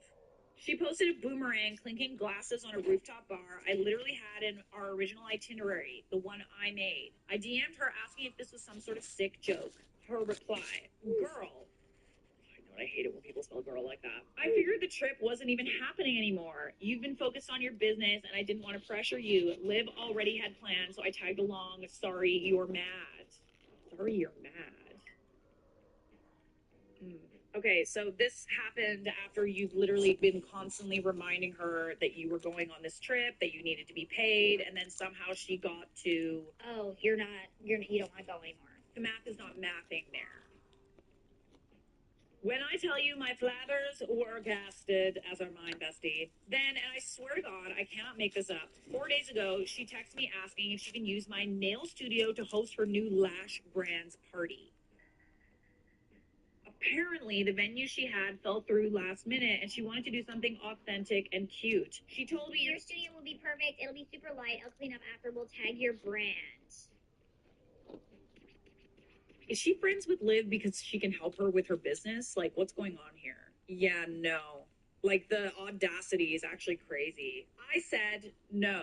I told her point blank that after the way she handled the trip, I no longer felt comfortable offering my space, especially one she had zero interest in supporting lately. She replied with this long paragraph about how she always knew I'd switch up once I started making, and that I was letting ego and fake business boundaries ruin our sisterhood. That I could have just let her use the space for 2 hours. Others, especially the ones who've had similar fallout, say I was way too nice for even answering her text. Am I the a-hole for refusing to let my best friend... Am I the asshole for... Hi there, Dusty. Am I the asshole for giving a very silly, ugly smile in meetings after my boss said I should smile more?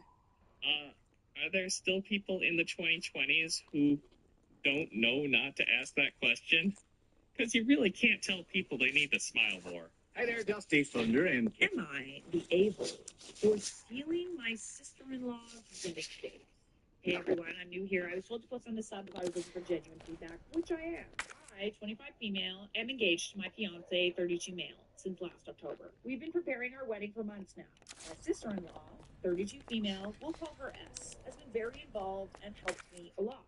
She went dress shopping with me, cake tasting, gave me vendor contacts, and knew all the details of our wedding. I don't have a sister, and I'm not from this city. All my family lives hundreds of kilometers from here, and I really don't have close friends. Only coworkers. So I really appreciated having her support. Now, my fiance and fiance's family are not only religious, but in our culture, a lot of people are superstitious. It is the belief that when people envy you, emotions about your family. I'll read that ass.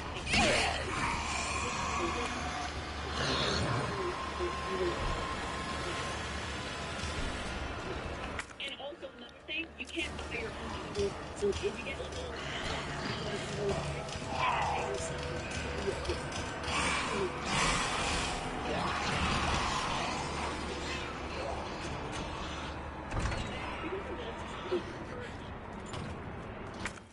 very good practice.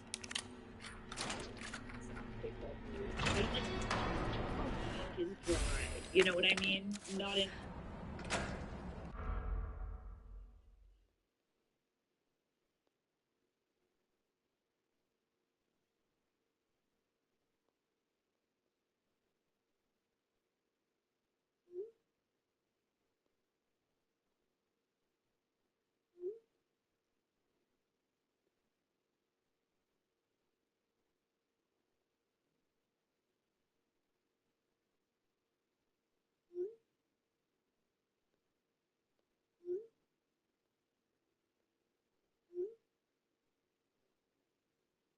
Interested in talking about it.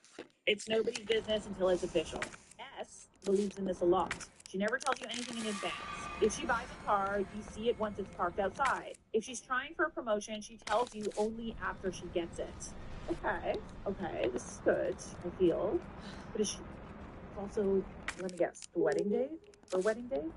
This didn't bother me before, but last year it started to hurt. She hid her pregnancy for 7 months. She's always avoided me with excuses like being sick and contagious or busy or out of town. I only found out because her fiance told my mom. She officially told me when she was already 8 months pregnant. Oh my god. They didn't know the baby's gender, but again, her fiance already told mine.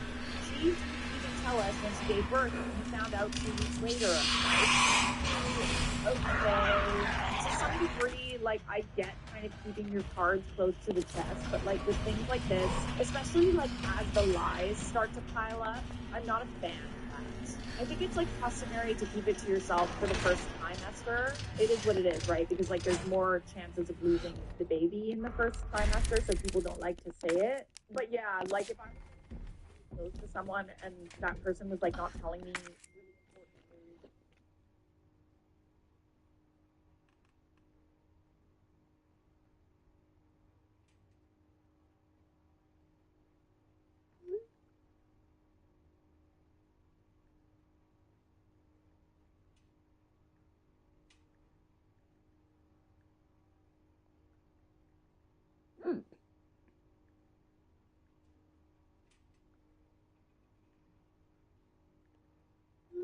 And then, you know, kind of bailing on plans and lying. You just start to think about all the times that they like lied to protect that piece of information, and it would bother me. Like, I'm not gonna lie. This really makes me feel like she thinks I can't be happy for her. Ooh, yeah, when you think about it from the evil eye perspective, it's like, why do you not want to tell me? Yeah, like I'd be reading into it too, honestly. What hurts me is that she asks me about every detail of my life and I share openly, but she hides very important things from me because she's afraid I will envy her or bring bad luck. Ooh, this is sus. Why does she feel like that if she's not like that? I'm just saying, if you go around and like, I'm starting to be a little bit more open with people. I think that there was like a study that was done that the most popular people and the most likable people like growing up in high school had one thing in common. It's that they also liked other people. They had a lot of friends. They were always saying hi to people. You know, they had this air of like they also liked people, which made people like them. If you go around and like thinking the worst of people, I just genuinely feel like maybe that's also a reflection of you too. No? Yeah. I spoke about this many times with my fiance, but he always says it's not a big deal and that's just how she was raised. Keep in mind, no one in his family's like this. Not his mother, not his uncle and aunts or cousins. She's the only one with this weird fixation. Okay, I would also like maybe talk to her about this weird fixation. Maybe there's another reason why she didn't share. I don't know. Like, let's make sure, you know? When I started my wedding planning,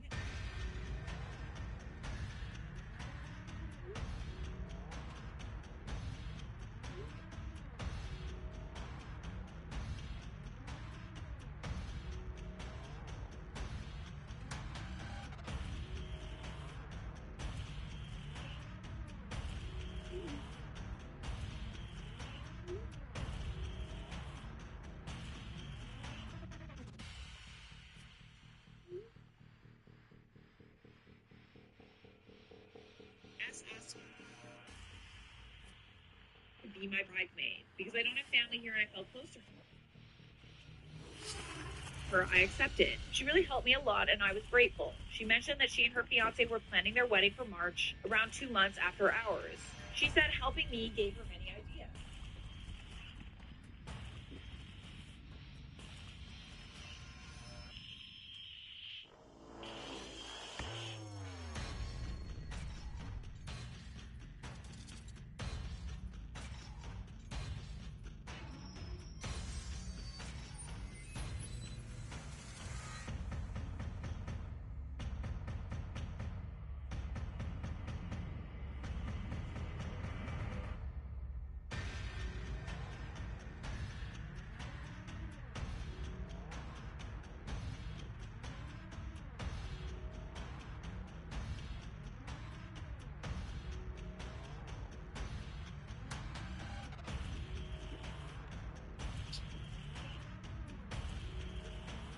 Her fiance's name on it. It had a wedding gift. Okay, my jaw dropped. I asked the employee, and she said these are customers' invites that were previously printed for their customers. Here was her wedding invite, planned to take place 1 week before I was shocked. She was clearly planning her wedding and didn't tell anyone in the family. Worse, that she knew our date and chose to have her wedding the week before. The same day my henna was set to take place, an event to which S was already invited. Okay. Okay, I don't love that. I'm not gonna lie. Like, sometimes you can't really control wedding dates. Like, I'll just say that out loud, especially if it's like a specific venue. But like, why is she keeping it from you? She clearly won't be able to go, and she's your bridesmaid. Okay, yeah.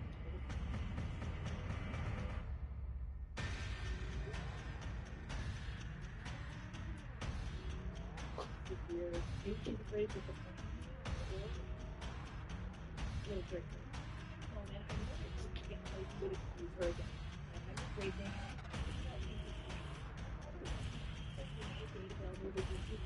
They did on a Friday, one day.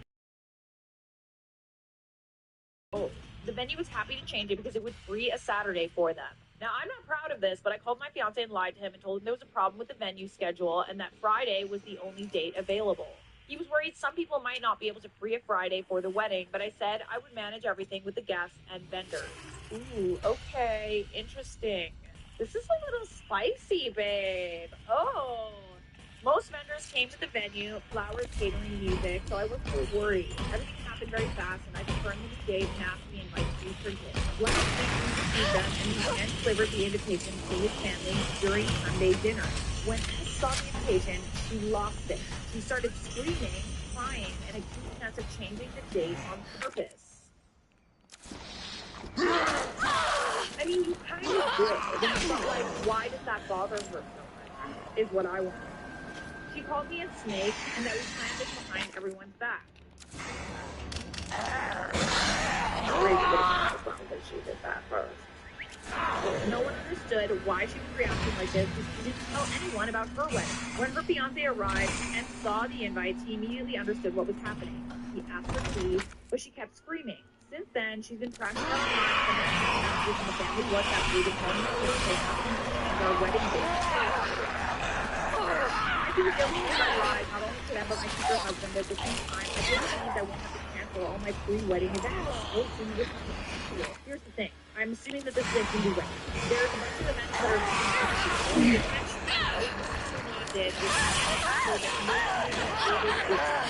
her sister-in-law's events because her wedding is on that date. Huh. Ooh, this is spicy. Like, don't get me wrong, Bestie. You were petty. Like, my girlfriend's harmless fantasy. I begged my husband to help with the house and our child, but now I'm exhausted, heartbroken, and realizing I'm basically raising 2 kids. Posted by you/throw_RA_compacted. I'm sure you all have heard similar stories. We, 23F and 25M, have been married for 4 years now. My husband, despite multiple discussions over the past 2 years, never takes initiative in chores or anything in our lives. I'm constantly the one reminding him and asking him to do things, and when I don't, it doesn't get done. He told me he started hating me because of it about 6 months ago, so we both had an agreement that I would stop telling him what to do as long as he started following through with his promises. I followed up on my end of the promise, and he did it within a few days. We agreed that since I wake up first to work out then make breakfast, he would wake up with our kid and take her to daycare before work. After work, I pick up our kid, make dinner, and manage the bedtime routine, and he cleans the kitchen while I do that. Every single day, I walk out after bedtime to the kitchen not being touched. It's so disappointing and hurtful. Usually, I get upset with him and tell him that I really want the kitchen cleaned every day, because it stresses me out.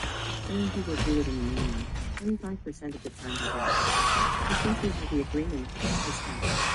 Just pretended to ignore the mess and would get ready for bed because, by then, he'd have to get up in 7 hours. I let him be responsible for the mess because that's what we agreed on.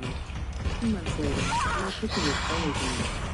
Constantly, we would have molded food on the stove, next to the sink, and everywhere on the floor. So I gave up and started cleaning whenever I had to. I learned to cook and clean at the same time, stressful with it, but I know. Most of the time, we were weak work efficient, and I'd made this process, so it took me a long time to catch up on my time. After bedtime, usually, I'd be there anyway for me. He would be lying in bed, and then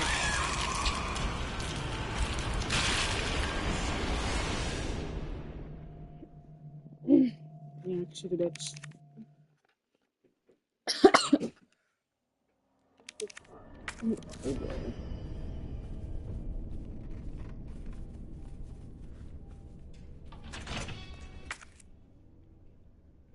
I'm sweating. Yeah, but that was earlier. Anyway, let's do this, bitch. So I go over here. I don't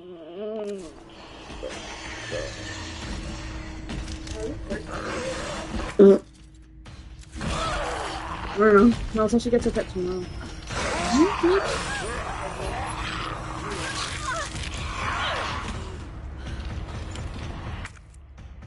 Bro, they look good, bro. It is.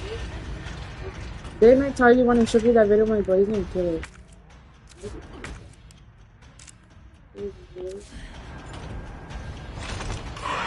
Oh my god, it's another one. Oh my goodness. Oh my.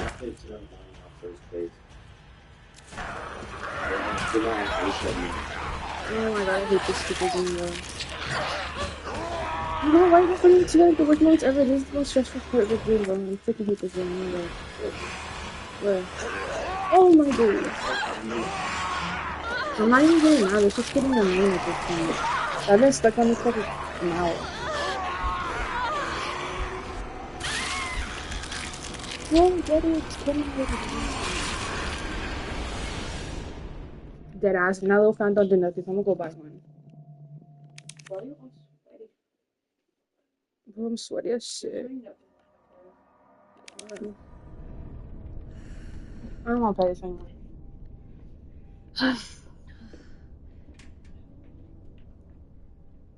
Oh, this fan? It does nothing. The other two fans. Ow, ow, ow. Yo, I don't remember the last time I showered. Do I look greasy?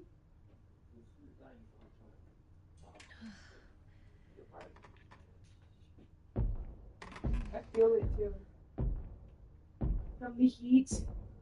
I smell like blood, sweat, rust, grease, gas spot. My hair is all tickled, it's all damaged.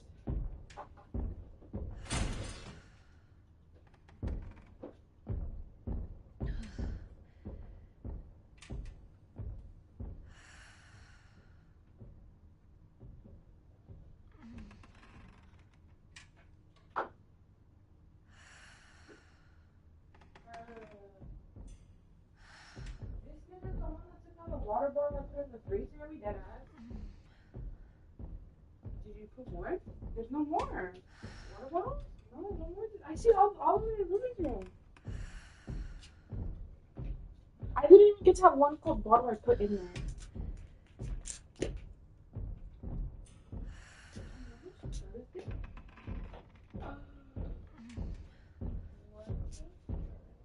I drink a monster. I'm trying to fix my sleep schedule.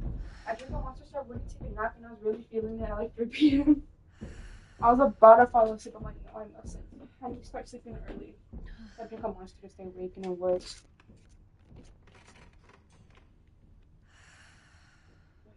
Ugh. Most of my shifts are gonna be morning, bro. I can't be freaking sleeping at 5 in the morning anymore.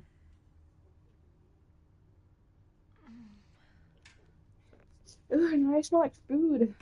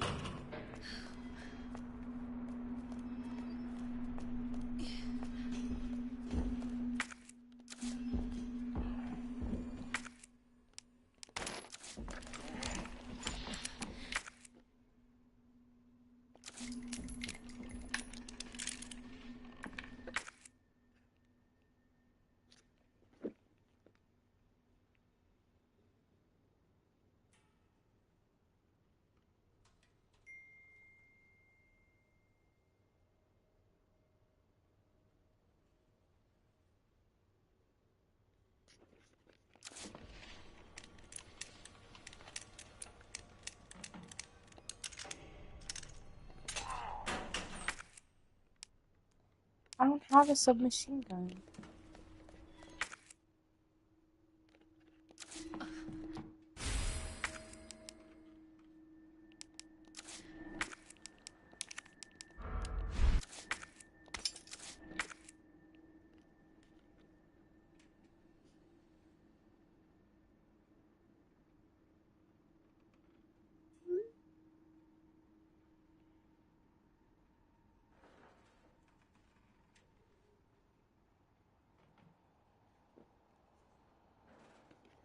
What's over here?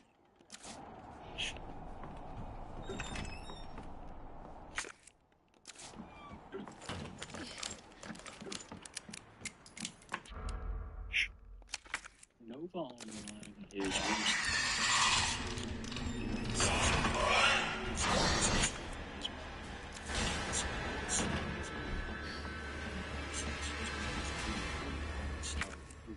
gauge.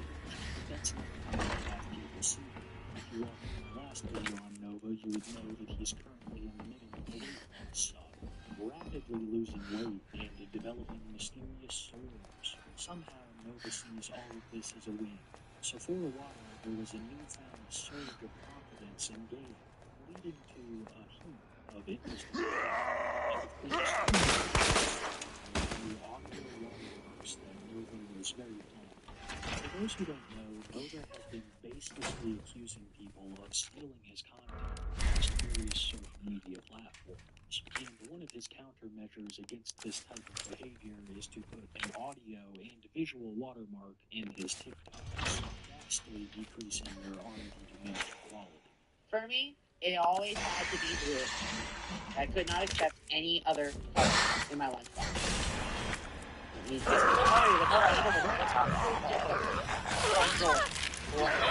damn. The measures that Nova would take in the near future to protect his understanding surrounding their news. There was something else around this time that I couldn't help but notice, and I don't blame myself too hard because it was pretty easy to miss. That would be the worrisome condition of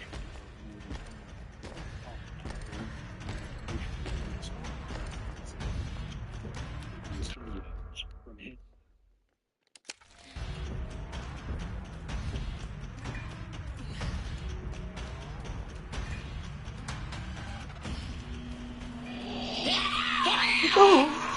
Relax, lady.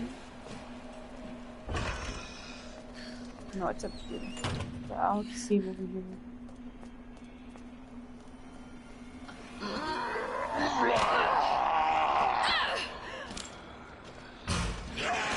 Oh, why is there so many fucking zombies over here?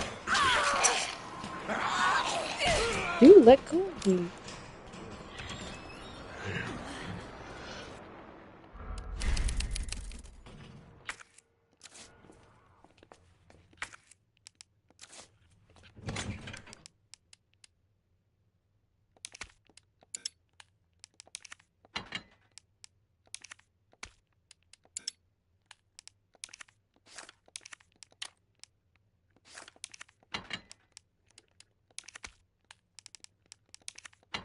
Fuck.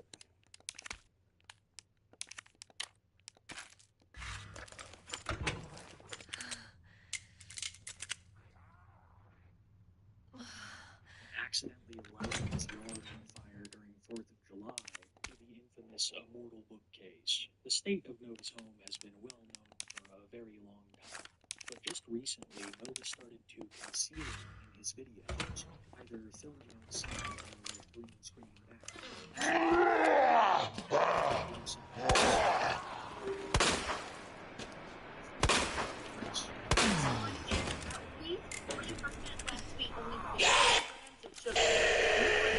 Strawberry banana. Very excited to try this. If it's just as good as the top.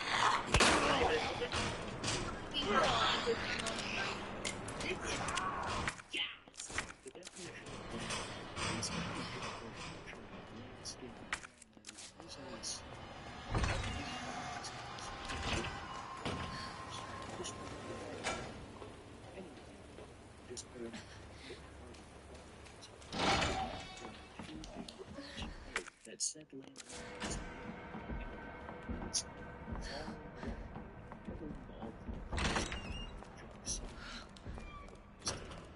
it has a name. It's known far and wide by millions of people. It's been seen.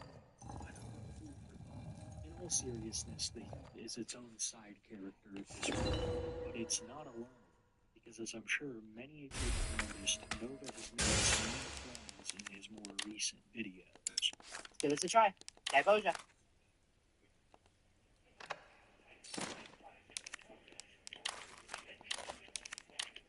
Kinda tastes like nothing. It just tastes like straight soda water. Very, very disappointed in this. How local can you get? Indeed. Let's first try the LA Sunday. Wow, it's texture different from regular gummy bears. Let's next try the LH watermelon. Once again, they're like Sour Patch Kids without the sour, and they are extremely firm. Got a pile of clothes you never wear anymore? Turn them into cash with Vinted. Snap a photo, list your item. Easy. Once it sells, the buyer... Oh my god, I didn't see that. This thing can work with some loose from its packaging. Flies into the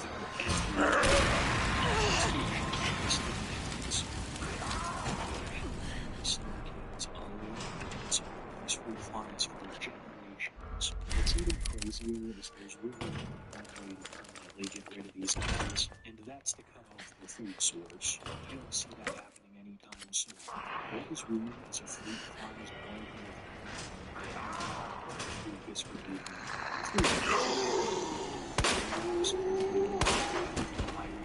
he's eaten at least one of them on purpose or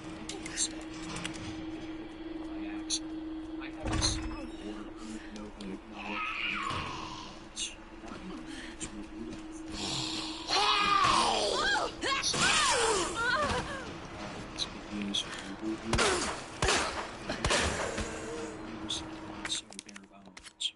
Brand name Mountain Dew versus knockoff Mountain Dew.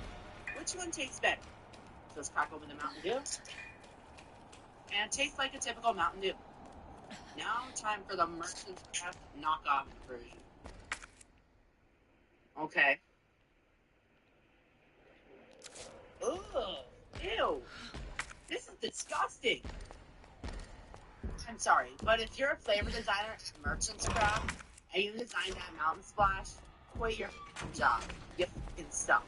I'd also like to add that I find it very hard to believe that a man reviewing sodas multiple times a week has lost almost 80 pounds with no exercise. It's not just a diet. No one but Nova and his doctor know what's going on. The heinous toll he's taken on his body is Bastard! So I'm pleased to know that I went from 280 pounds to 209 pounds, which is a lot over the course of 11 months. So I'm gonna tell you what I changed about my diet. So first off, I have not been eating 3 meals a day. I have only been eating 1 meal a day, which has drastically decreased the amount of calories I have been intaking. I'm also incorporating a lot of water into my diet, specifically these Hughes Waiakea waters that I get from 7-Eleven.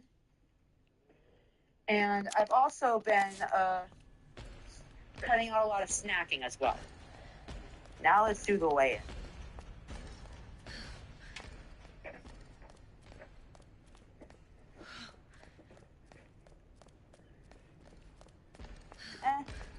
Not the same.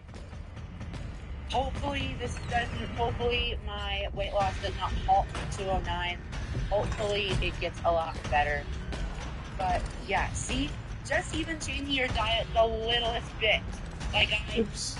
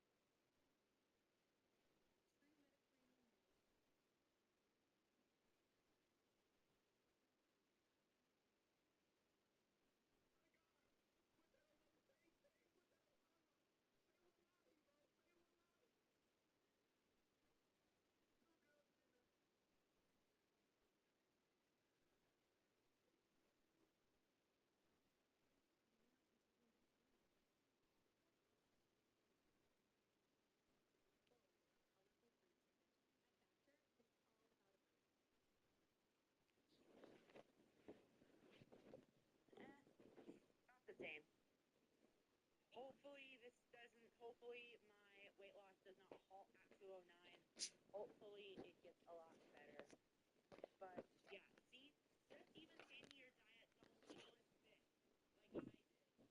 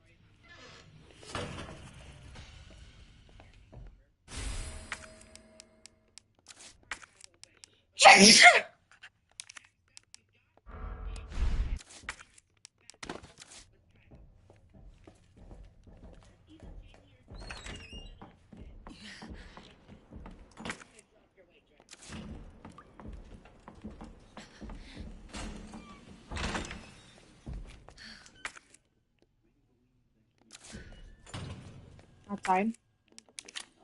Yes, seriously. Probably with Yemen or something. Yeah, around 5:15 now. Not too bad.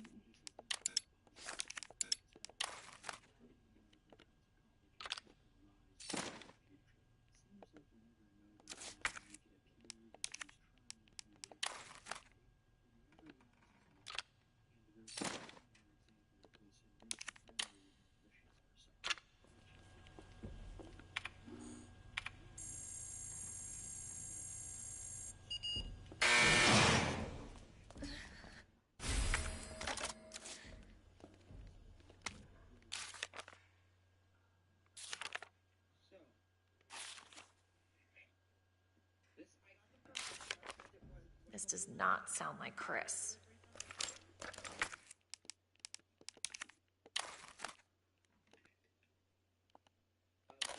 This is the inside.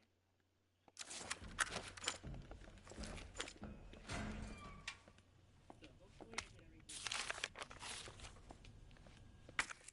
Oops. I fucked up already. I need to put this onto the lid, not inside of the cup.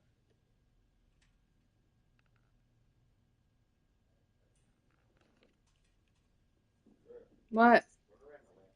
Dead ass? Did you leave the back door open or something? Why would I leave it open? I don't know. Go look I first. saw her bed. She's not there. I kept calling her name. She's probably under the house. And she's not barking either. Uh-huh. Yeah, you're lost. It was like original.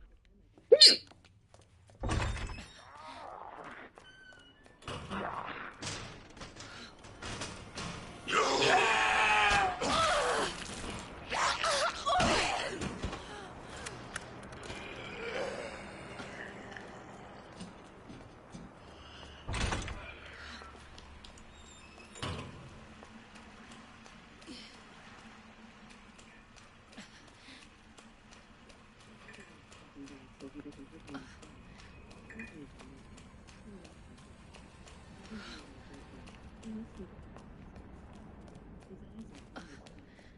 When he gets mad, it scares me. He knows that it scares me down when I try to talk to him. I have a recording of him going off on me about how he hates me and that he wants to push me off the bed most nights. If I start crying around him, he gets annoyed and starts dancing.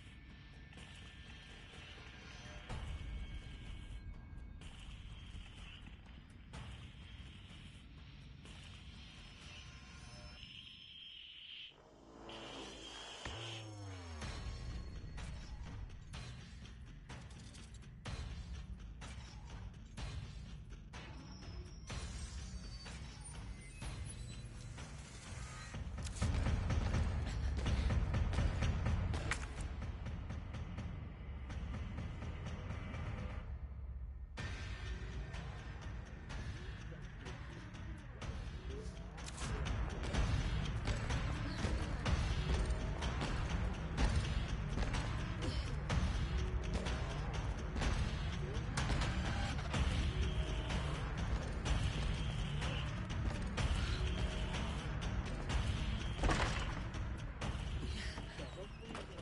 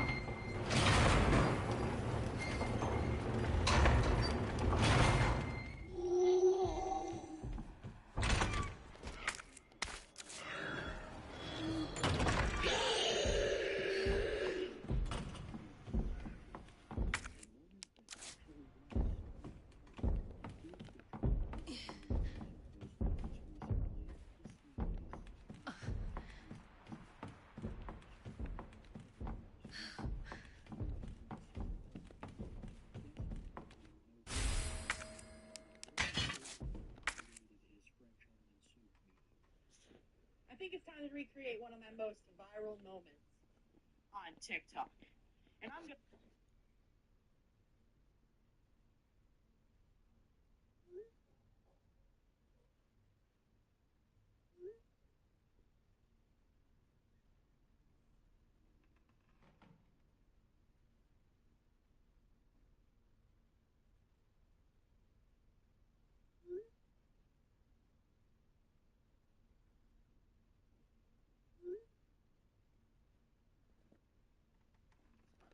gonna bust out some new ladles for this video.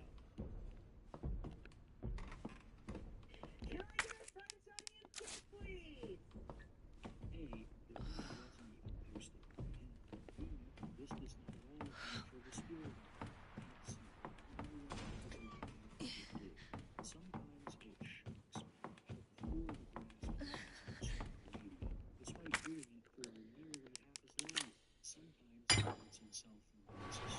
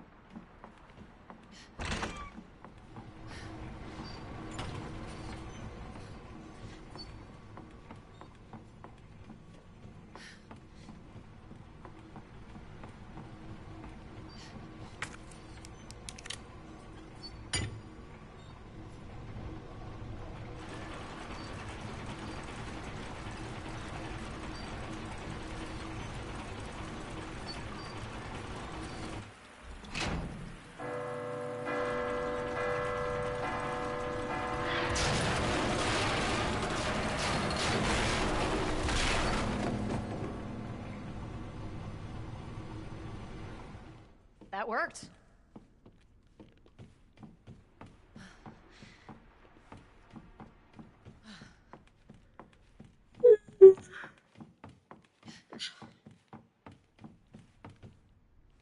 Which way would it?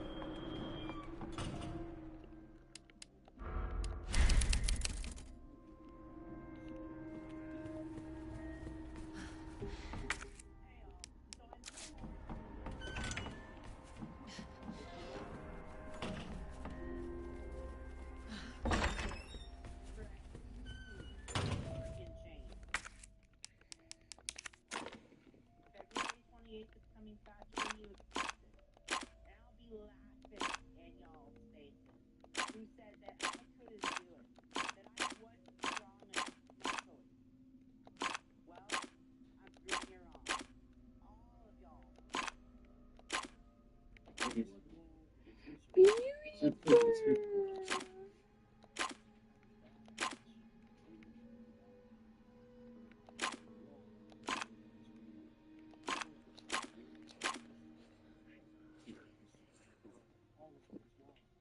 What the fuck is that gold? Nope. Go chillax. Take a chill pill, Coco.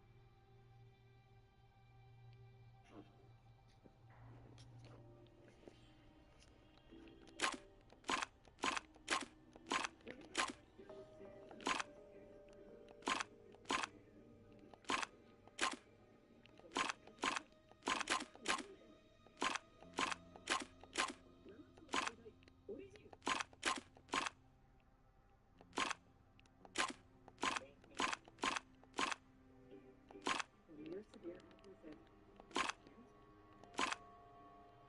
Ted, seriously, you hate it. It's funny, isn't it? How picnic for people 12 so y'all. Don't worry, I'm sort of saying world with a broken warrior, based on kind of but here in the dark timeline, we're talking about love more than is for you. Much like the film War by a Kiss on Animation, played as a family for a color as well. This movie is a real place in this international divorce. This contains a very but long and powerful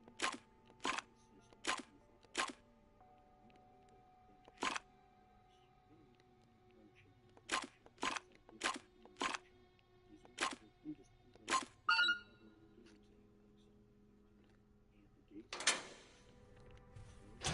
to very describe as the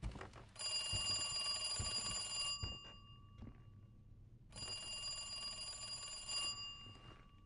destructive, deciding curious as the anti-system evil. Hello? Good to see you again, Claire. We've got unfinished business.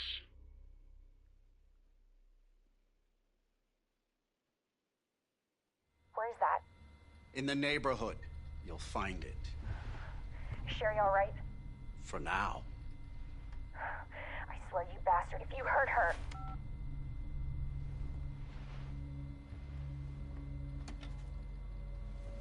Stupid kid. If you just hadn't dropped that fucking thing, I could let you go.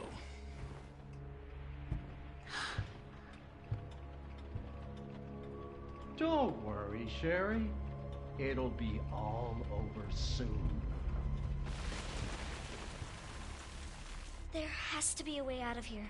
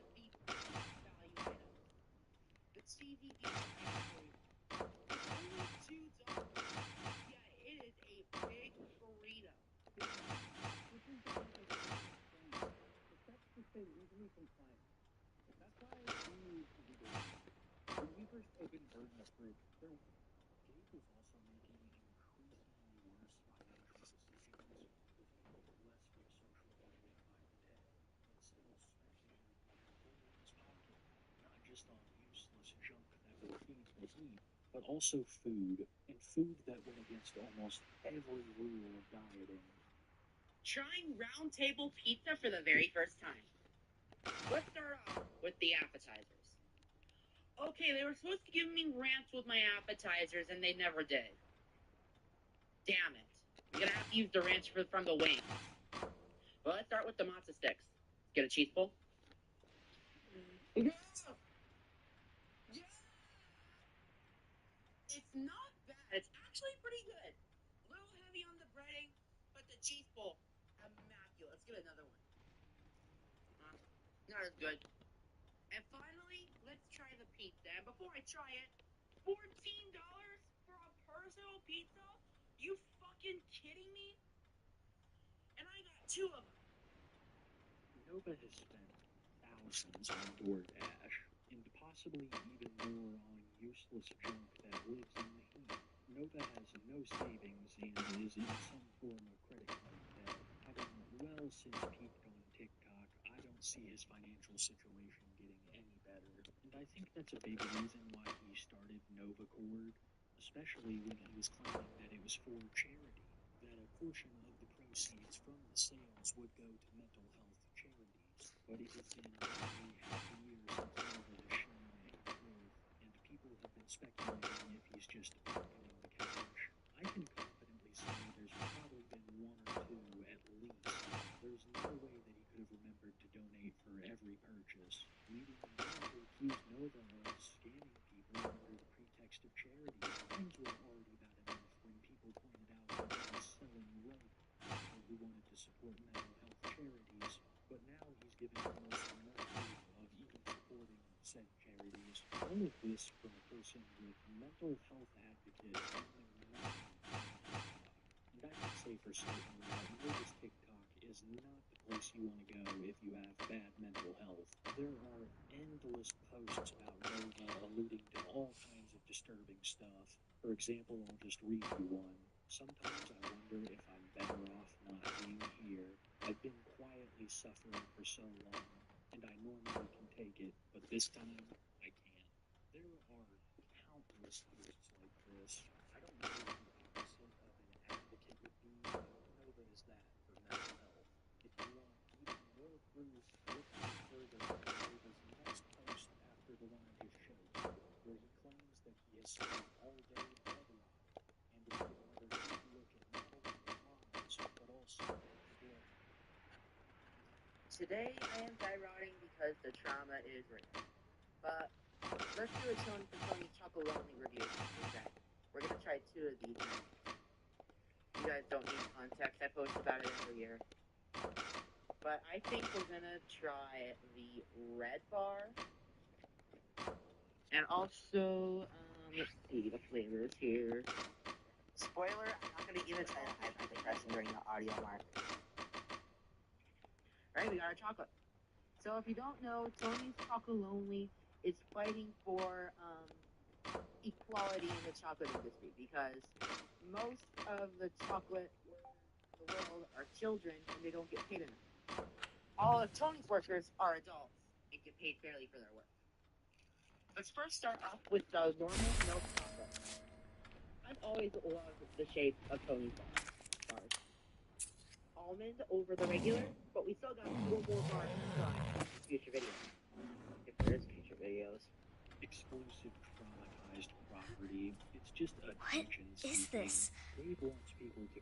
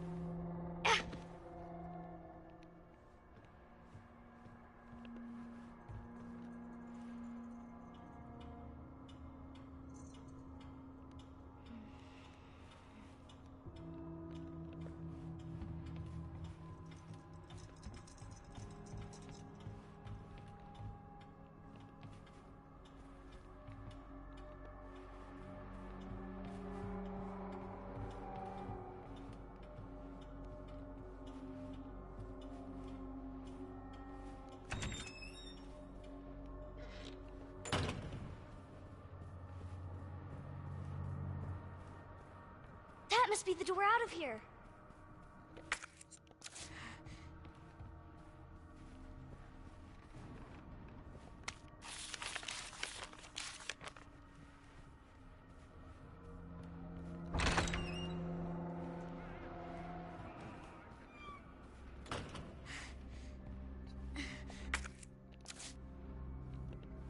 Darn it! I need the key.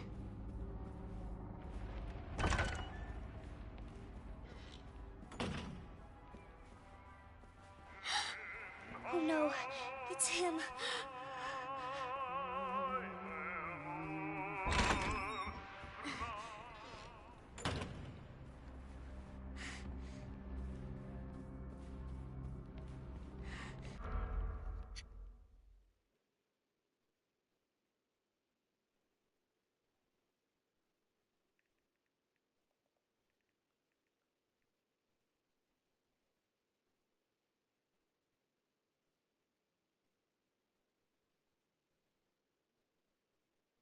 The assassins have arrived in Raid. Download now to claim the legendary Ezio Auditore da Firenze. In this game, your heroes will die. A lot. With every defeat,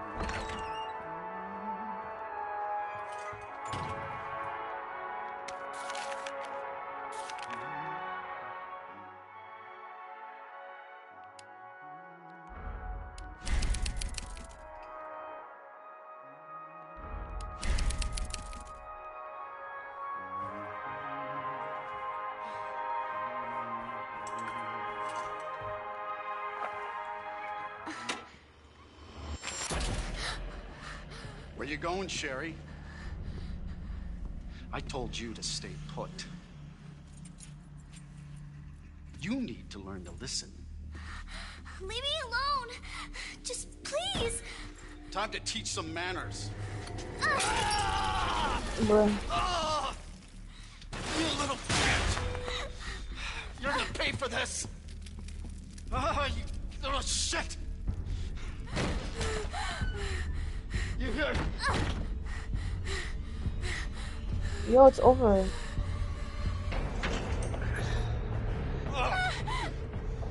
You are gonna be so fucking sorry! Go away! Help! Somebody, please! You stupid bitch! That's a dead end!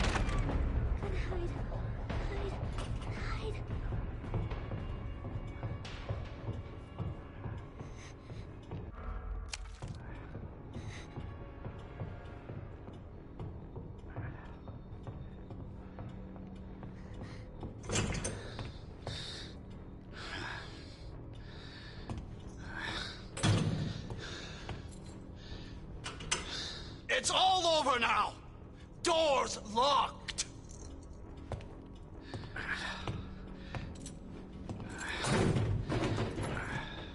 Where are you? Show yourself! I know you're in here! The longer it takes me to find you, the worse it's gonna be!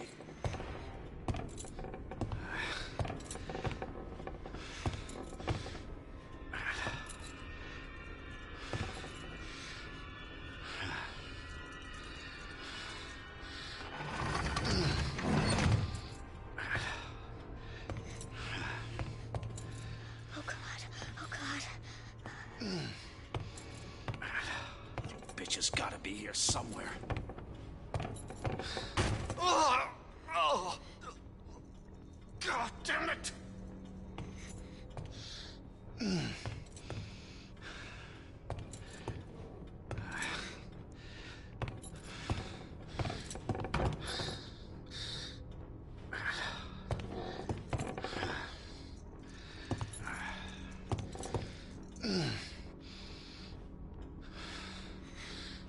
Son of a bitch. No more. No more. Please.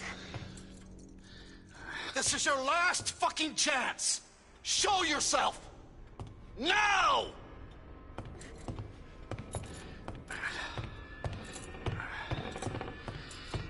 Oh, fuck! It burns!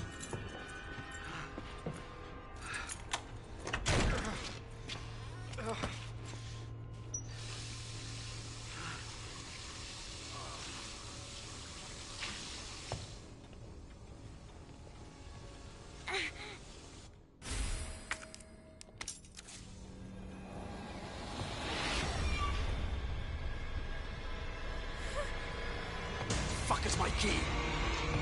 I see you.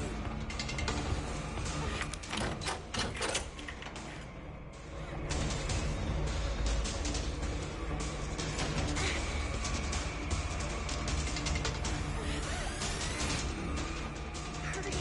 Hurry. Hurry.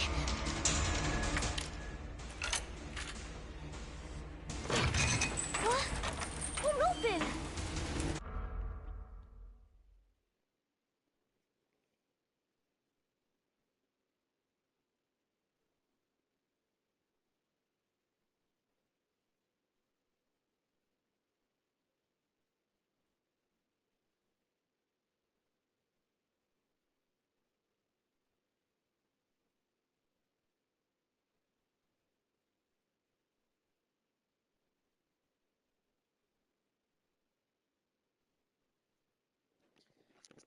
Nice try, Sherry.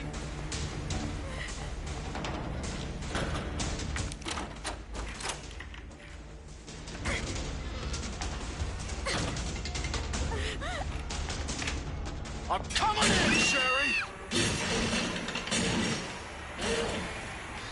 Get over here, you bitch!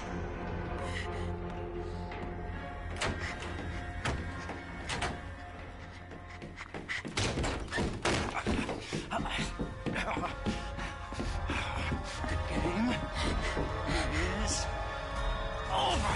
No! Now you're in trouble! Let me go!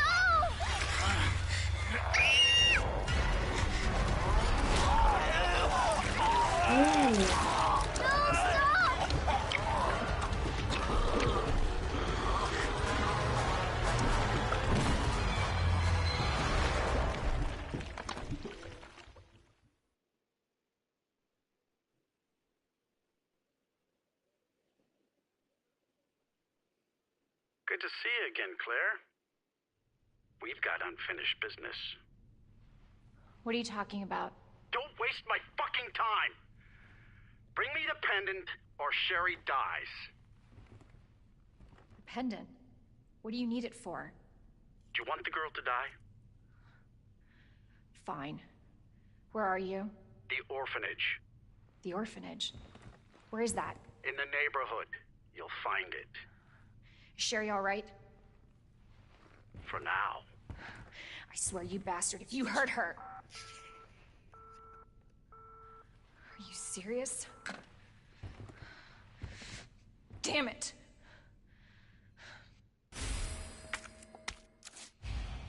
Just you wait, asshole!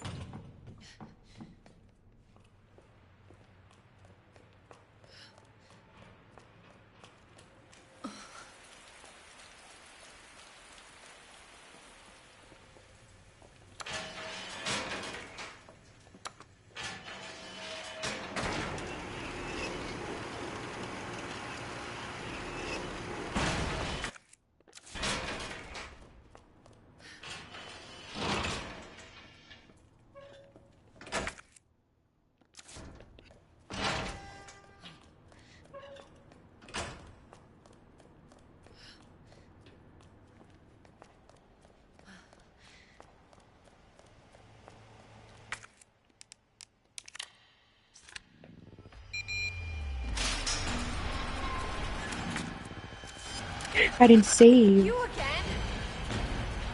I didn't save.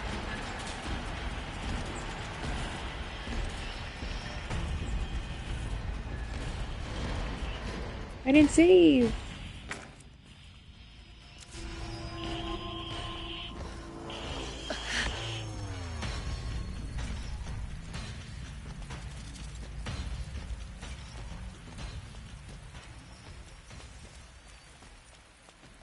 I didn't save. Oh, shit. Looks like it's the other way.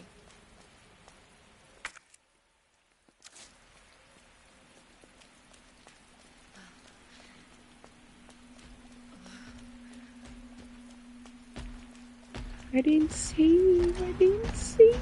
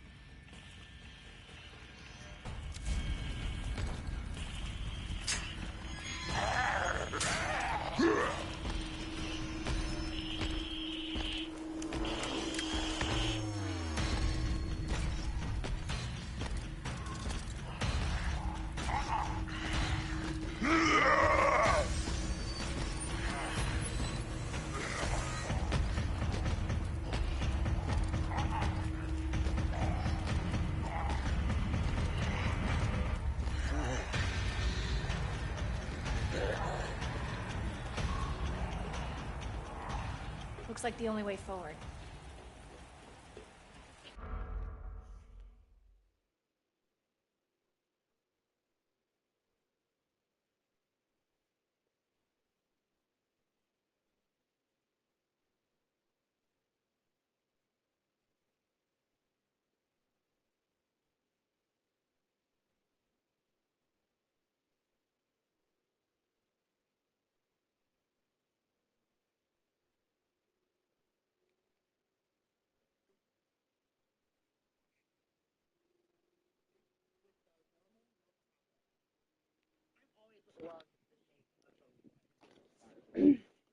Almond over the regular, but we still got 4 more bars to try in future videos.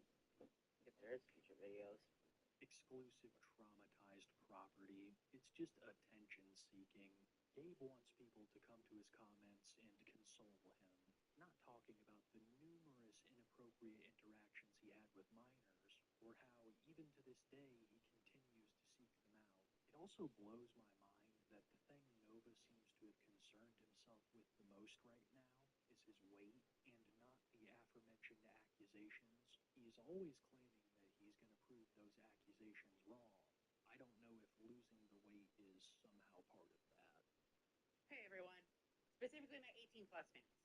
I've got a question for you. Now, I've had several people tell me, do a mukbang, do a mukbang, do a mukbang. Let's check my weight real quick.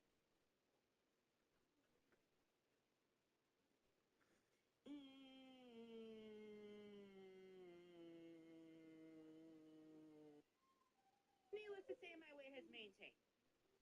But do you guys want me to see me do a mukbang of a whole entire catering tray of Panda Express orange chicken, mushroom chicken, basically any of their entrees?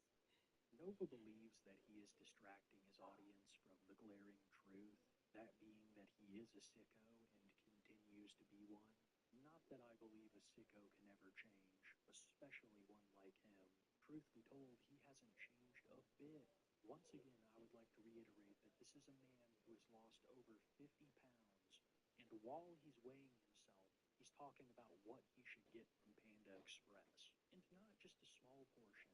He wants to order a catering portion and do a food check. This charged. Oh, let me charge my remote for a bit before I continue.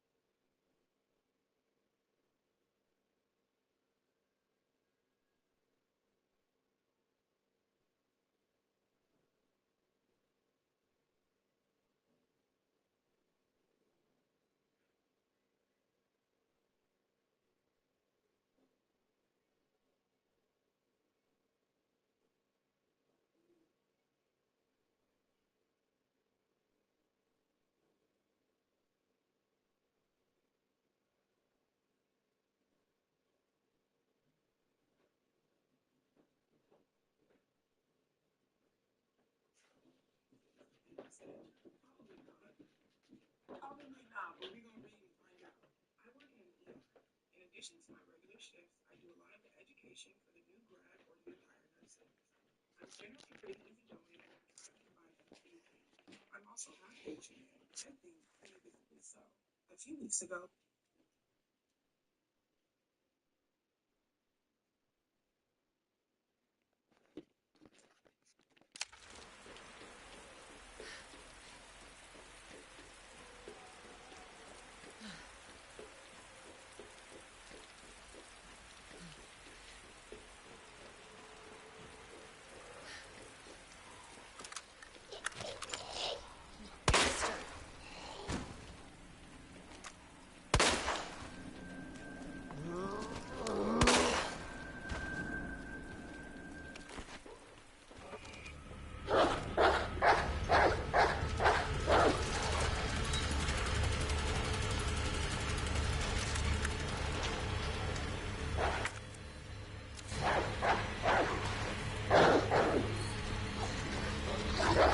What the hell?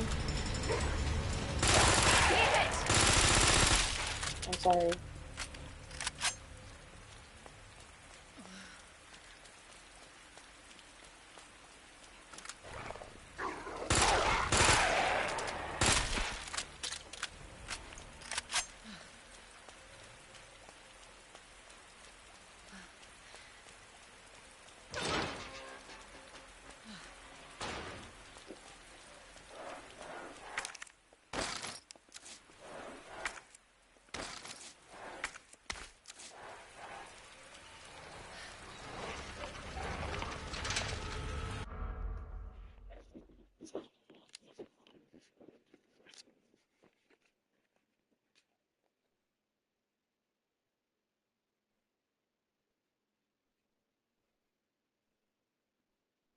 Would So I tried filming the mukbang.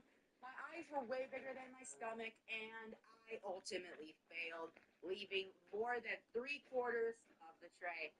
That video is coming out on my YouTube in a couple of days, but I'll give myself a good consolation prize and eat a large thing of super greens. I gotta admit, this batch, the broccoli came out a little bit hard, but the kale and the cabbage is perfect.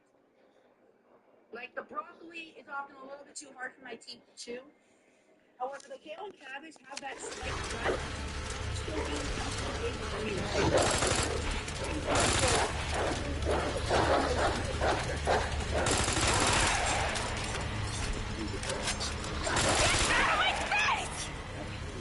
Still being fascinated by the ones he leaves on the cutting room floor and the reasons behind it. There's really a good reason.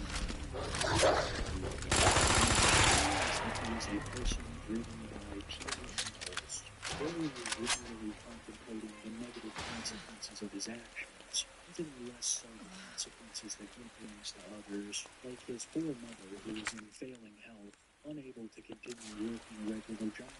So Gabe has had to pay more and more for bills, and it's not going so well, especially since Gabe has a severe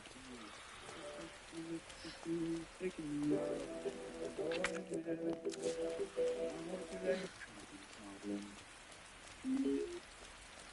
We placed a Misfits market order, so to recoup my losses, we're gonna see what random shit they sent.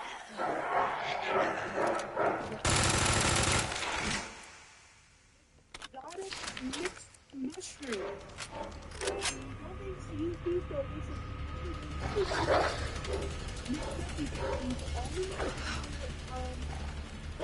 It's gotta be the orphanage. Video on these coming soon, maybe.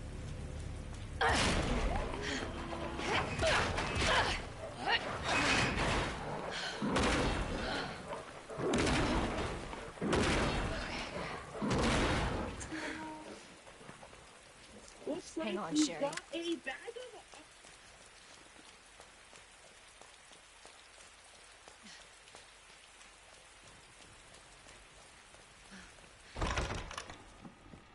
Hello? I have the pendant!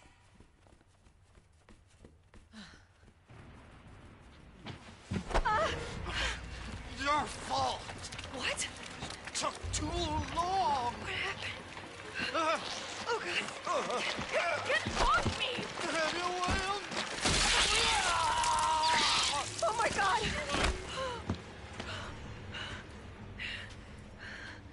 Jesus Christ. I'm sorry, though.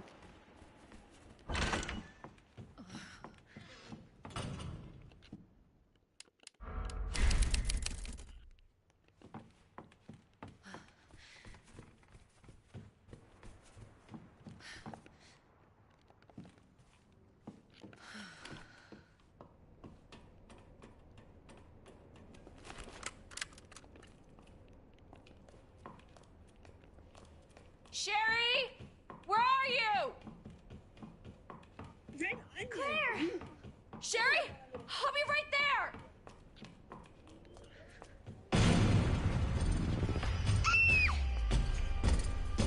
Go, go, go! Claire! It's behind you! Can you go any faster? He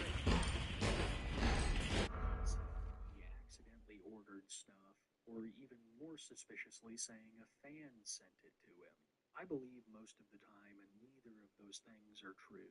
The purpose behind this terminology is to throw his mom off his scent, because he's not giving her as much bill money as she wants. I bet he's used the paracord business as an excuse more than once. Oh geez, Mom, sorry I can't pay you. Material costs are just so high. In a different life, Nova would have made an amazing construction contractor. But like I said earlier, this is the bad ending. If you want more proof, just ask Nova's neighbors. Hurry! Keep going!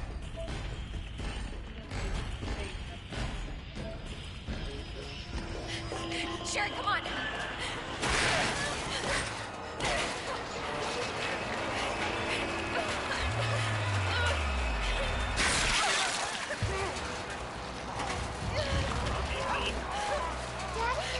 What'd you say?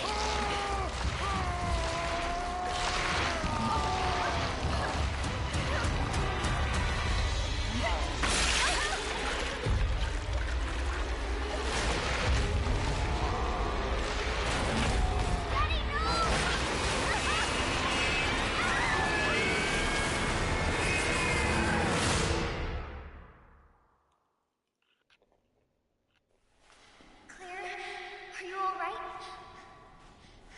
Can you hear me? Claire? Claire, you have to get up. He's going to get us. Wake up! Wake up!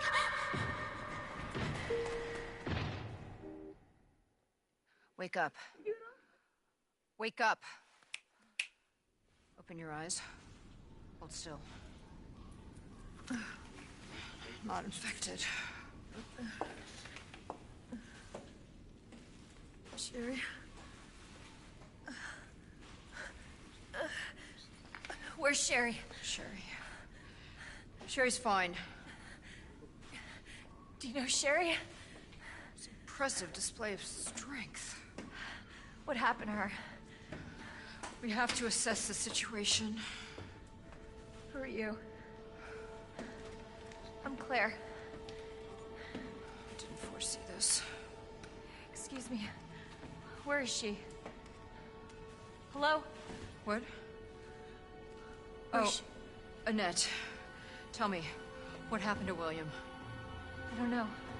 Who's that? The creature responsible for this. What? Can you help me find Sherry? Seems to be evolving much faster than expected. Where are you going? Look, I don't have time to play 20 questions. Everything's under control. I need to find Sherry. My daughter is not your concern.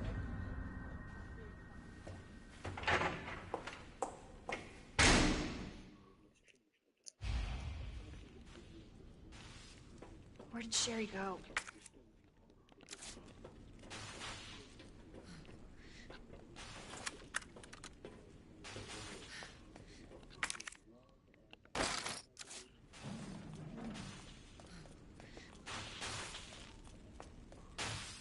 Sherry's her daughter?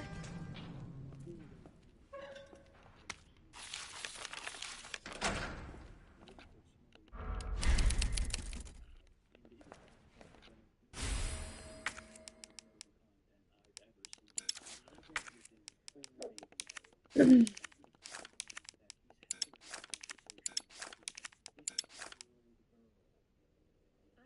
a question. That tiny clothes you never wear anymore? Turns out it's vintage. Stop sweating, Mr. Item. Indeed. Once it sells, the price will destroy. And with small selling fees, you keep. How much are diapers and litter for big?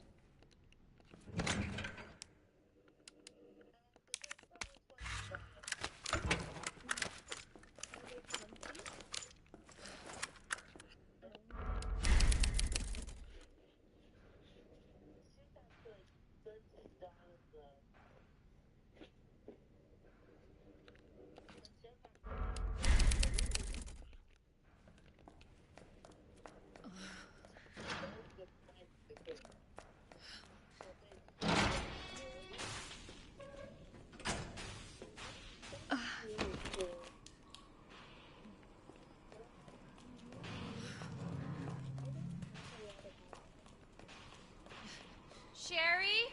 Can you hear me?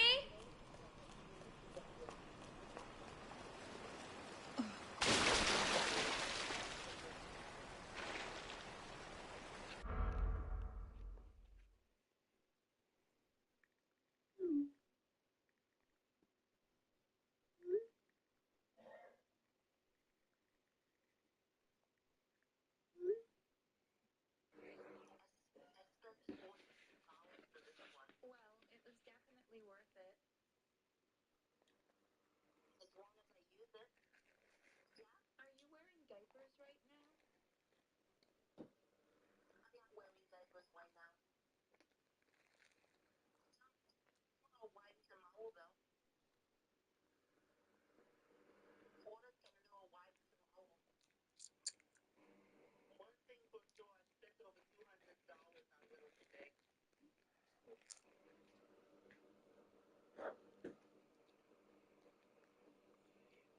Are those little bears?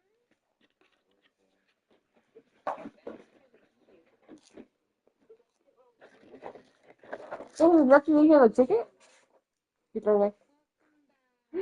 Don't drop it. Always comes in there. Don't be mean to it. There's nothing in there. Why'd you throw it on the floor? Go for it. There's nothing in here.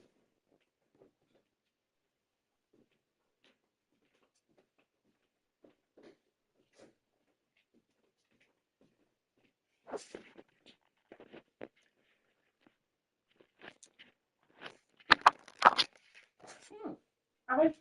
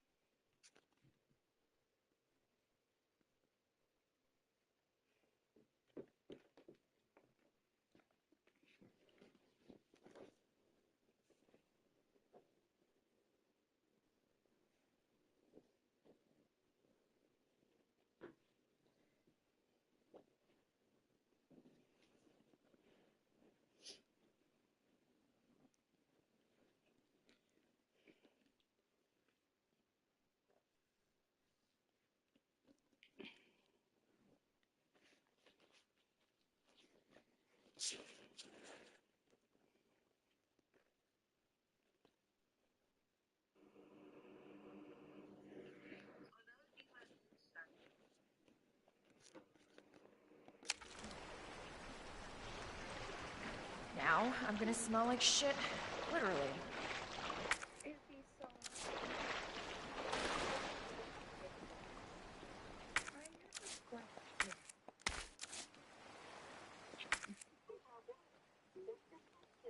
You change your own diapers, or does someone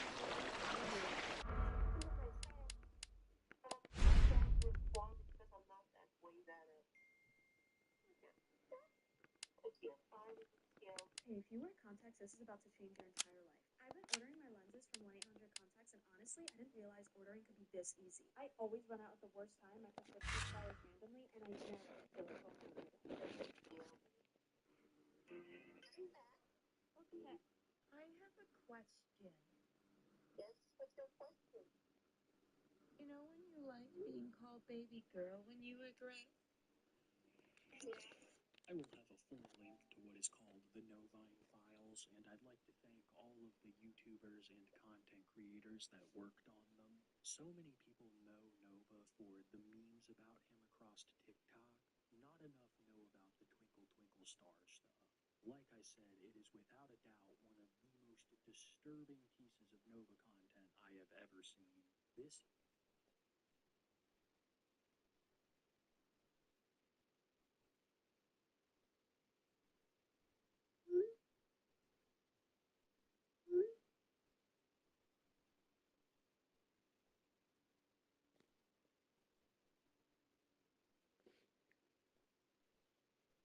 Nova Online is worse than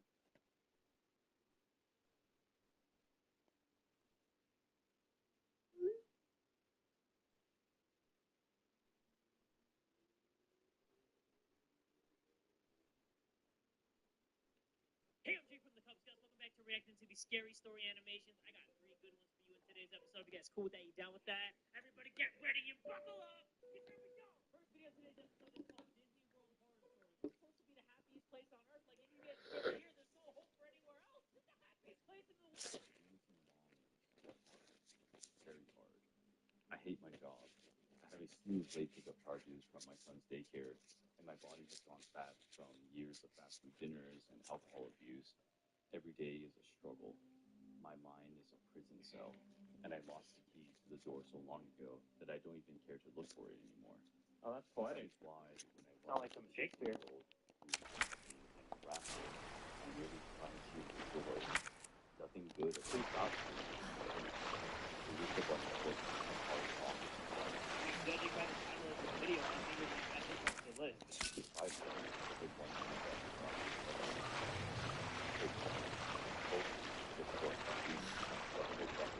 Kids on that set looking like it gets water before it gets creepy. Close your eyes, man. Who are you thinking about? Imagine my horrors. I lost my son for my days ago. This redheaded shit, though, he's the only guy looking like that at Disney World, I promise. I told my son to sit in the right hand while I did my business. Nobody looking like this Cable kid. car. Here? Ron Buddha. When I exited the restaurant, they were gone. What looking like Scott Ryan? I would blow my children in the scattered crowd, trying my best to locate before he wandered out of sight. I had to repeat it though. I spent the next 5 minutes.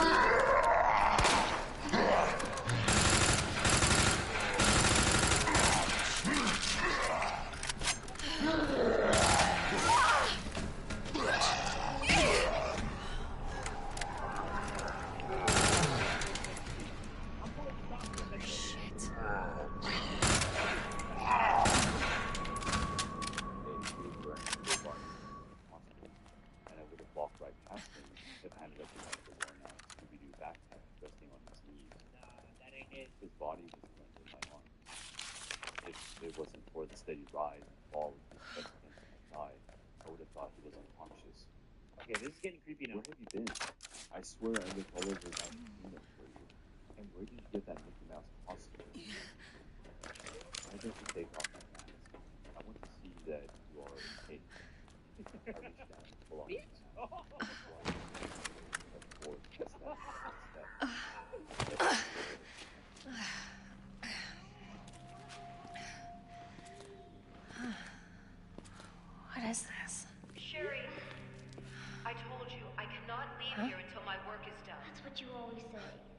Sherry?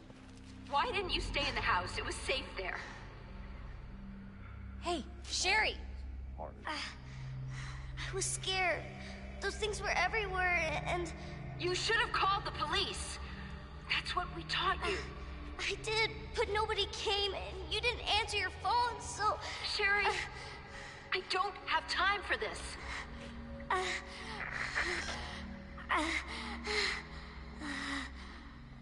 Oh no. Sherry! Sherry, I'm coming! Hold on, Sherry. I'll be right there.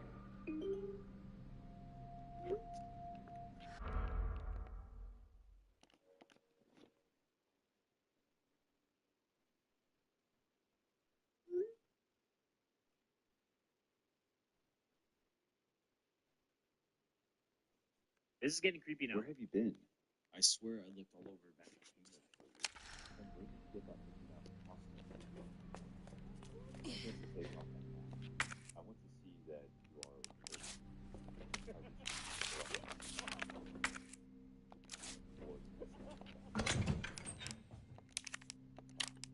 Okay, that's definitely not.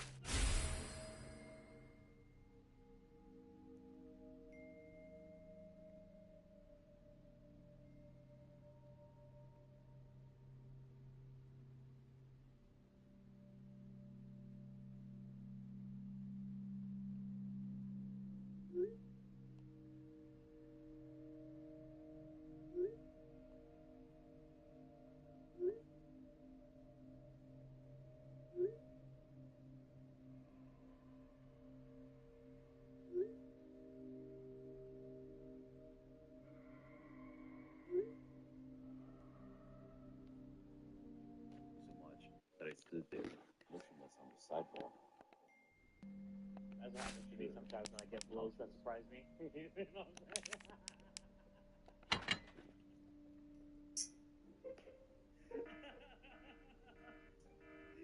I know you are scared, I said, but everything is all right now. That's demon time right there. That's scary hours. Like the look on that face, that's some soulless eyes. I've looked into soulless eyes before. That's the soulless eyes that these eyes have ever seen. Together And I've seen some shit. you're safe. Once again, no answer. Then that's 3 Why strikes. aren't you talking to me? Not Are even you talking, hurt? bitch slapping your hand No away. answer. Come I on now. tried for several more minutes to get him to respond, but I might as well have been talking to a mannequin. Yeah, nobody wears a mouse On the costume bench, like that. staring off into the distance through his mouse eyes. The only time he would move was to swat my hands away every time I tried to remove his mask. He sat on the bench for over an hour. I led him back to our hotel room. Luckily, he didn't resist as I maneuvered him through a crowd. To my surprise, he followed me with dog-like docility and even allowed me to tuck him to bed that night. Hold on. Can we zoom in on my face real quick? Can we just do like a slow zoom in real quick? This Mickey Mouse asshole's in the bed right now. This story is goddamn ridiculous. It's not ridiculous. It's goddamn ridiculous. Like, this is crazy. Like, I know Florida got that heat, so my guy got swamp ass for sure inside of that costume. It's at least 100 degrees in that bitch. And she just let him sleep in there. We don't even know who's in that costume. Like, it could be Mickey Mouse himself.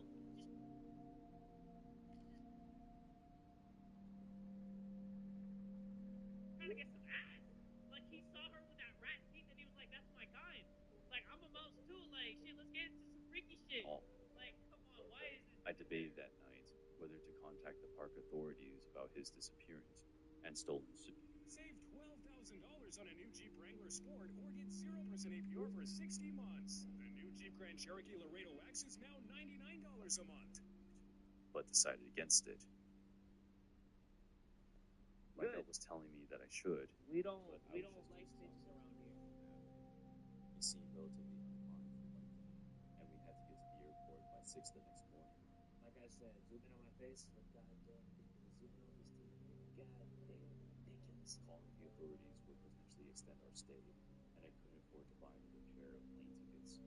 So He was like, so I just accepted that myself was going to be in this I costume. drifted off to a light sleep and looked at my head in the pillow. Oh my god! Yeah! Ricky! The sun still wasn't talking. Like, he was sleeping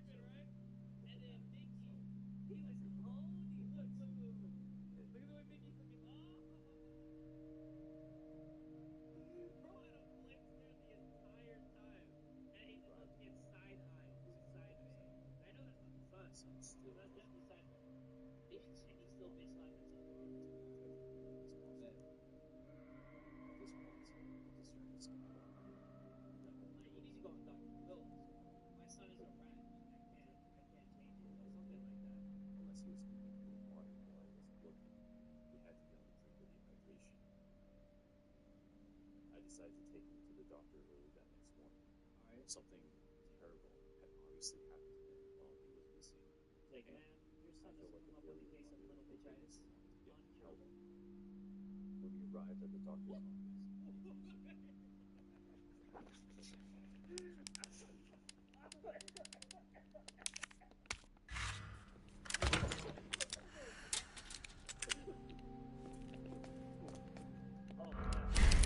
Oh, I got choked up on the bullshit. Oh, that's funny. That's how far the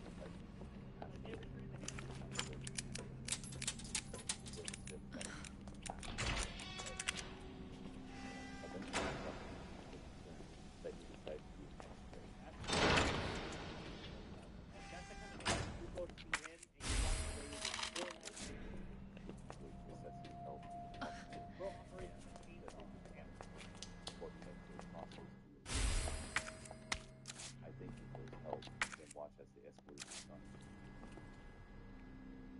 The doctor returned 2 minutes later. His face was so pale. I was gonna say, like, it's a different color. That's the same Finished dog. the X-ray. He said, "You're shaking. Your son's okay." Still all right. The doctor stared at me for like 2 minutes without responding. He's holding the Mickey Mouse head. His head.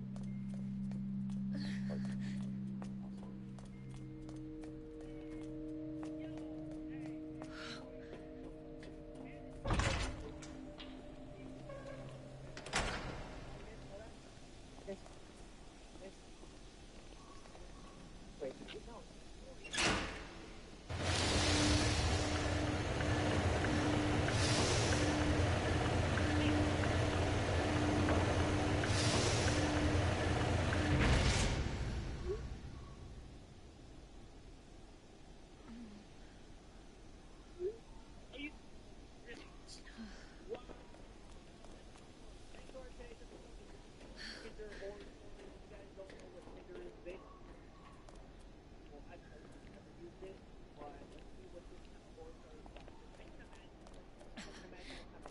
Started with somebody crying. Alright, it's gonna be good.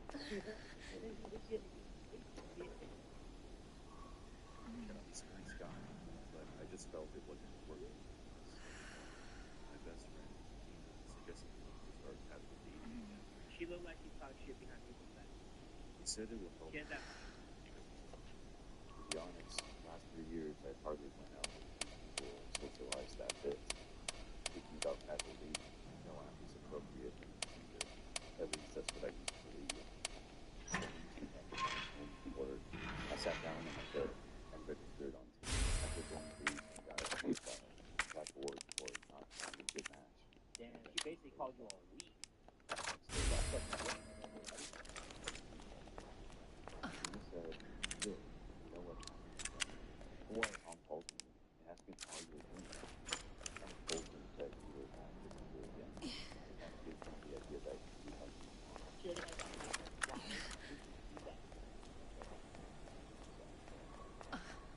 always been like this. So, you look like you talk shit behind people's back. I expected something like this already. So I replied and said, "Please, yeah, well, bye." I disconnected the phone. ID wristband required for cable car entry.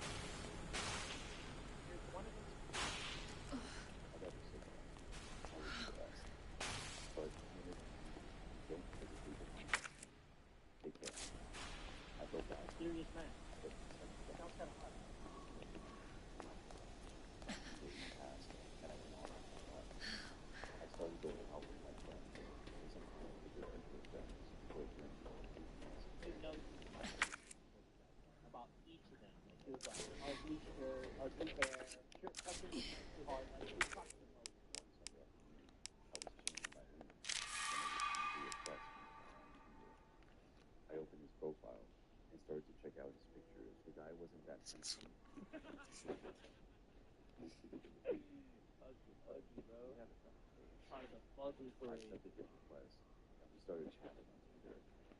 His name was Mark. He said he works in a department store close to my location. So, beach is sweet. Is he? They gonna give me a discount. Mark asked me out for lunch date. We decided to meet the next day at a local restaurant. I reached the restaurant 5 minutes late and noticed Mark sitting on a corner table. Horny. He just has a thirsty face. He had a good height and charming nature. His flirtatious nature was a bit edgy for a first date. Hey. Relax with that. If it went well, what? He's gonna be.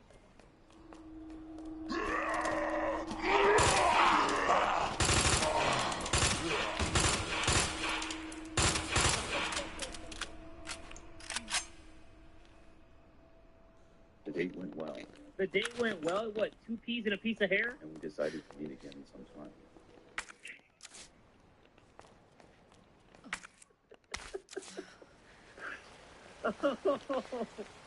I don't even know what that was. Like, you can't explain that. That literally was 2 peas and something. What's that? What shrimp? Come on, dog. Hey, we were talking over the phone. That's that department store money. And Mark asked, You know? so, The are Mark you in a money. relationship right now? He's like, hey, I replied, "No." that's all I can afford. 2 peas, Well, if I was, 2 peas and a little dingleberry.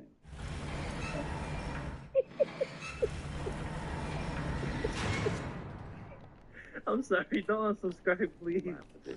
Don't. Just Mark didn't respond to my joking tone and said, love has become a joke these days, you know. You can hardly trust people. I realized That's a weird thing Mark to had say, been through Mark. a really bad breakup, but I chose to stay out of his personal affairs. With more days passing, Mark began to slip into our conversation and how heartbreak is the worst thing to do to anyone. I Was felt he that putting his heart near his phone? we kind of came a bit close. Or his One phone day, near his heart? Mark You know what I asked me mean? to go on a dinner date with him. He came to pick me up from my house. As I got into his car, I could smell booze on him. He didn't look drunk, but he told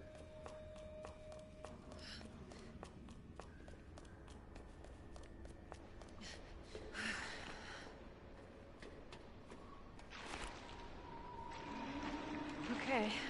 This No. place is creepy.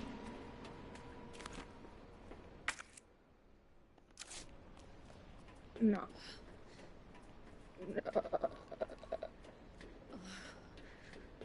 No. Well.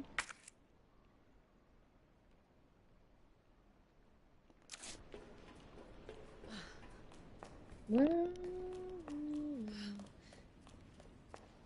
I came from here.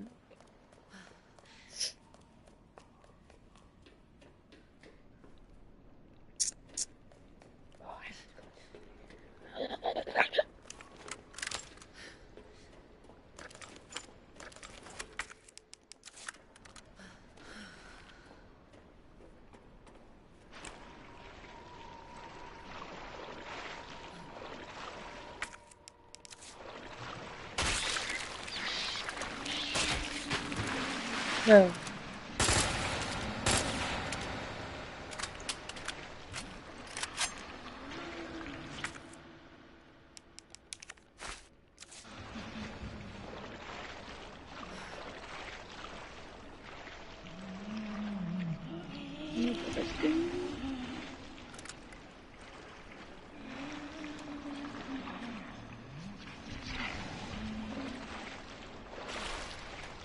Oh, Jesus. They're everywhere. What is not this part? Oh.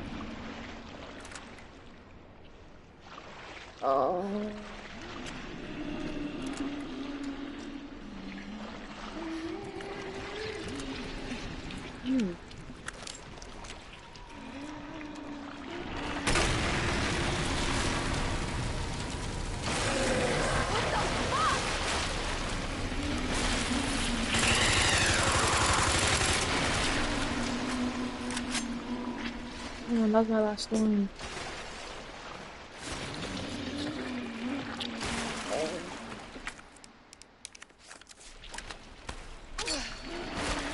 Yo, I missed. Get in there.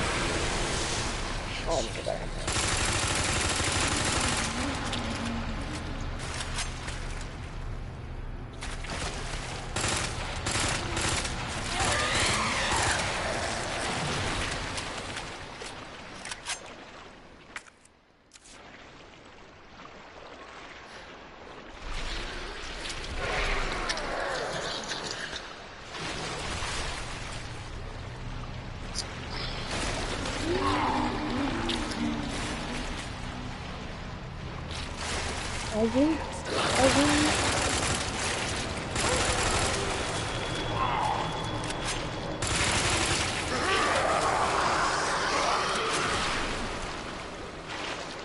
Bro.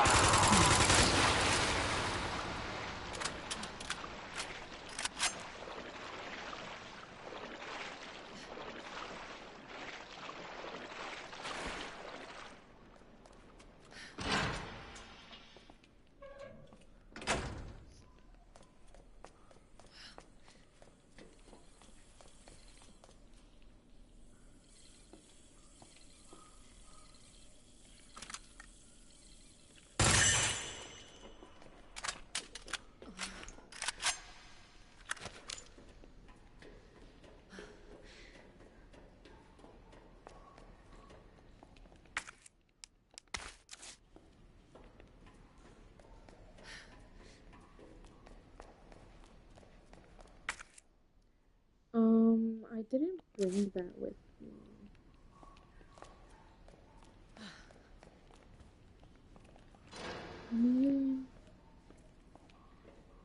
Oh wait.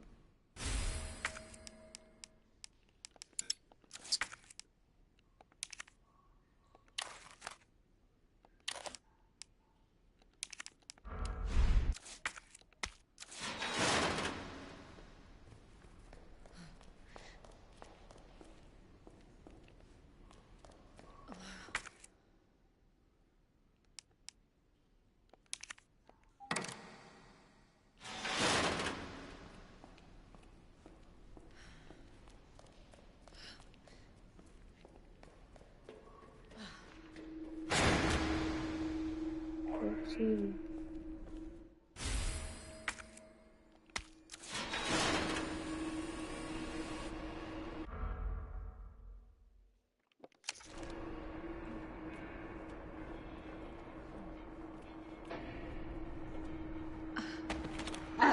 What the fuck?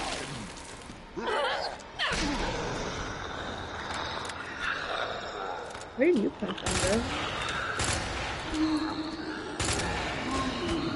Oh, damn. No, I didn't see. His food blends in with the floor.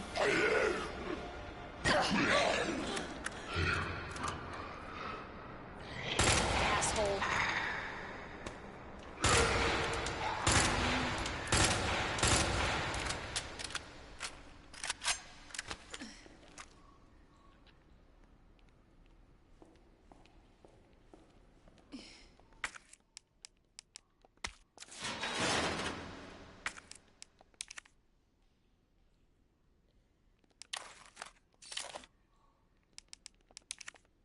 Wait, no, I didn't expect that.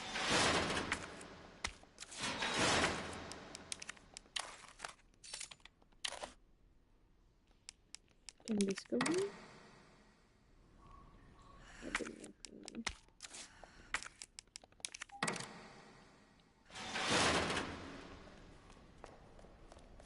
How do I get in there?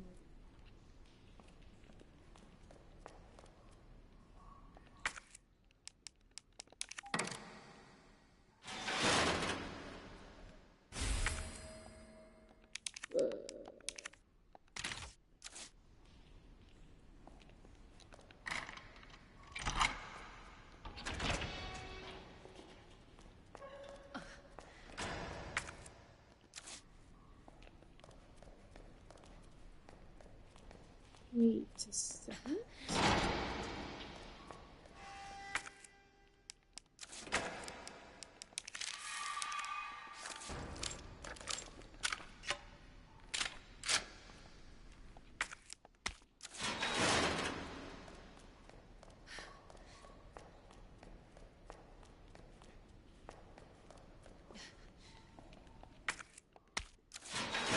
I'm pretty sure Leo only was here.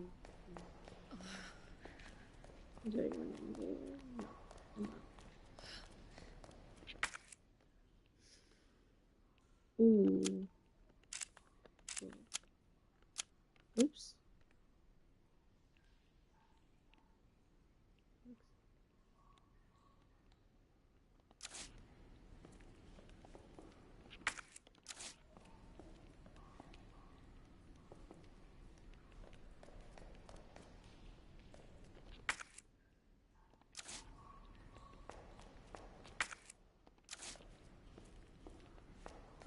Yo, how the fuck did I get out of here?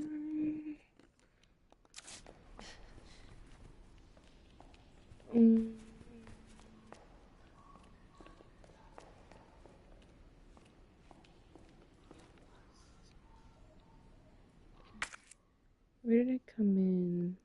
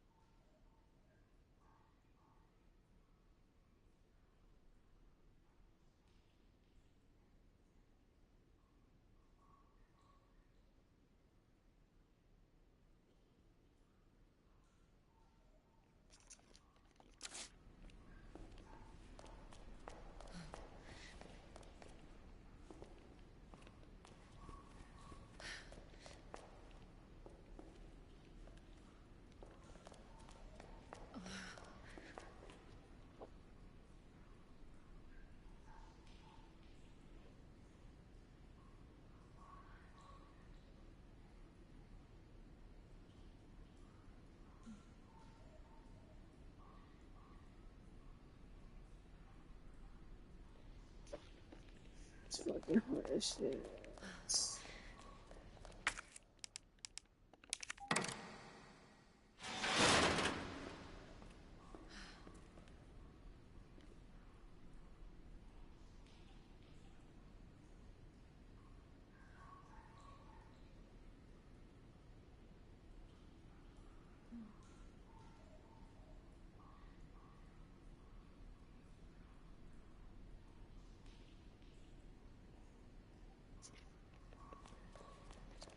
I retrace my steps on the here.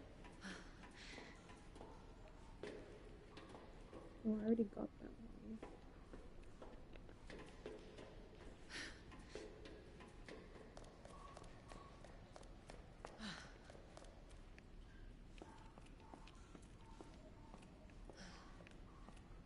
And I came down here.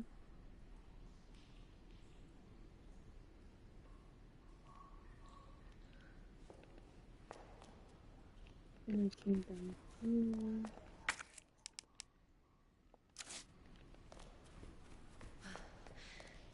I grabbed this. And over here, I put this here.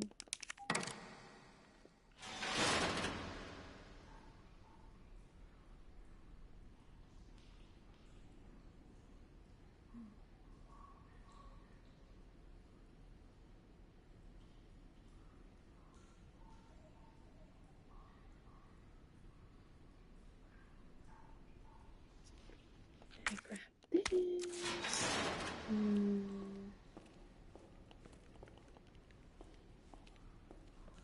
No, I didn't. Wait a second. I put this here. Go over here.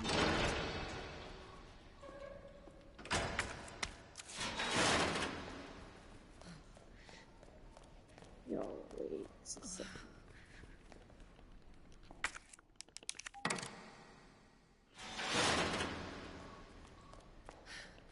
And then I go here. And then I go back over here. Gold.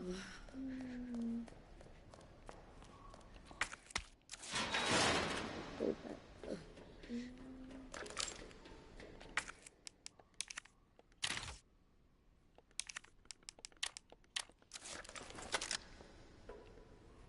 Gonna get this up over here.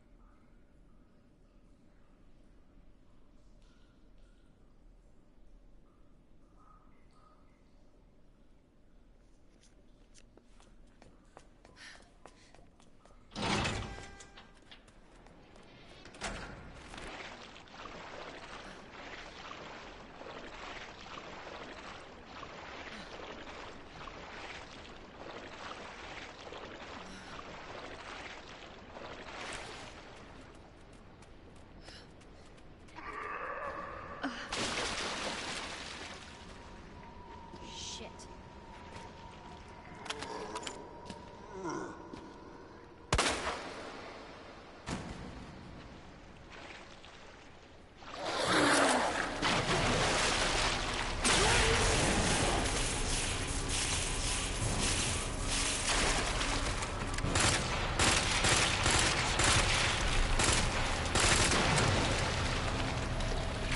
Go.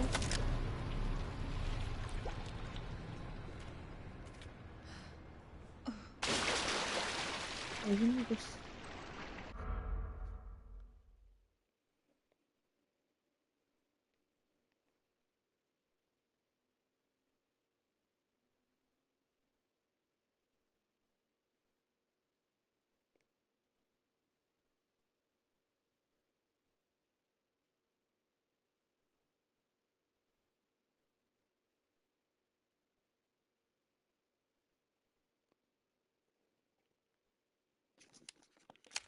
Wait.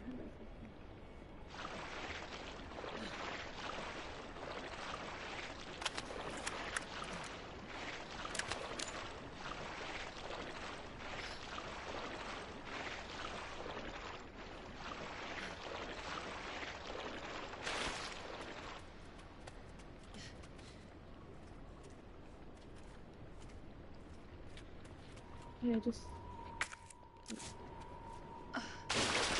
don't get up to it.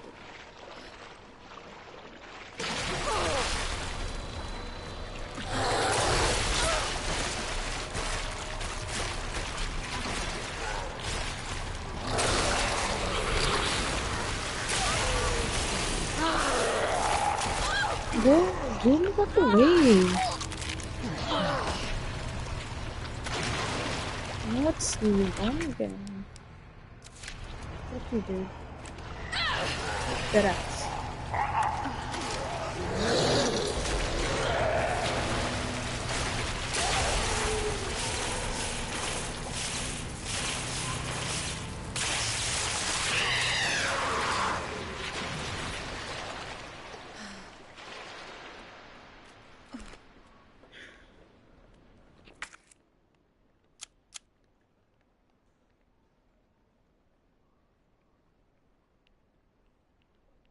I came from that way. I'm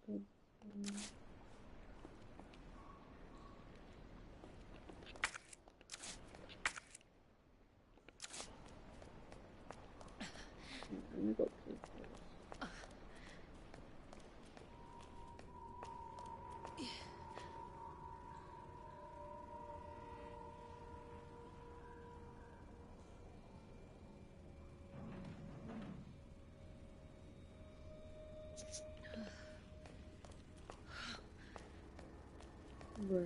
Forgot about that.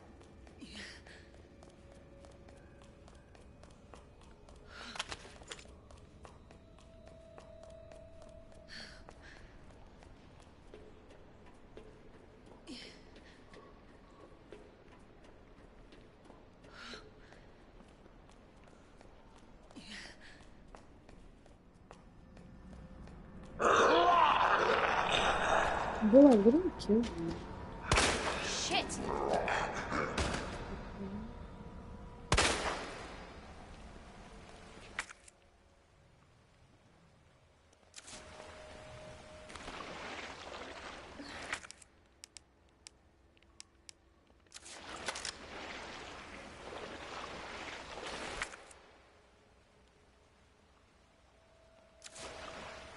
I wanna put these on first.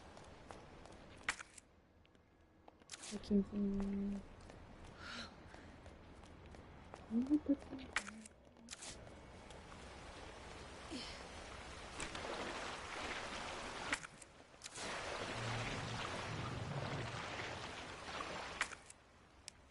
Let's do this. I don't need these. I don't have that kind of.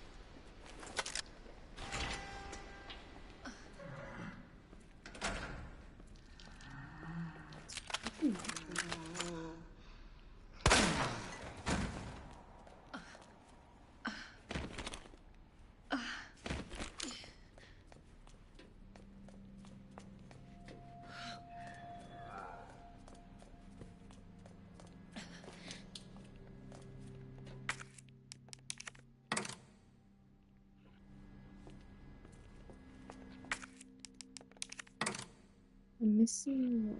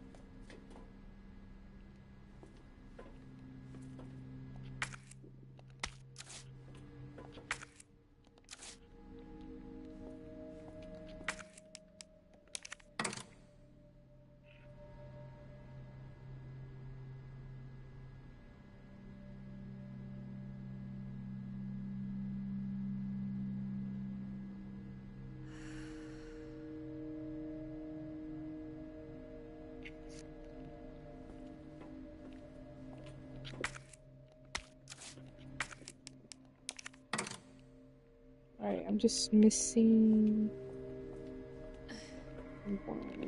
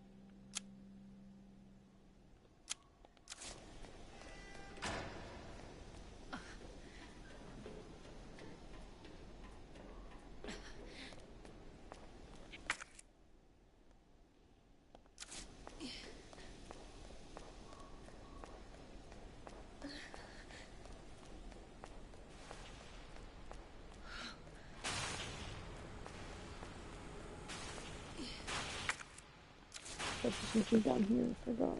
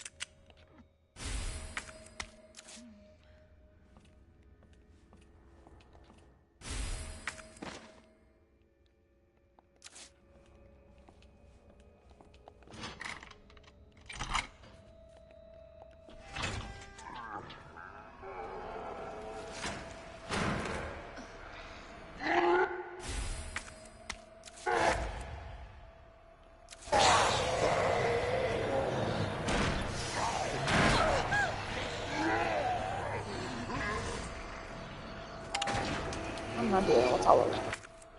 I'm out. Like this shit, I'm out.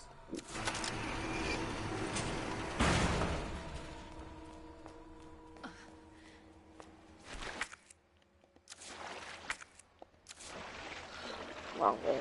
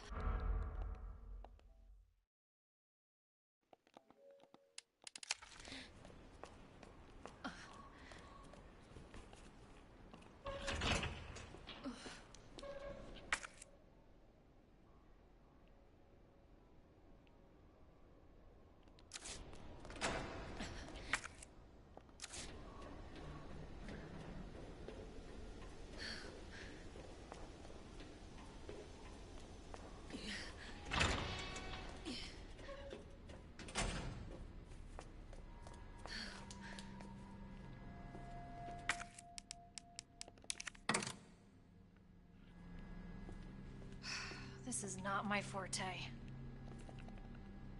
Okay. The rook's next to the knights.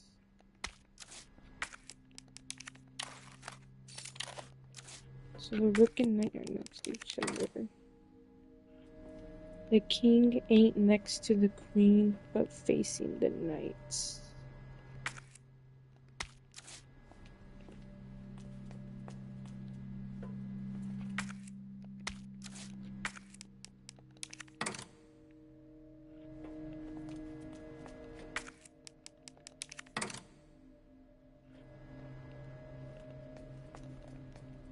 The rook's next to the knight, but not facing the queen. The king ain't next to the queen, but facing the knight. Right at the end. What? The rook's next to the knights, but not facing the queen. Right at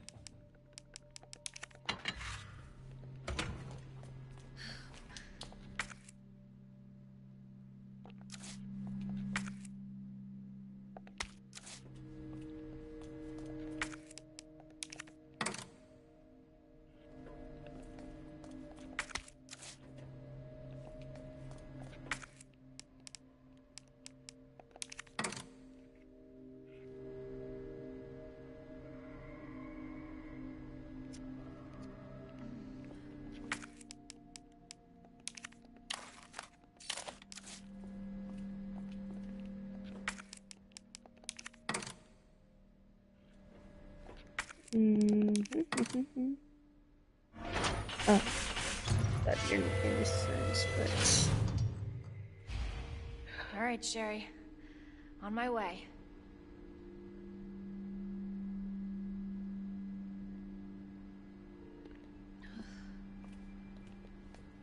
Wait, what opened?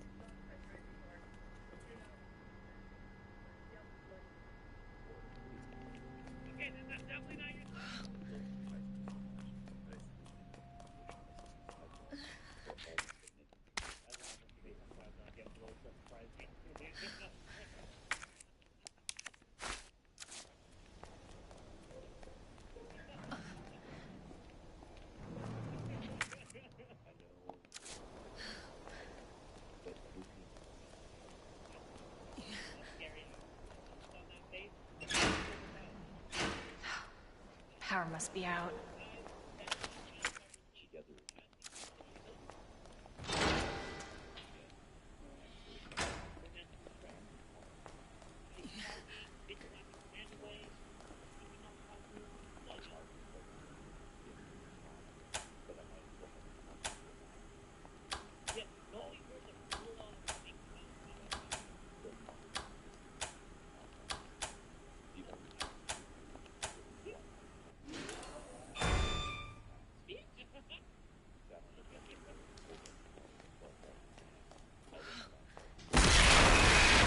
Who is bro? Shit!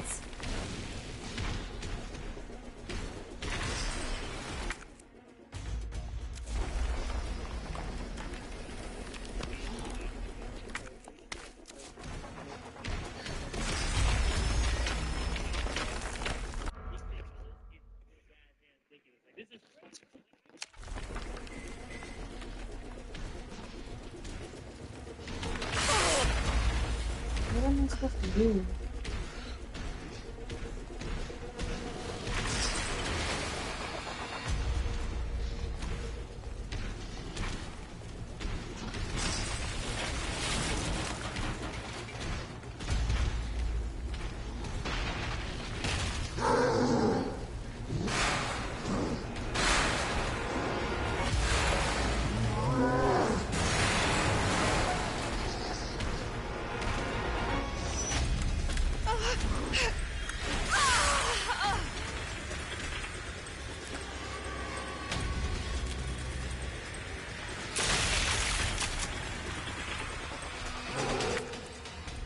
Should have known you would have died.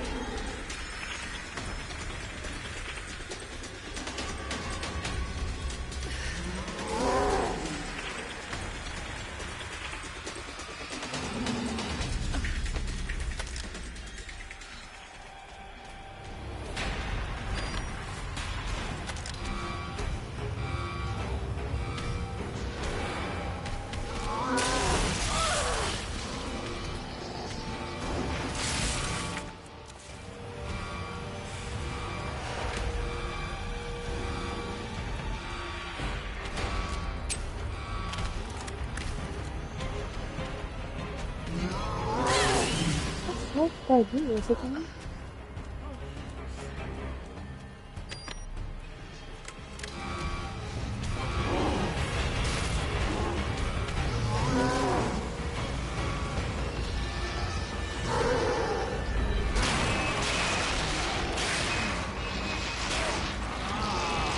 Bro, just freaking die already.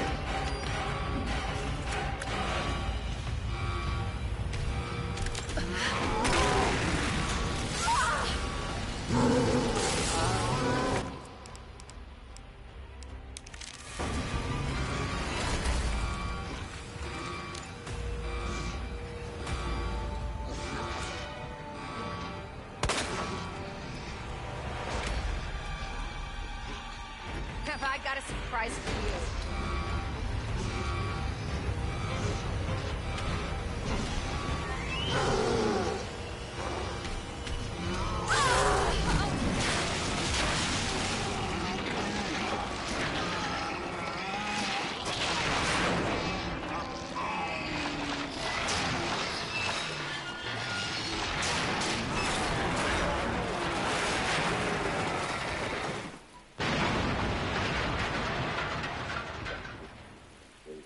His face was so clear. I'm so sorry, Sherry. This is taking forever. Said, "You're shaky." Sounds like like rumors like this. Is he all right?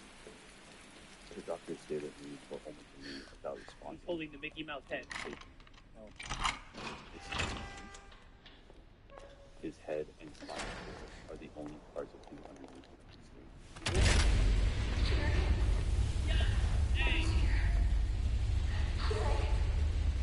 Sherry, can you hear me?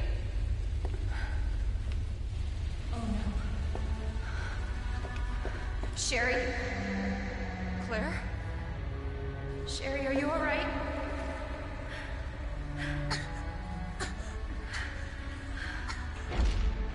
What are you doing? I'm here to help. Sherry's been implanted. She can't be saved. Are you fucking kidding me? You're her mother. Get in here! You don't understand. William is still out there, and if I don't stop him... This conversation is over! Wait! Wait!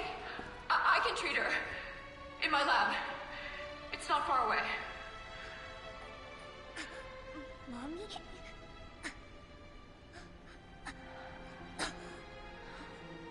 There's not enough time. Millions of lives are at stake. Sherry, Mommy loves you, sweetie. Goodbye.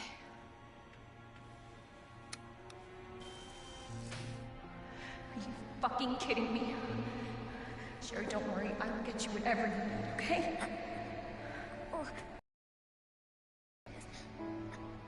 Because I care. Bruh. Thank you, Claire.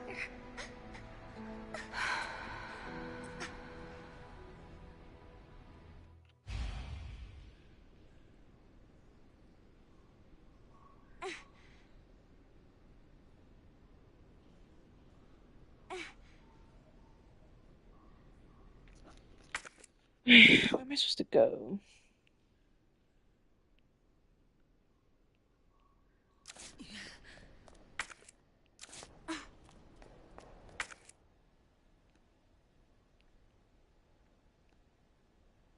Well, where's the lab?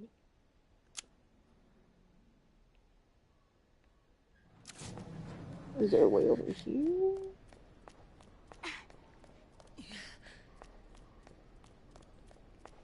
Nope.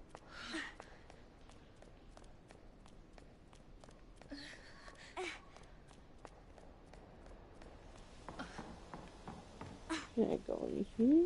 Where the fuck am I supposed to go? Maybe follow the cord. Said her lab's not far. Wait. That cable car.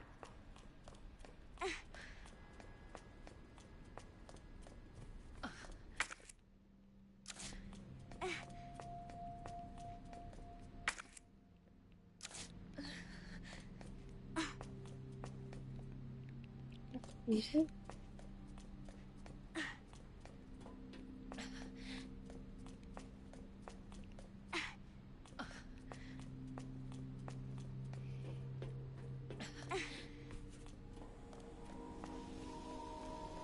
Hold on, Sherry. You're gonna be fine.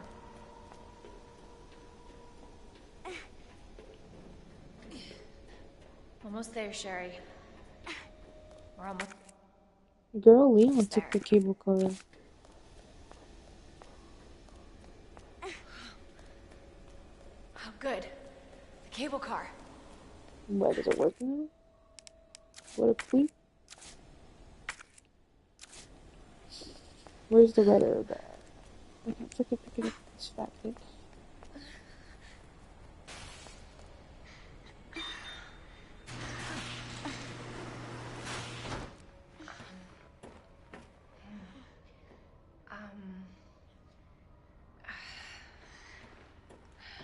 Here. Okay. Here we go. Just hold on, Sherry, okay? You're gonna be just fine. Oh, she's freaking good. Okay. Better check everything. There's no turning back.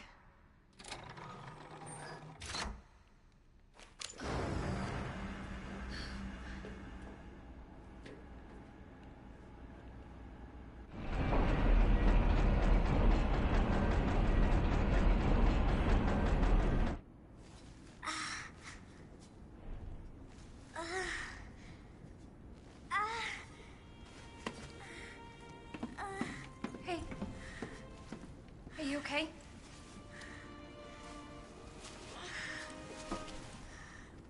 Your jacket's so warm. My brother gave it to me. You know it's supposed to be lucky. I don't know what I'd do without you. Are you kidding me? You were doing just fine without me, so I came along and got you all sorts of trouble. I have something of yours. I don't want it. Really? Why not? It's so pretty. It's from my mom. For my birthday last year. All I really wanted was for her to be home more. I know it seems like your mom doesn't care, but... Hey, Sherry, come here.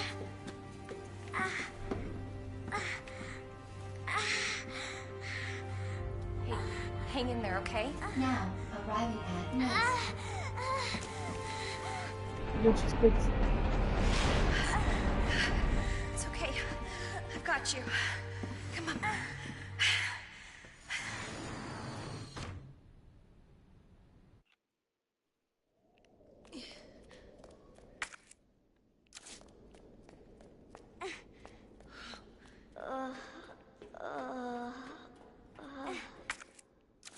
I'm getting you treatment. Just hold on, Sherry. It's okay.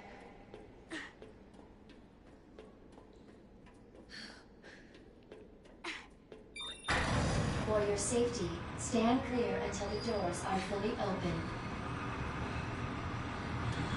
For your safety, stand clear until the doors are fully open. I hated the last part with me. For your safety, stand clear until the doors are fully open. Welcome to Nest. Enjoy your visit. God, this part was so bad with Leon. Though. Can I fucking use this?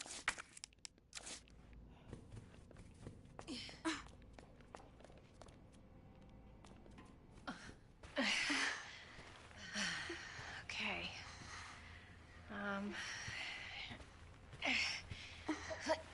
Here you go. All right. Now what? There's gotta be something here. Antiviral agent. That's it. That's gotta be it. Hey. Hey, Sherry. I gotta go. You stay right here, though, okay? I'll be back soon. I promise.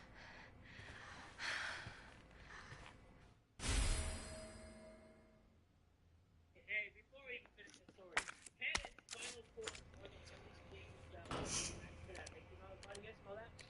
Yes. Yes. It's smell. Wait, is it me? No, it's the story.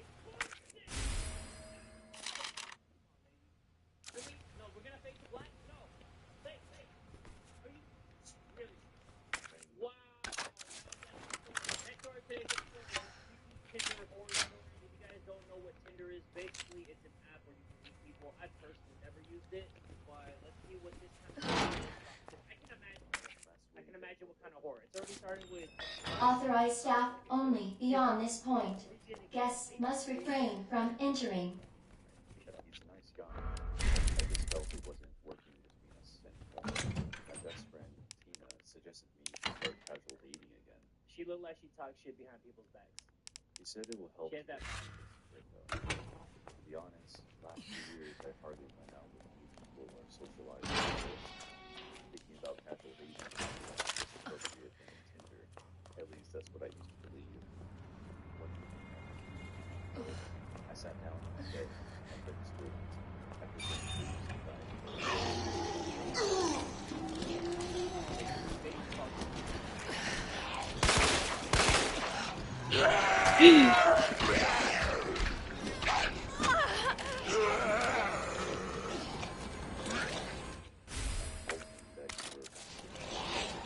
On Tinder is designed for your nutritional needs using our latest biological research. Please enjoy our tasty selection of healthy foods.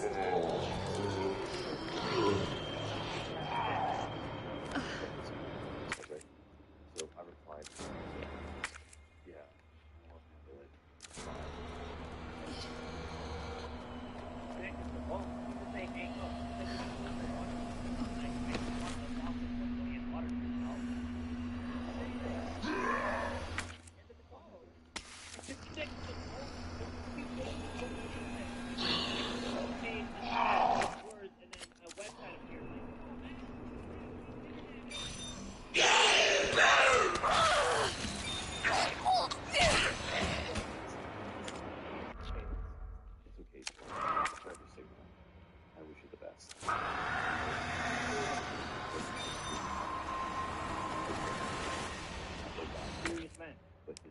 sounds kind of hot. We had hired a few days passed, and I went on with my life. I started going out with my friends. You know she was documenting about each of them. She was like ugly shirt, ugly hair, shirt tucked into. This should come in handy. Whenever she was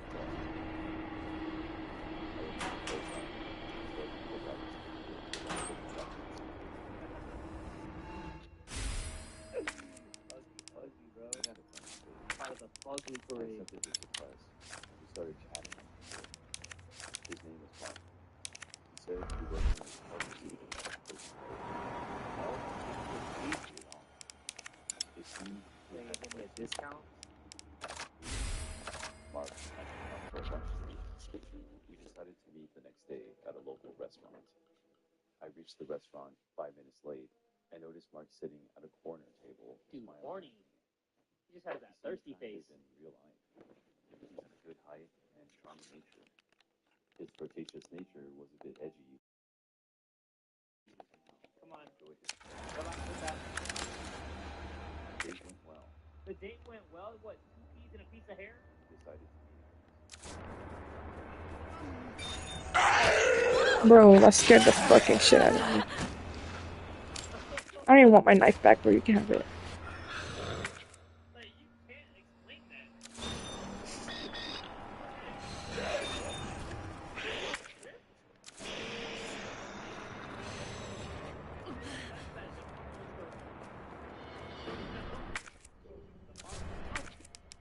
He's like, that's all I can afford. 2 peas and a little thing over there.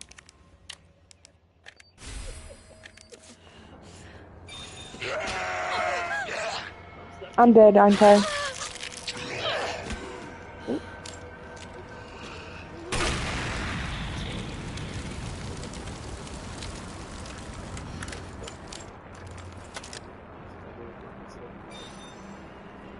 But I chose to stay out of it. As more days passed, we slipped into our conversations. Our dream was divorced. I felt Was he putting his heart near his phone?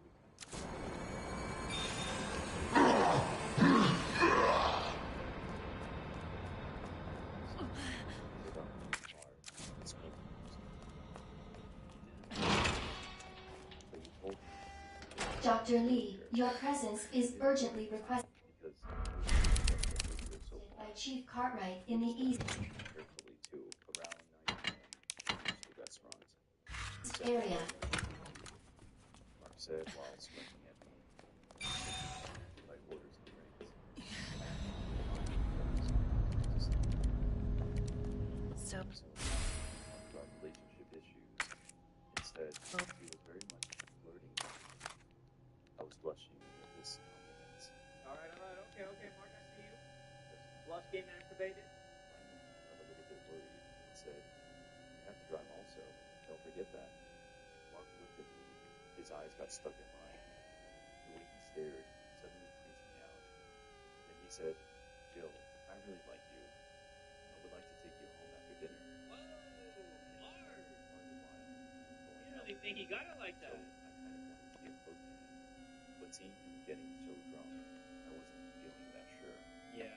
I fumbled and said, That's pretty unattractive. How far is your place?" He replied, "Not that far. Come on, let's go."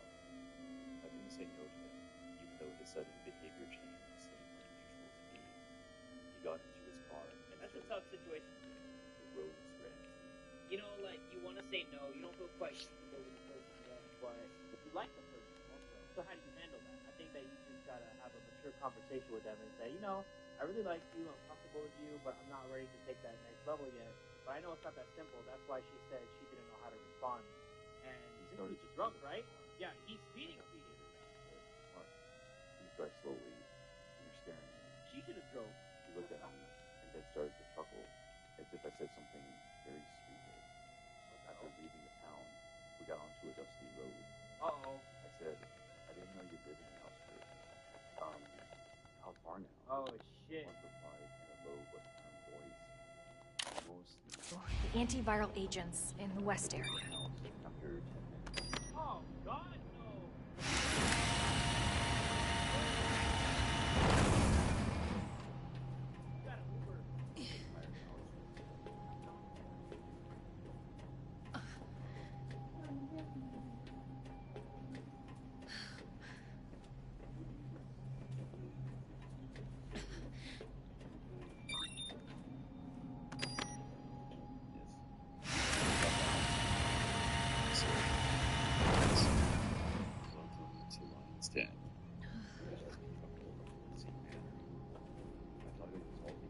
Senior staff clearance required for bridge access. The house was really old. I could see a layer of dust on the couch and the furniture. If Mark points to that couch and says this is what magic happens, I'm gonna whoop his ass with damn It took me upstairs. It was a bedroom, bathroom upstairs. The bedroom also appeared. It felt like for a while. I told me to sit on the bed and went to the kitchen. I waited for a few seconds, then suddenly I saw something shiny under the pillow. As I lifted the pillow, my heart sunk in horror. It was okay. I expected that. And yeah, you gotta go. Come on now. People have brains. It's 2021. We know what's up. I made a huge mistake. I was out of the idea and looked at me with his out of this house because Mark locked the door using his house key.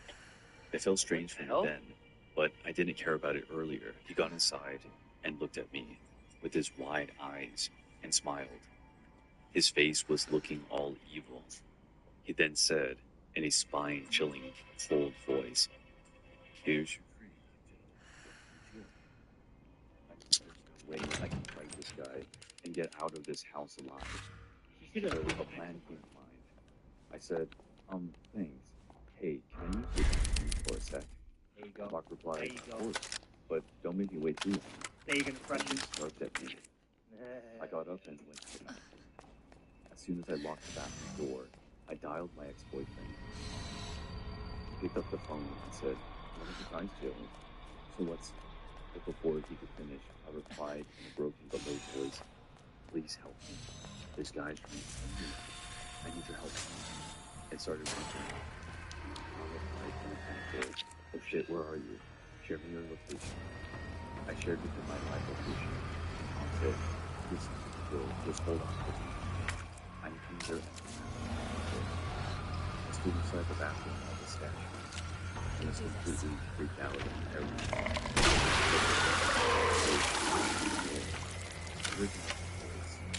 Bill, you put something that is heavy? Mark said, "Oh shit, oh my god, this guy now, he hasn't figured out that taking this knife with me." Okay, good. Very smart. Very smart. I planned a romantic night for us. Don't make me force you. The bathroom door was made of half glass and wood. Hence, I could see Mark's figure leaning on the glass. He almost stuck his entire face and said, "Jill, don't make me force you. Come out and give me my knife back." I started screaming and crying. "Please let me go." But what Mark did Okay, at that next point, was Mark something knows there's no inside. turning back. He started banging on the glass with his head. Cracks started to appear, and blood splattered on the glass too. Yo! Open now. Suddenly, I saw Tom calling. I picked up the call, and Tom said, "I'm here. Where are you?" I was Inside. I mean, he's inside. I rushed to the bathroom window, and luckily it was open. Without giving it a second thought, I jumped. I hurt my ankle, but I saw Tom standing in his car on the road. I sprinted to him and got inside his car. I screamed with the top of my lungs, "Drive, Tom, drive." He drove the car away, and that night I took sleeping pills to sleep. Tom stayed back with me. It's been 2 days since Christmas.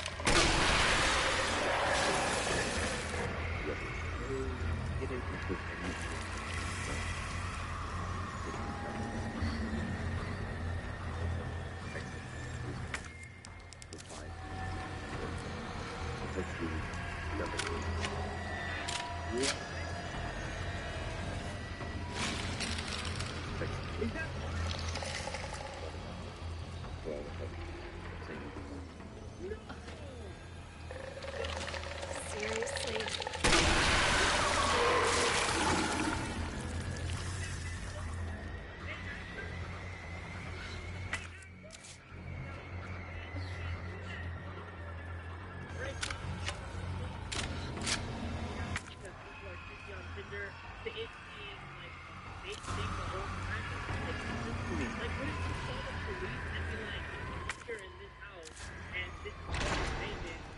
Because he tried to kill me. paid what, a couple $100? Dispensing solution now.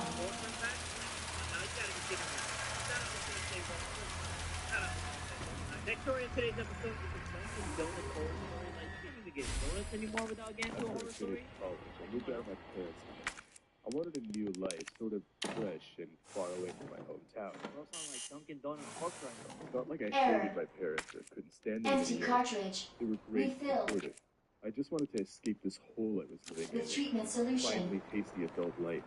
There was really nothing to do here, and I wanted to try life in a big city. I promise you, as an adult man myself, sometimes the adult life does not taste good. Unfortunately, after a month, I was already running out of money. I couldn't find a job in my industry, so Dusty ass I wallet. settled for anything that could pay my rent for the Hot west type shit. Put The that thing first down. job to me was at a Dunkin' Donuts. I applied for this job and I was immediately hired. The first few weeks were hard, but later I actually enjoyed working there.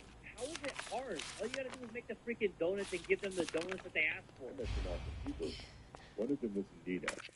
We were getting along so well that we requested our supervisor to always sign us both in on the same shift. Hey, It was never friend that busy gang. there, so we spent most of our time talking and gossiping. She was a really happy person, and I was in a similar position in life as me. Her parents kicked her out of the house when she was 18, but she had to work hard to finish her education and pay rent. I always supported her, and she gave me as much as she could back. We really became best friends. And that's how my life was. I was working at Dunkin' for about half a year now, and things were going great until a really strange man entered into my life. Freaking Walking Dead type dude. God damn. Got a bald spot like Luigi. Used to order a cappuccino with one chocolate ring donut every time.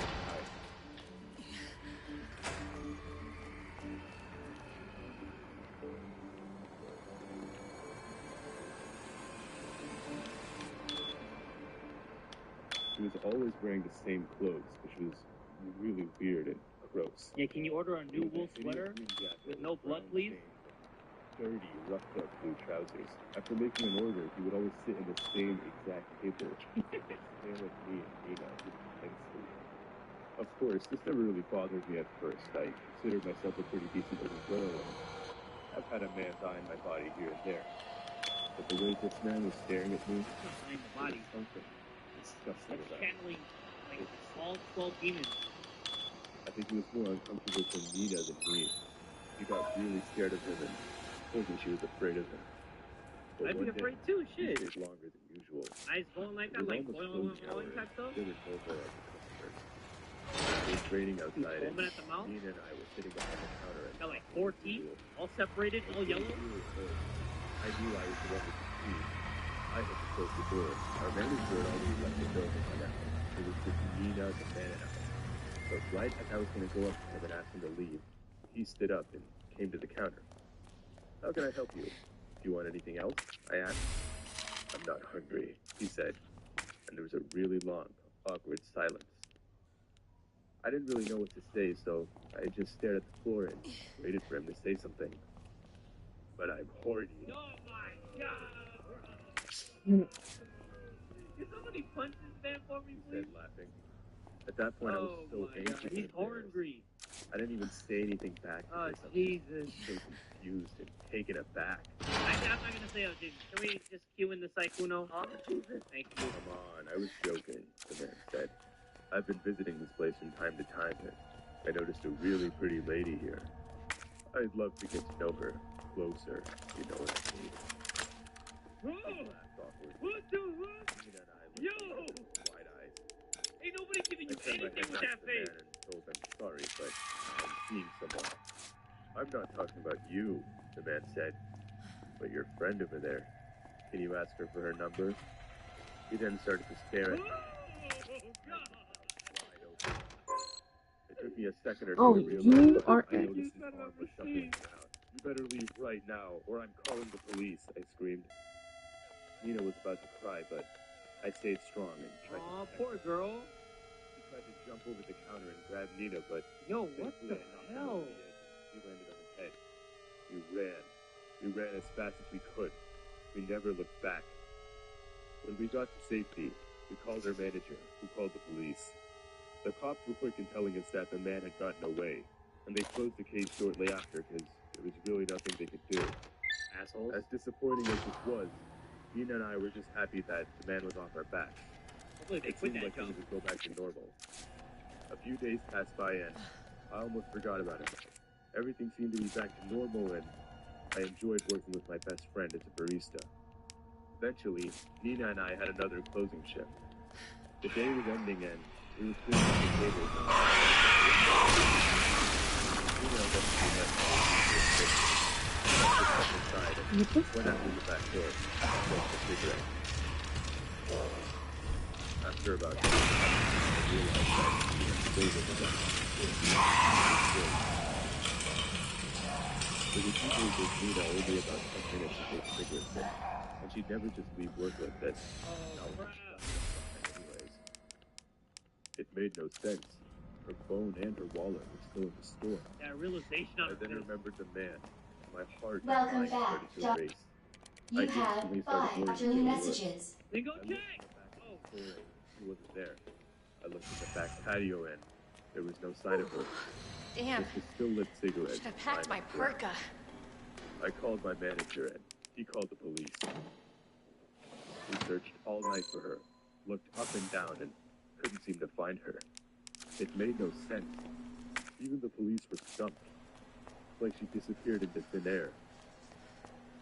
That night, I could barely sleep. I knew the police were handling it, but I just wanted to know where she was. Hopefully they find her. Like this. A few grim and horrible days went by, and I got the news, but it wasn't the news I wanted. Oh, crap. Nina was found dead in the woods, her body stripped half naked. She was violated and murdered, and we all knew who the culprit was. Dude, her ankle got snapped in half. The police found the man not far away from the crime scene. He was staying in an old, dingy trailer. The man got life in prison, but this wouldn't fix the years of PTSD and mental health issues I'd have following this. I soon quit my job at Dunkin'. It was the right thing to do. I couldn't do it, not after what happened to Nina. In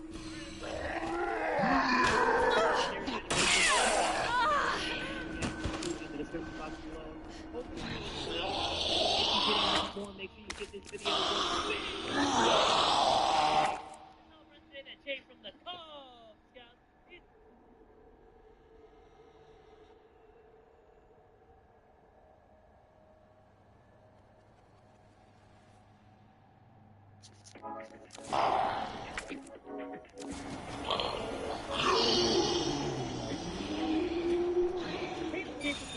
Welcome back to another episode of us watching scary animations together. We are gonna jump into it real quick, but before we do, the annual Life with crewnecks are on sale for the next few days. This particular one that I always wear with the Japanese letters on the side, this one is finally available. It used to be the only one of its kind, but now you can get it in the stores now. Link to that will be in the description box below.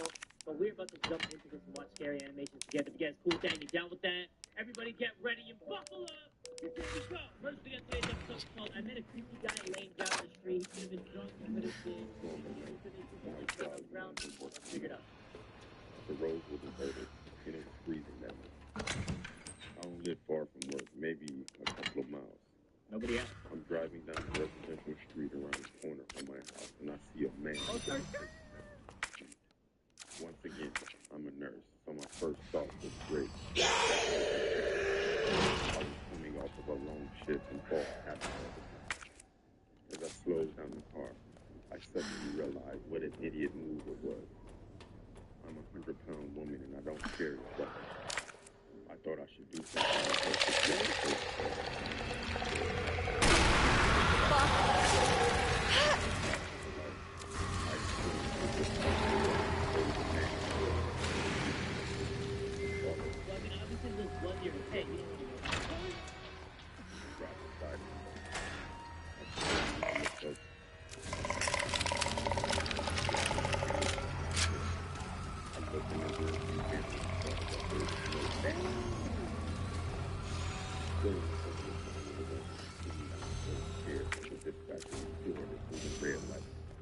I quickly told him what had happened, and even though I was right by my house, he told me to keep driving.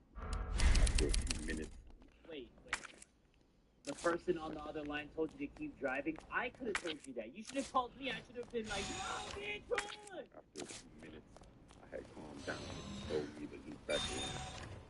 I pulled over down the road from my house and I stayed in the car. I didn't see the man anywhere, so I got off the phone with the dispatcher, who told me he was sending a police car to clean the area. As I gathered my things and do a final scan of the area. Not this guy! Two other men. I went way down in my car until they were further down the road.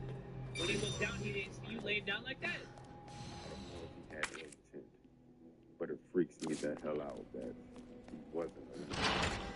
Just always lock your doors. Yeah, for sure. I mean, that should be common sense, guys. Lock your doors. Don't answer the phone to strangers. Don't drink yellow snow. Like, these are all common sense things. Like, I know that in the heat of the moment, you see a body on the street and you're like, ooh, maybe I should call the cops because there's like a pool of blood by the person's head or the body or whatever. But I had a feeling that that was going to happen. Like, that person pretended to be laying down on the street. Once she parked the car and then, like, stopped the car, they were probably going to rob her or something. I mean, we don't even want to imagine what they would have done if they got to her. But, yeah, those kind of situations are very tricky because you want to help, but at the same time, you need to keep your distance. Always keep your door locked. That's life advice from your old pal, Jen. Next video of today's episode is called... Did I already set it up?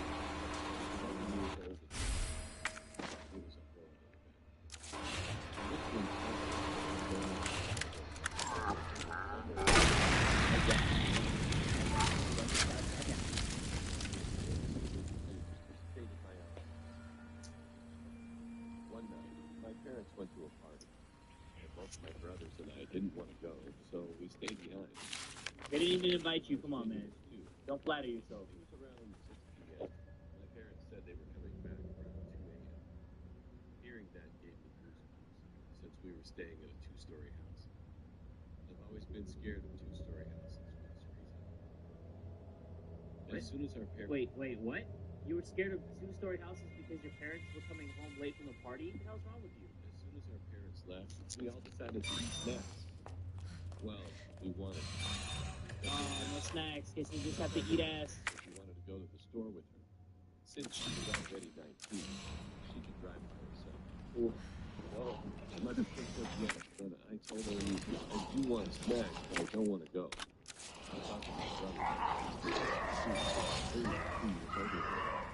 but instead, they just said, okay.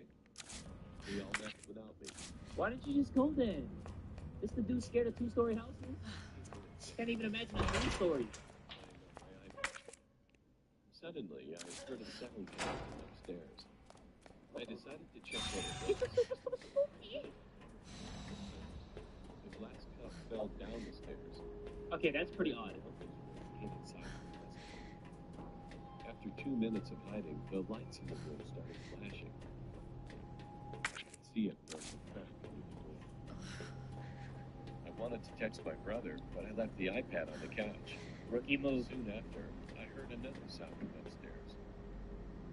That's how I knew that whatever I was doing all the scary stuff was definitely upstairs. Domino's best deal ever gets you any pizza with any toppings for just $9.99.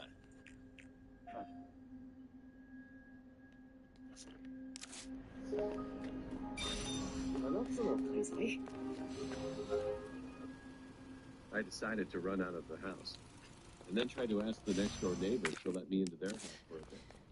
But before I could, I checked the upstairs window when I got outside, and I saw a figure in one of the rooms. It was a clear image since it was barely 7 p.m. Yeah, right. The figure was definitely the creepiest Yeah, thing right. I've I smell it, guys. I saw a woman in black dress. Oh, what's up, baby girl? What those eyes do? What those... Oh! Makeup all around her eyes. That image actually looks really creepy. It looked kind of like a nun. Senior staff clearance required for computer access. Nothing to do with that. You know what I mean? You know what I mean? I moved near the garage and the car came closer. He had parked at the house. I realized he was my cousin instead of my brother. Got the flashlight.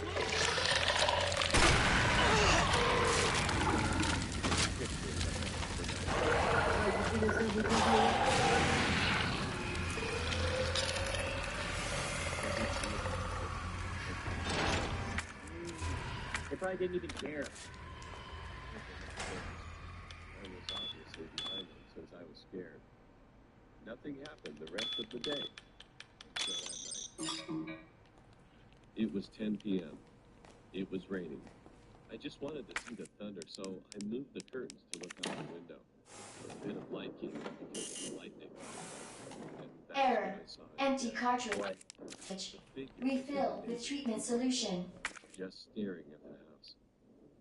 What a loser. I'll never forget that night, no matter how hard. Sometimes while I'm having fun, I'll stop and remember.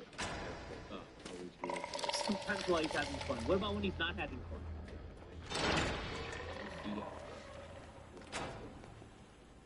You guys ever wonder why all these stories are always told by kids, like from a kid's perspective? It's because grown people, we kind of think rationally. Like, as a kid, we have overactive imaginations, like I do. Like, I always had an overactive imagination. Like, no matter what I did, I always thought I heard something, I always thought I saw something. But as I got older, I started to think about the things that I'm hearing and thinking and seeing that are very scary. And I just realized that I'm just a giant hoe. By the way, guys, I'm a little bit sick. I don't know if you can tell from my voice. I'm trying not to make it sound like my nose is so stuffy. But I am a little bit sick, so just bear with me, guys, if maybe I cough or I have, like, the sniffles or something. The next video is called True April Fool's Horror Story Animated. So let's check it out, because you never hear of April Fool's pranks turning scary. It was April 1st, 2001. I was at home watching TV when I heard a big bang on my back door. I didn't know who or what it was. I thought it was a raccoon or something, so I kept watching TV. I will never forget what I heard. Someone whispered, It's free real estate. "I am coming for you." Oh, I turned to see yeah. who it was. Well, that too. No one was there. I went outside and yelled, "Who's there?" We went Who back there? inside. Who there? Oh, fast holding a kitchen knife. I ran to the kitchen and grabbed a knife and turned on the light. Knife battle! And it was my friend. Wow, what a douchebag. April Fools. What if he stabbed I you? managed to get so far when he whispered in my ear. What if he stabbed I was you? confused. Surprised, I said, "I never whispered in your ear." Bull. Oh no.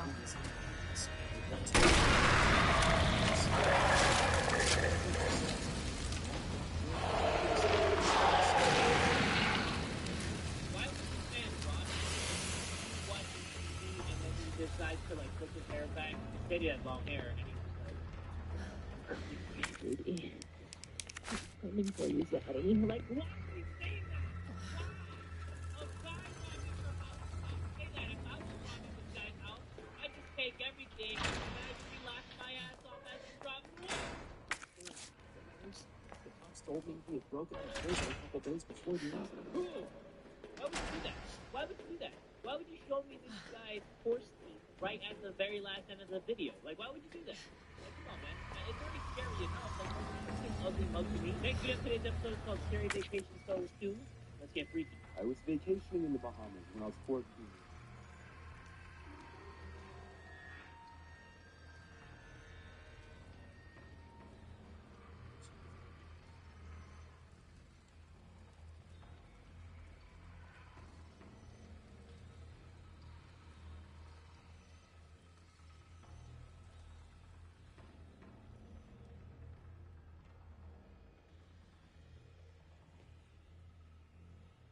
Dispensing solution 1.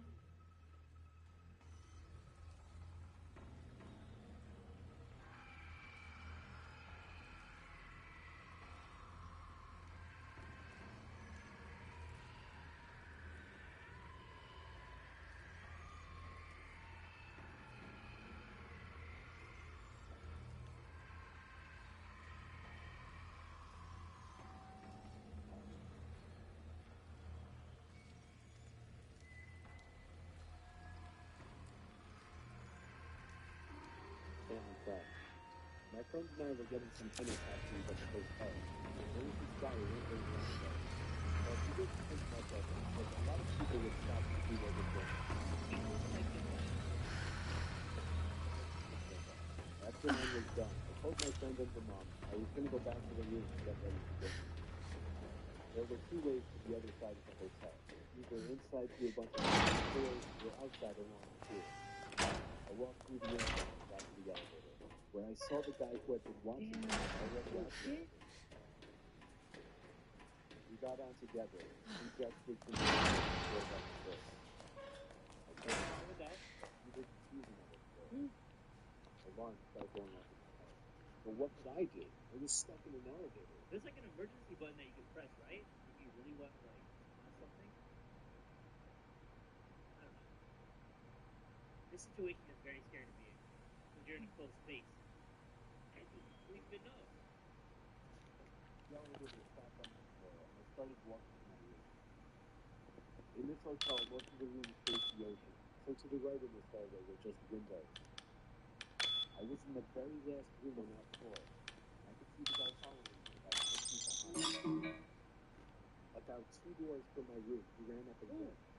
What? That escalated quick. I ran to the room and locked myself in. After talking with security and giving a report, Who the hell's that? found the guy. That Found looks out like a that he nun. had actually been following multiple younger women in the building. Who's that random ass girl sitting on the couch? Is she just there for like support? She just on that couch like willing to put her arm around you? There was no context. Was that her mom? They didn't even look alike. You know what? Who cares? That situation is very scary to be in. Like if you're in an elevator and then someone beside you, you go first. You choose your floor first, and then you choose the floor, and then they don't choose anything else. That already sends alarms coming out of your head. Do you press another floor and then not get off? Do you go back to the lobby? Like what do? You're in such a small space. That guy probably already knows what he wants to do with you. So let me know what you guys would do in that situation. You're in an elevator. The person gestures for you to choose the floor first. He doesn't choose his floor. So you know something freaky is going on. What is your next move? Let me know. Last video of today's episode. Players everywhere, holding their gas.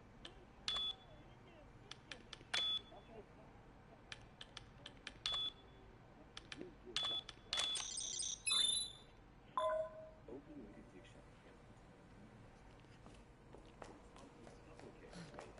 So it's called the Creepy Deep Web Story 2 animated. This one is actually almost 11 minutes long.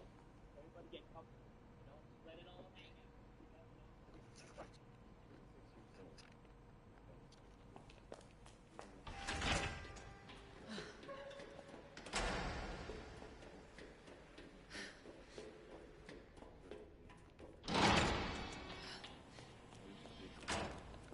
So more often than not, straight up,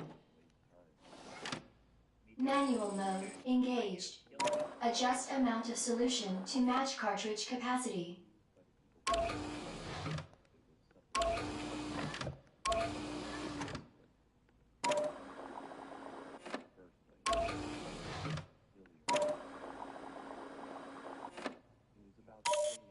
You're killing me.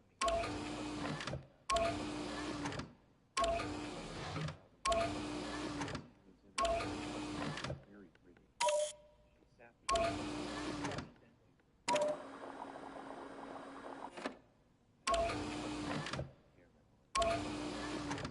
thinking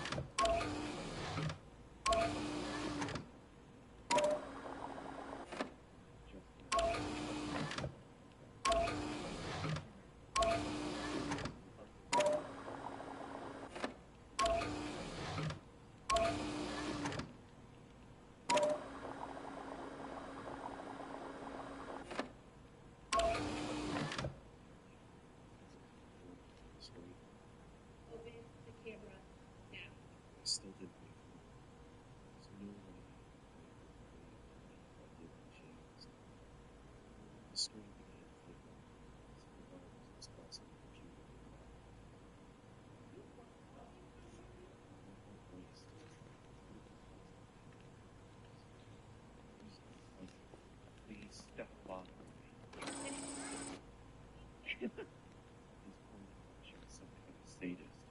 Got her kicks by scaring Oh, her. jeez. Chapter Who's getting juicy? right face.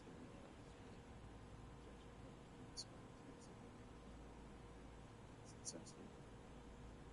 Why would you want to look up? Domino's best deal ever gets any pizza with any toppings for just $9.99.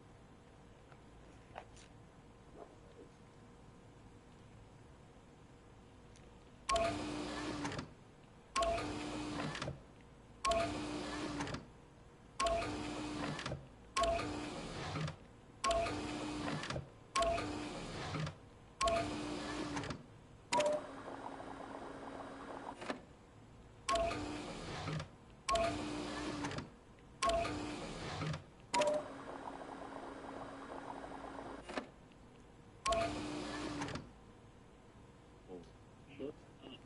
Look back. Domino's best deal gets any pizza with any toppings for just $9.99.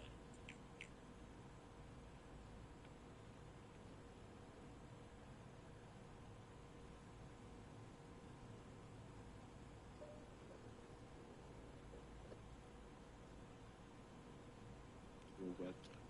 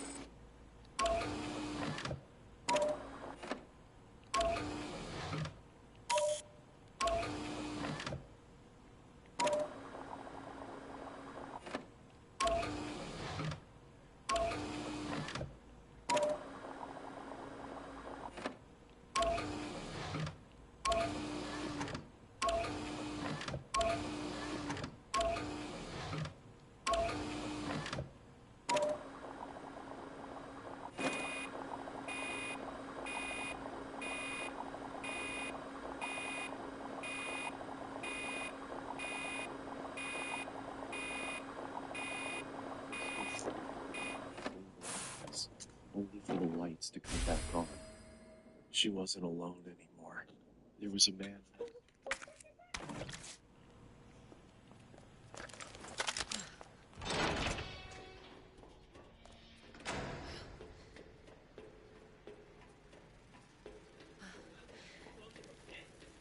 I could have just went up there.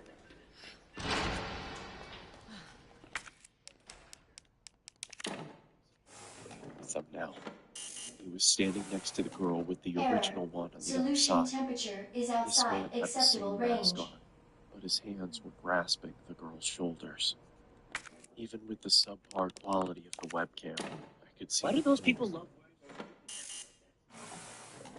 Error. Solution temperature is outside acceptable range. All right. Go down there.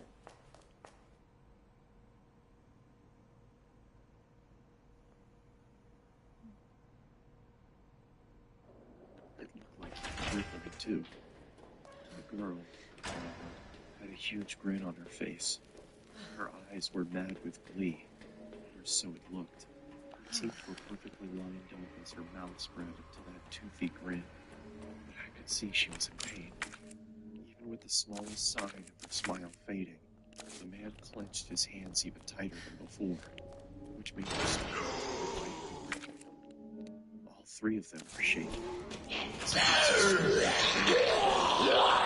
a few seconds, I realized they were shocked. That's They were one trying to way. hold back laughter. What are you laughing at? I yelled into the screen. The hands continued to tremor to conceal fear.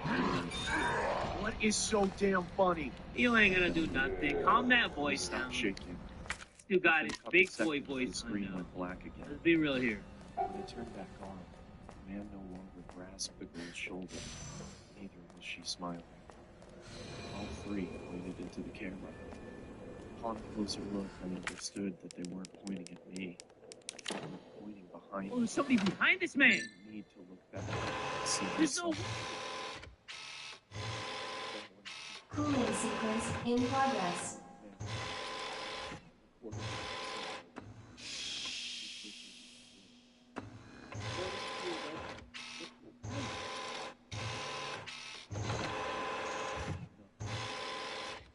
I turned back towards the screen to a bewilderment. Oh, saw a third man in the girl's chat box. It was the same man I had just seen standing in my room. Okay, this is blowing my mind right now. All three had their Like, what in the holy fuck is going on here? The girl wasn't laughing anymore. She had a look of utter devastation. A tear was dropping from her eye. But it wasn't just a tear. It was blood trickling down her eye socket. Guys, there's always one thing. She didn't mouth the words help me. The next second she screamed as if her lungs were being ripped out with screaming blood. I immediately got up and pulled the plug out of my computer and backed out of the room. For a couple seconds, Cooling complete.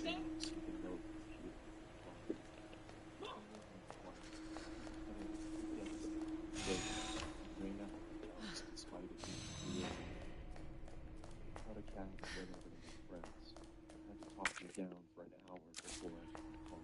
I returned back to my house with my friend again. Before checking around the house, we concluded that there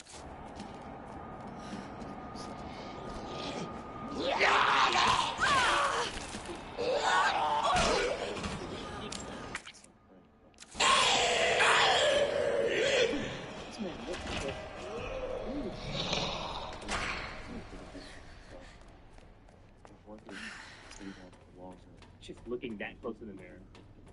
Chill out, dude. there really someone in the room. There was nothing we could do, because there was nothing concrete to report to the police. If I did do it, I would computer out by a minute. There was no way to even open it back up. Wow. That was good. That was amazing. But yeah, guys, if you're ever in this situation, my advice, and I know you guys already know. Dispensing solution now.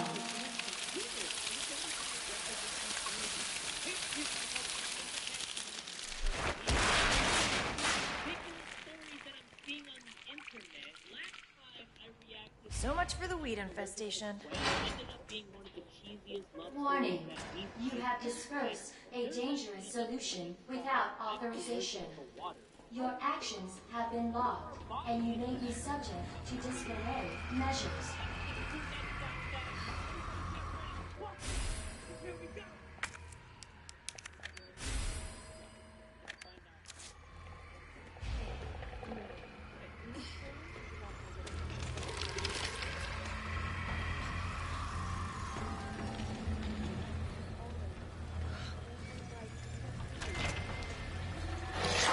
Oh my god.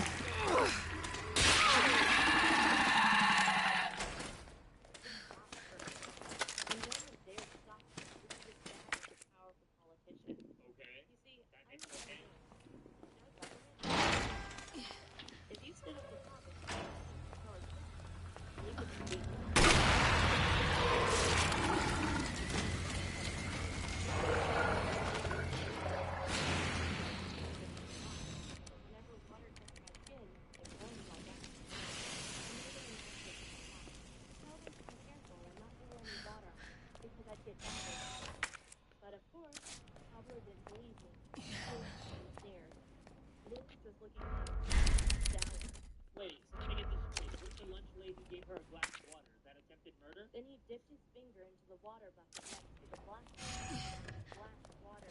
What if he was a little I shifty? screamed, desperately trying to wipe the water off my face. But it was too late. A small rash came up on my skin, and it was very painful. Papa still he said I was only pretending, and I'd scratch my face on purpose.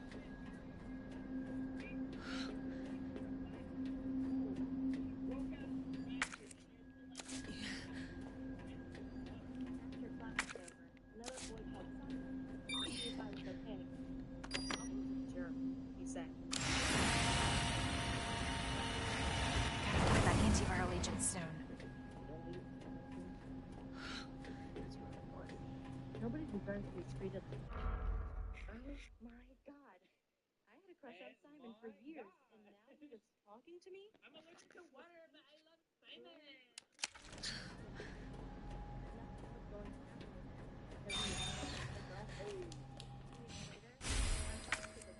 I couldn't go into the water because of my allergies, so I came inside the pool and played volleyball with some of my friends. I just scored a point when Pablo came over. Yeah. You already look I said freaky. fine. I really didn't want to drink it Yeah, glass of water in behind class. But then he said, I still think you're lying about your water allergy. So he pulled a water pistol from behind his back and put the water right at my chest.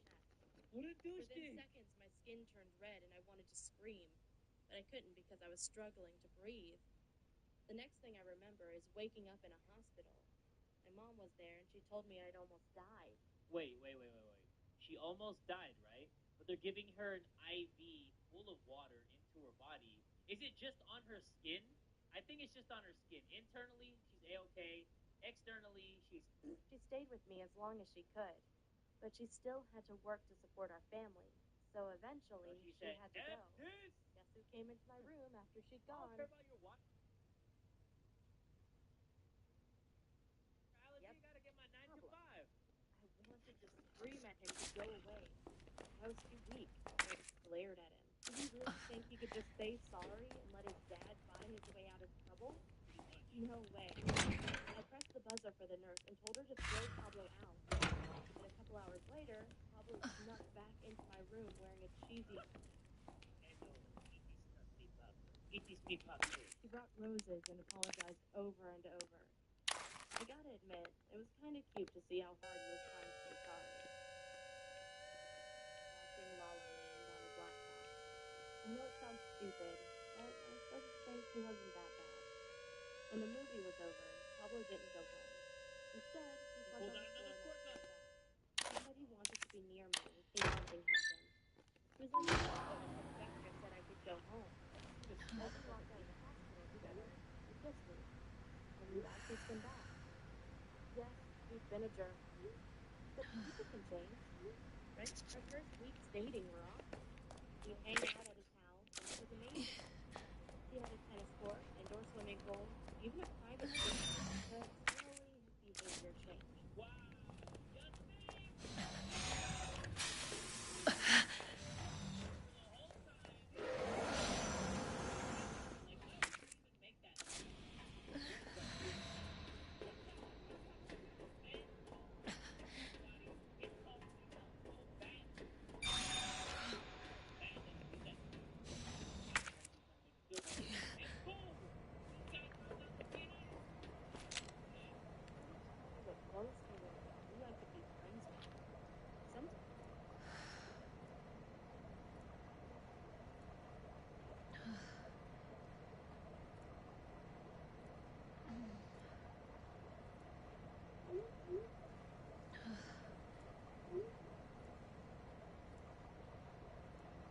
He delivered to my house just to send me away again 25 minutes later. I wasn't going to let him treat me like that. When I told him I didn't feel respected, he said, I don't care how you feel. I promised my dad we'd get married. Damn it.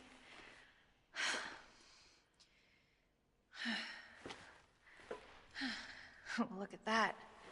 All right. Hell yeah. Got it.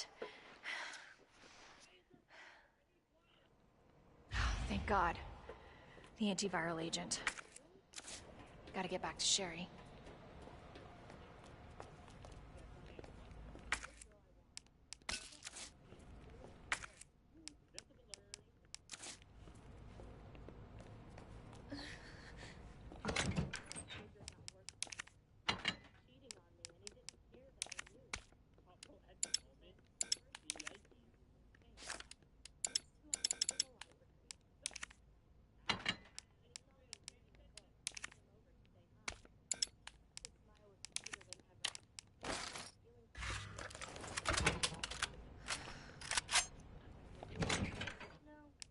Some time ago. Wow. For hours. Stayed there all night. But I got a text from Pablo demanding I go to see him. He was saying goodbye to Simon.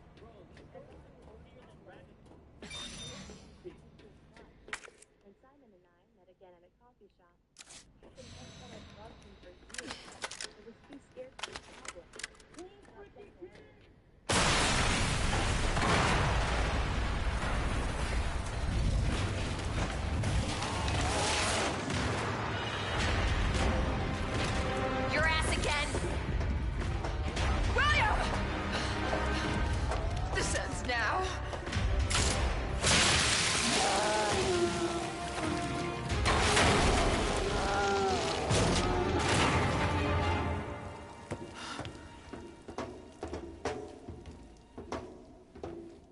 What the hell is this thing?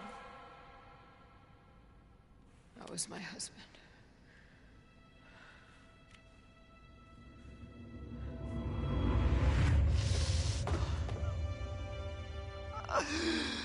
She is my creation!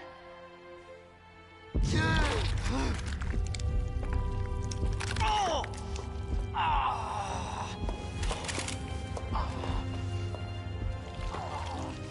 William!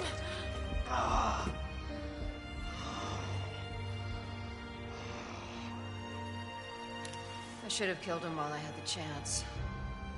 I don't know why, I just couldn't do it. He was your husband. Honestly, we were more married to our work than each other. What about Sherry? How could you just leave her all alone while Raccoon City burned to hell? I couldn't let my daughter grow up in a world with a G virus in it. But that's no excuse.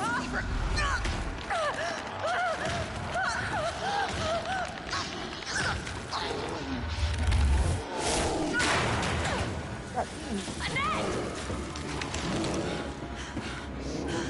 I got this.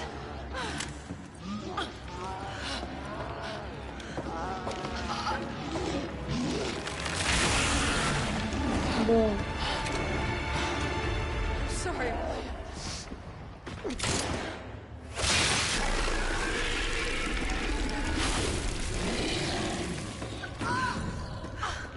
No. I got this. You should take care of Sherry. You don't know what you're up against. I have a pretty damn good idea. Whatever you do, don't stop until it's finished. Trust me. This ends now. I don't got this.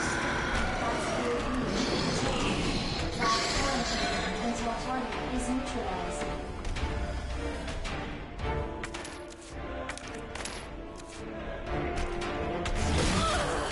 See what I mean? And then I don't got any.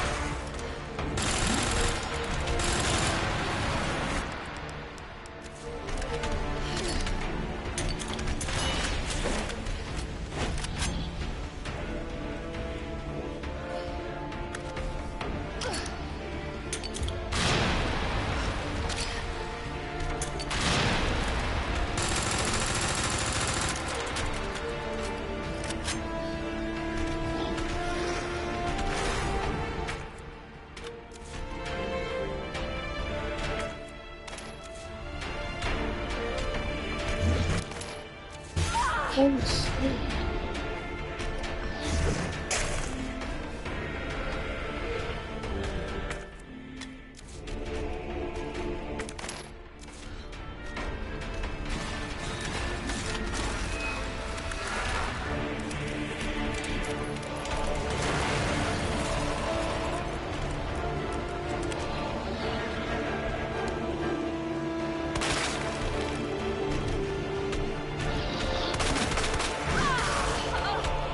Dying cold.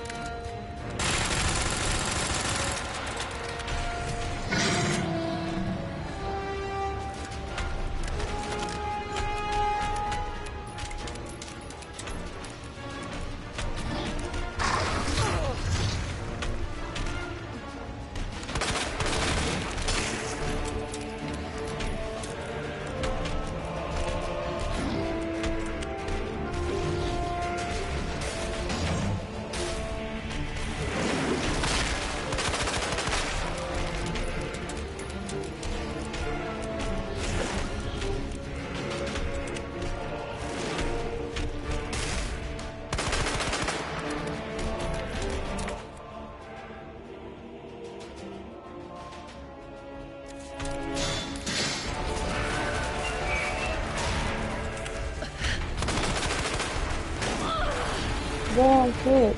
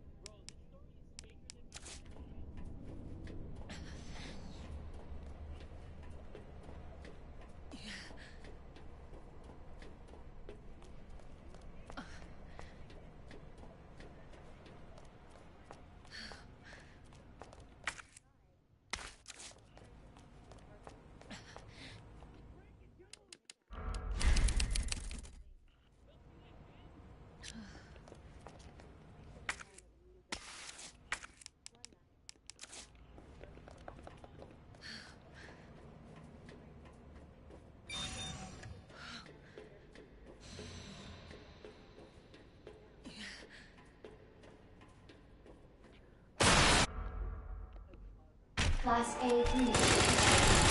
Quarantine until armor is neutralized.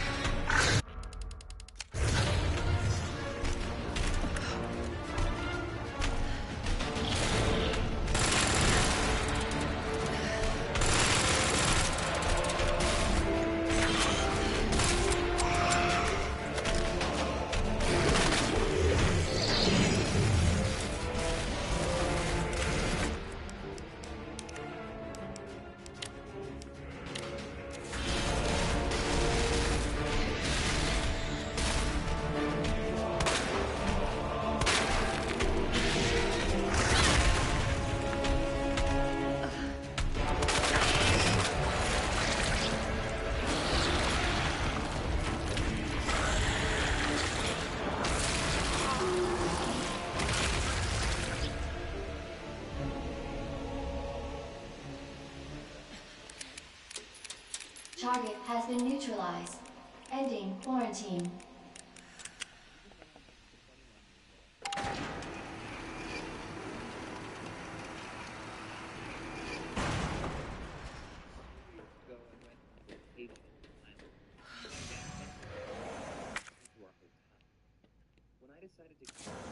Gotta get back to Sherry.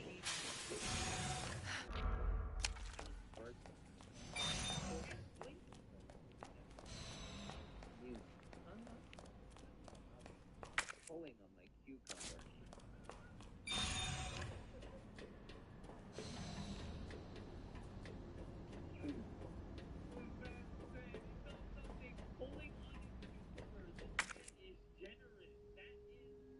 Baby carrot apple. Oh my god. My first reflex was to jump up and look down. I saw a big, long snake that had sunk its teeth into my cucumber. Please take a look at this image of a snake's mouth. Okay. It has dozens of sharp teeth that are hooked in, so they can know what a snake looks like. I know it's nasty. Right. My cucumber was tasty.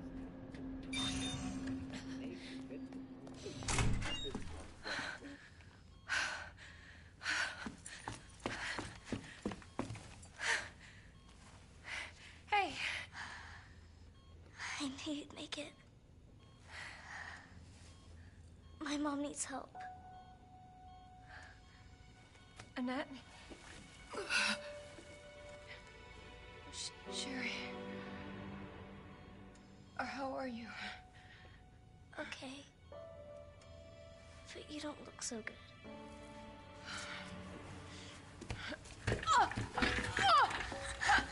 Mommy?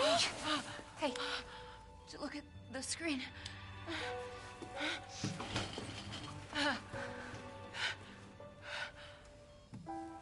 Oh, thank God. So Sherry's gonna be all right? She'll be weak for a little while, but yes. She's free of the G virus. Did you hear that? Are you sure about that?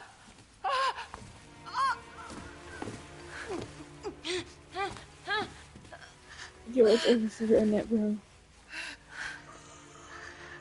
What happened to her? She was attacked by the monster. Don't worry. Bro, she's dead.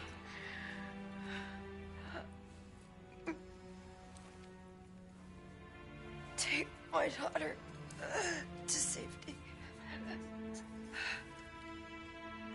I'm sorry, Sherry. For everything. Your life is what is important. We can't just leave her here. You're right, we can't.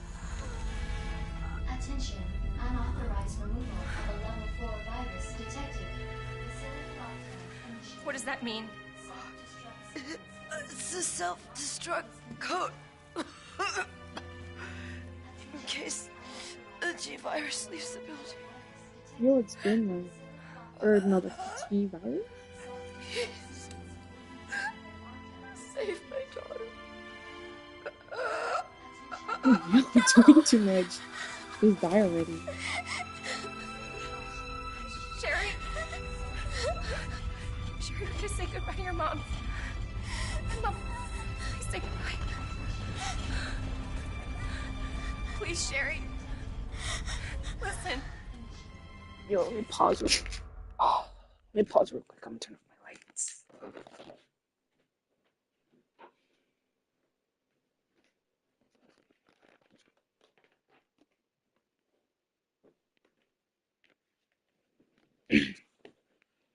She loved you, okay? Love you. You really gotta get going. Come on.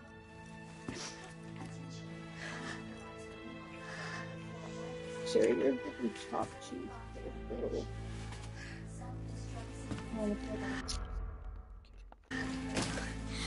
You were right about this jacket. I'm so lucky to have you. Bro. We can talk more about that later. We gotta hurry now. Come on. could have at least taken her ID.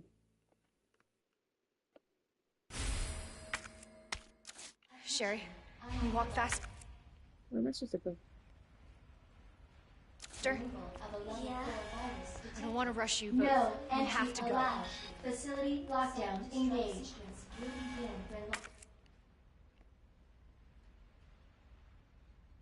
Lockdown is complete.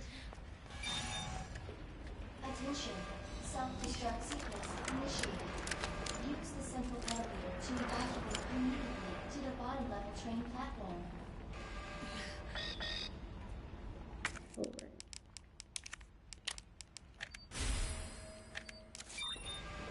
Attention. Self-destruct sequence initiated.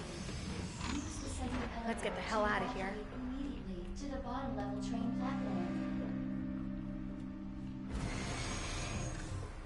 Attention. Self-destruct sequence initiated. Use the central elevator to evacuate immediately to the bottom level train platform. Attention. Self-destruct sequence initiated. Use the central elevator to evacuate. Claire? Yeah? Thank you for being so nice to me. For helping me.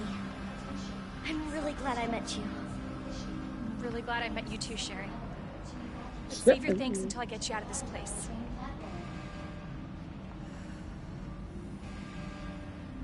Attention. Self-destruct sequence initiated. Use the central elevator to evacuate to the bottom level train platform.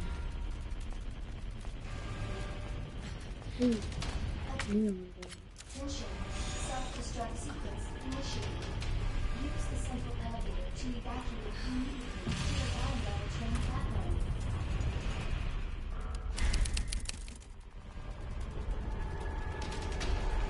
Attention. Self-destruct sequence initiated. Use the central elevator to evacuate immediately to the bottom level train platform. 10 minutes until detonation. Sherry, run!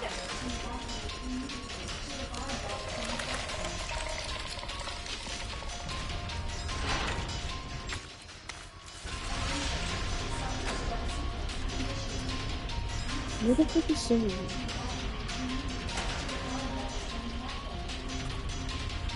Sherry.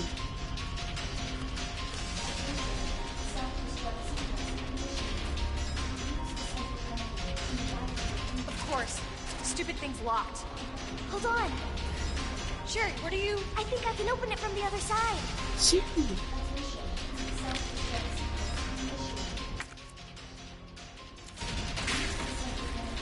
Go. Damn it, your timing sucks.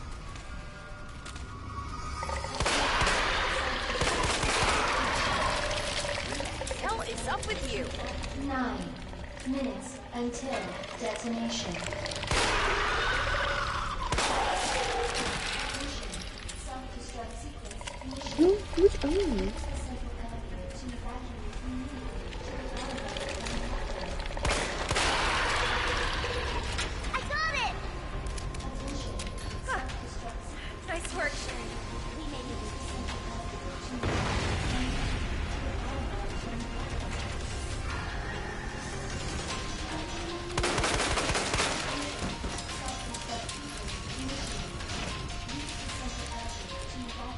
Sherry, you hanging in there? I'm right behind you! Atta girl. Think we're almost out of here.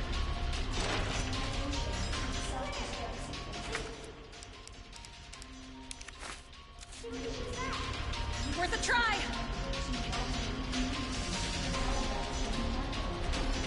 No, how do I get in? 8 minutes until detonation.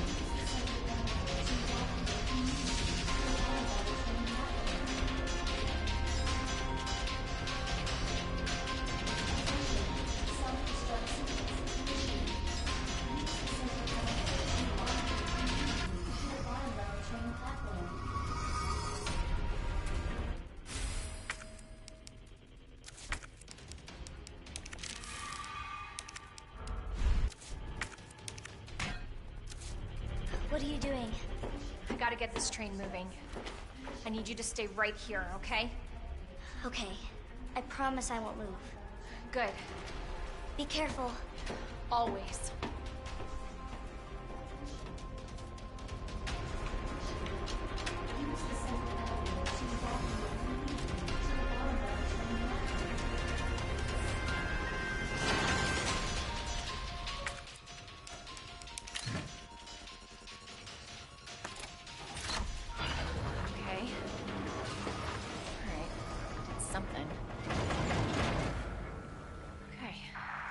It's working. Claire! What? Leon? You're down here too? Yeah, but the whole place is coming down. Look, you need to get out. Fast! I know. I found a way out. I think we can all make it. Where are you now? Claire, are you still there? Leon? I'm sorry, you're breaking up. Don't worry about me. Just get out of here. Leon! Leon! Damn! Yeah. Ooh.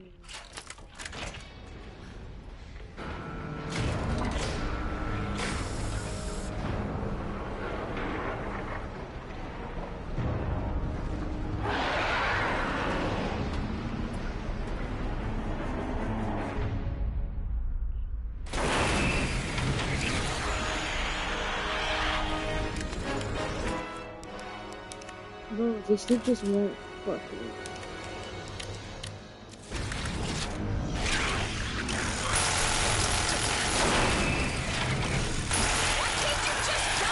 Exactly. What's wrong with this fool?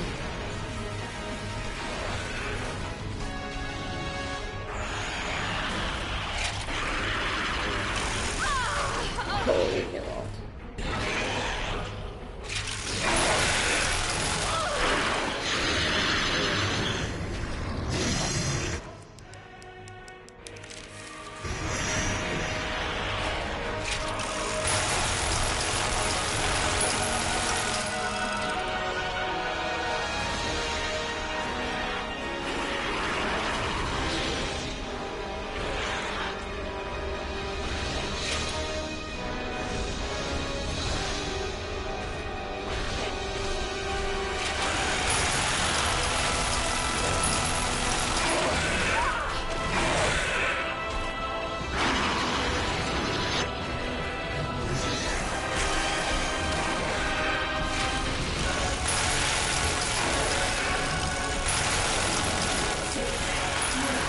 Bro, just die already!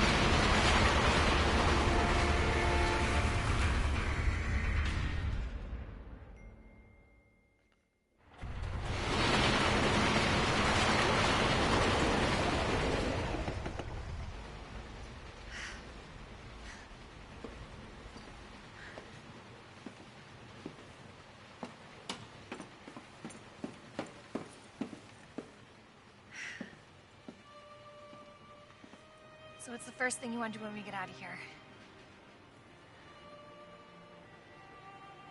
I want to see where you live. Good. 'Cause I take a shower. Yeah. Really? Not bad. Ooh, yeah. Claire! Leon! It's so good to see you. I told you we'd make it, didn't I? You did. Who's this? This is Sherry. Okay. Jesus. What was that? I don't know. You stay here with Sherry. I'm gonna go check it out.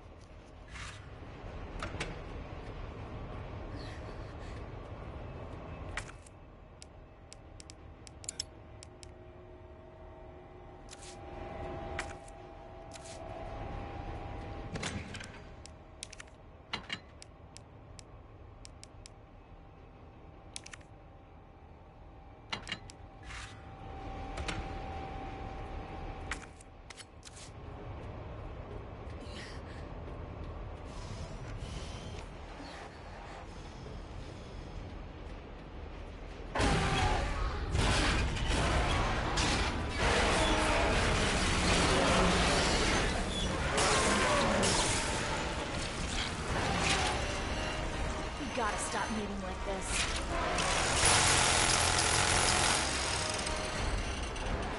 Hope you like bullets, because I got a hell of a lot more.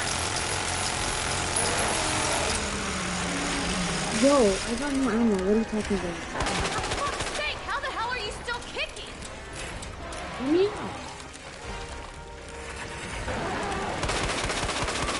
Like Chris likes to say, show no mercy. Bro, I got no ammo. What are you doing? Yeah, it's over for me, y'all. Yo. Bro, what the hell are you doing? Don't shoot the ammo.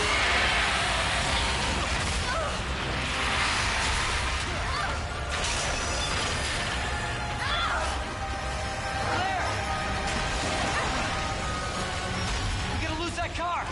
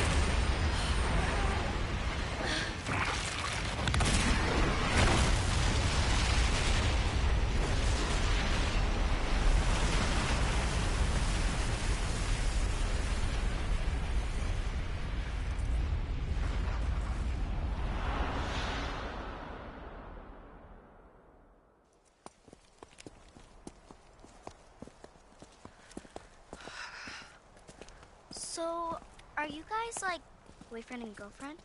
No. We're just... well, we actually just met last night. Yeah. That would have been one hell of a first date, though. Yeah, you have no idea. Look! He might be able to give us a ride. What if it's not just the city?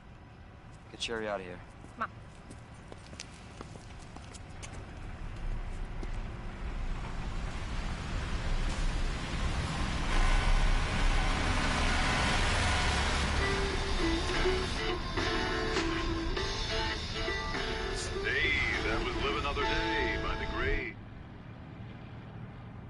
was friendly. So, is it over? I don't know. But if it's not, we'll stop it. Whatever it takes. Yeah, you're damn right we will. As long as we stick together, we'll be fine. Come on. Hey, you guys can adopt me. Adopt you? We can get a puppy. Puppy? And a parrot. Parrot. I always wanted pets, but my mom said they're too messy. Next up on this boring Wednesday is a song to get your blood pumping.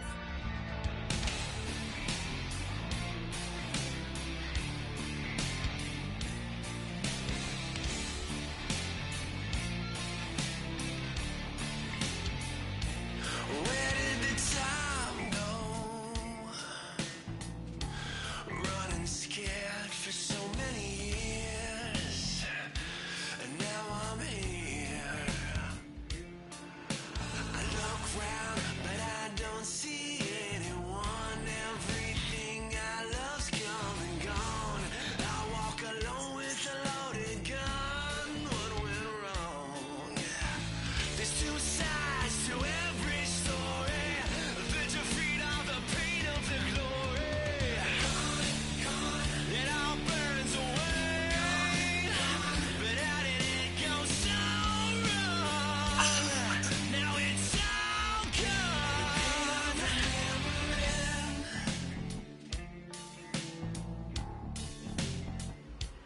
Where did my life go? I look in the mirror, but what I see, it ain't me. These streets are paved with fantasies of what the other half can be, but now it's flying in the breeze. There's two sides to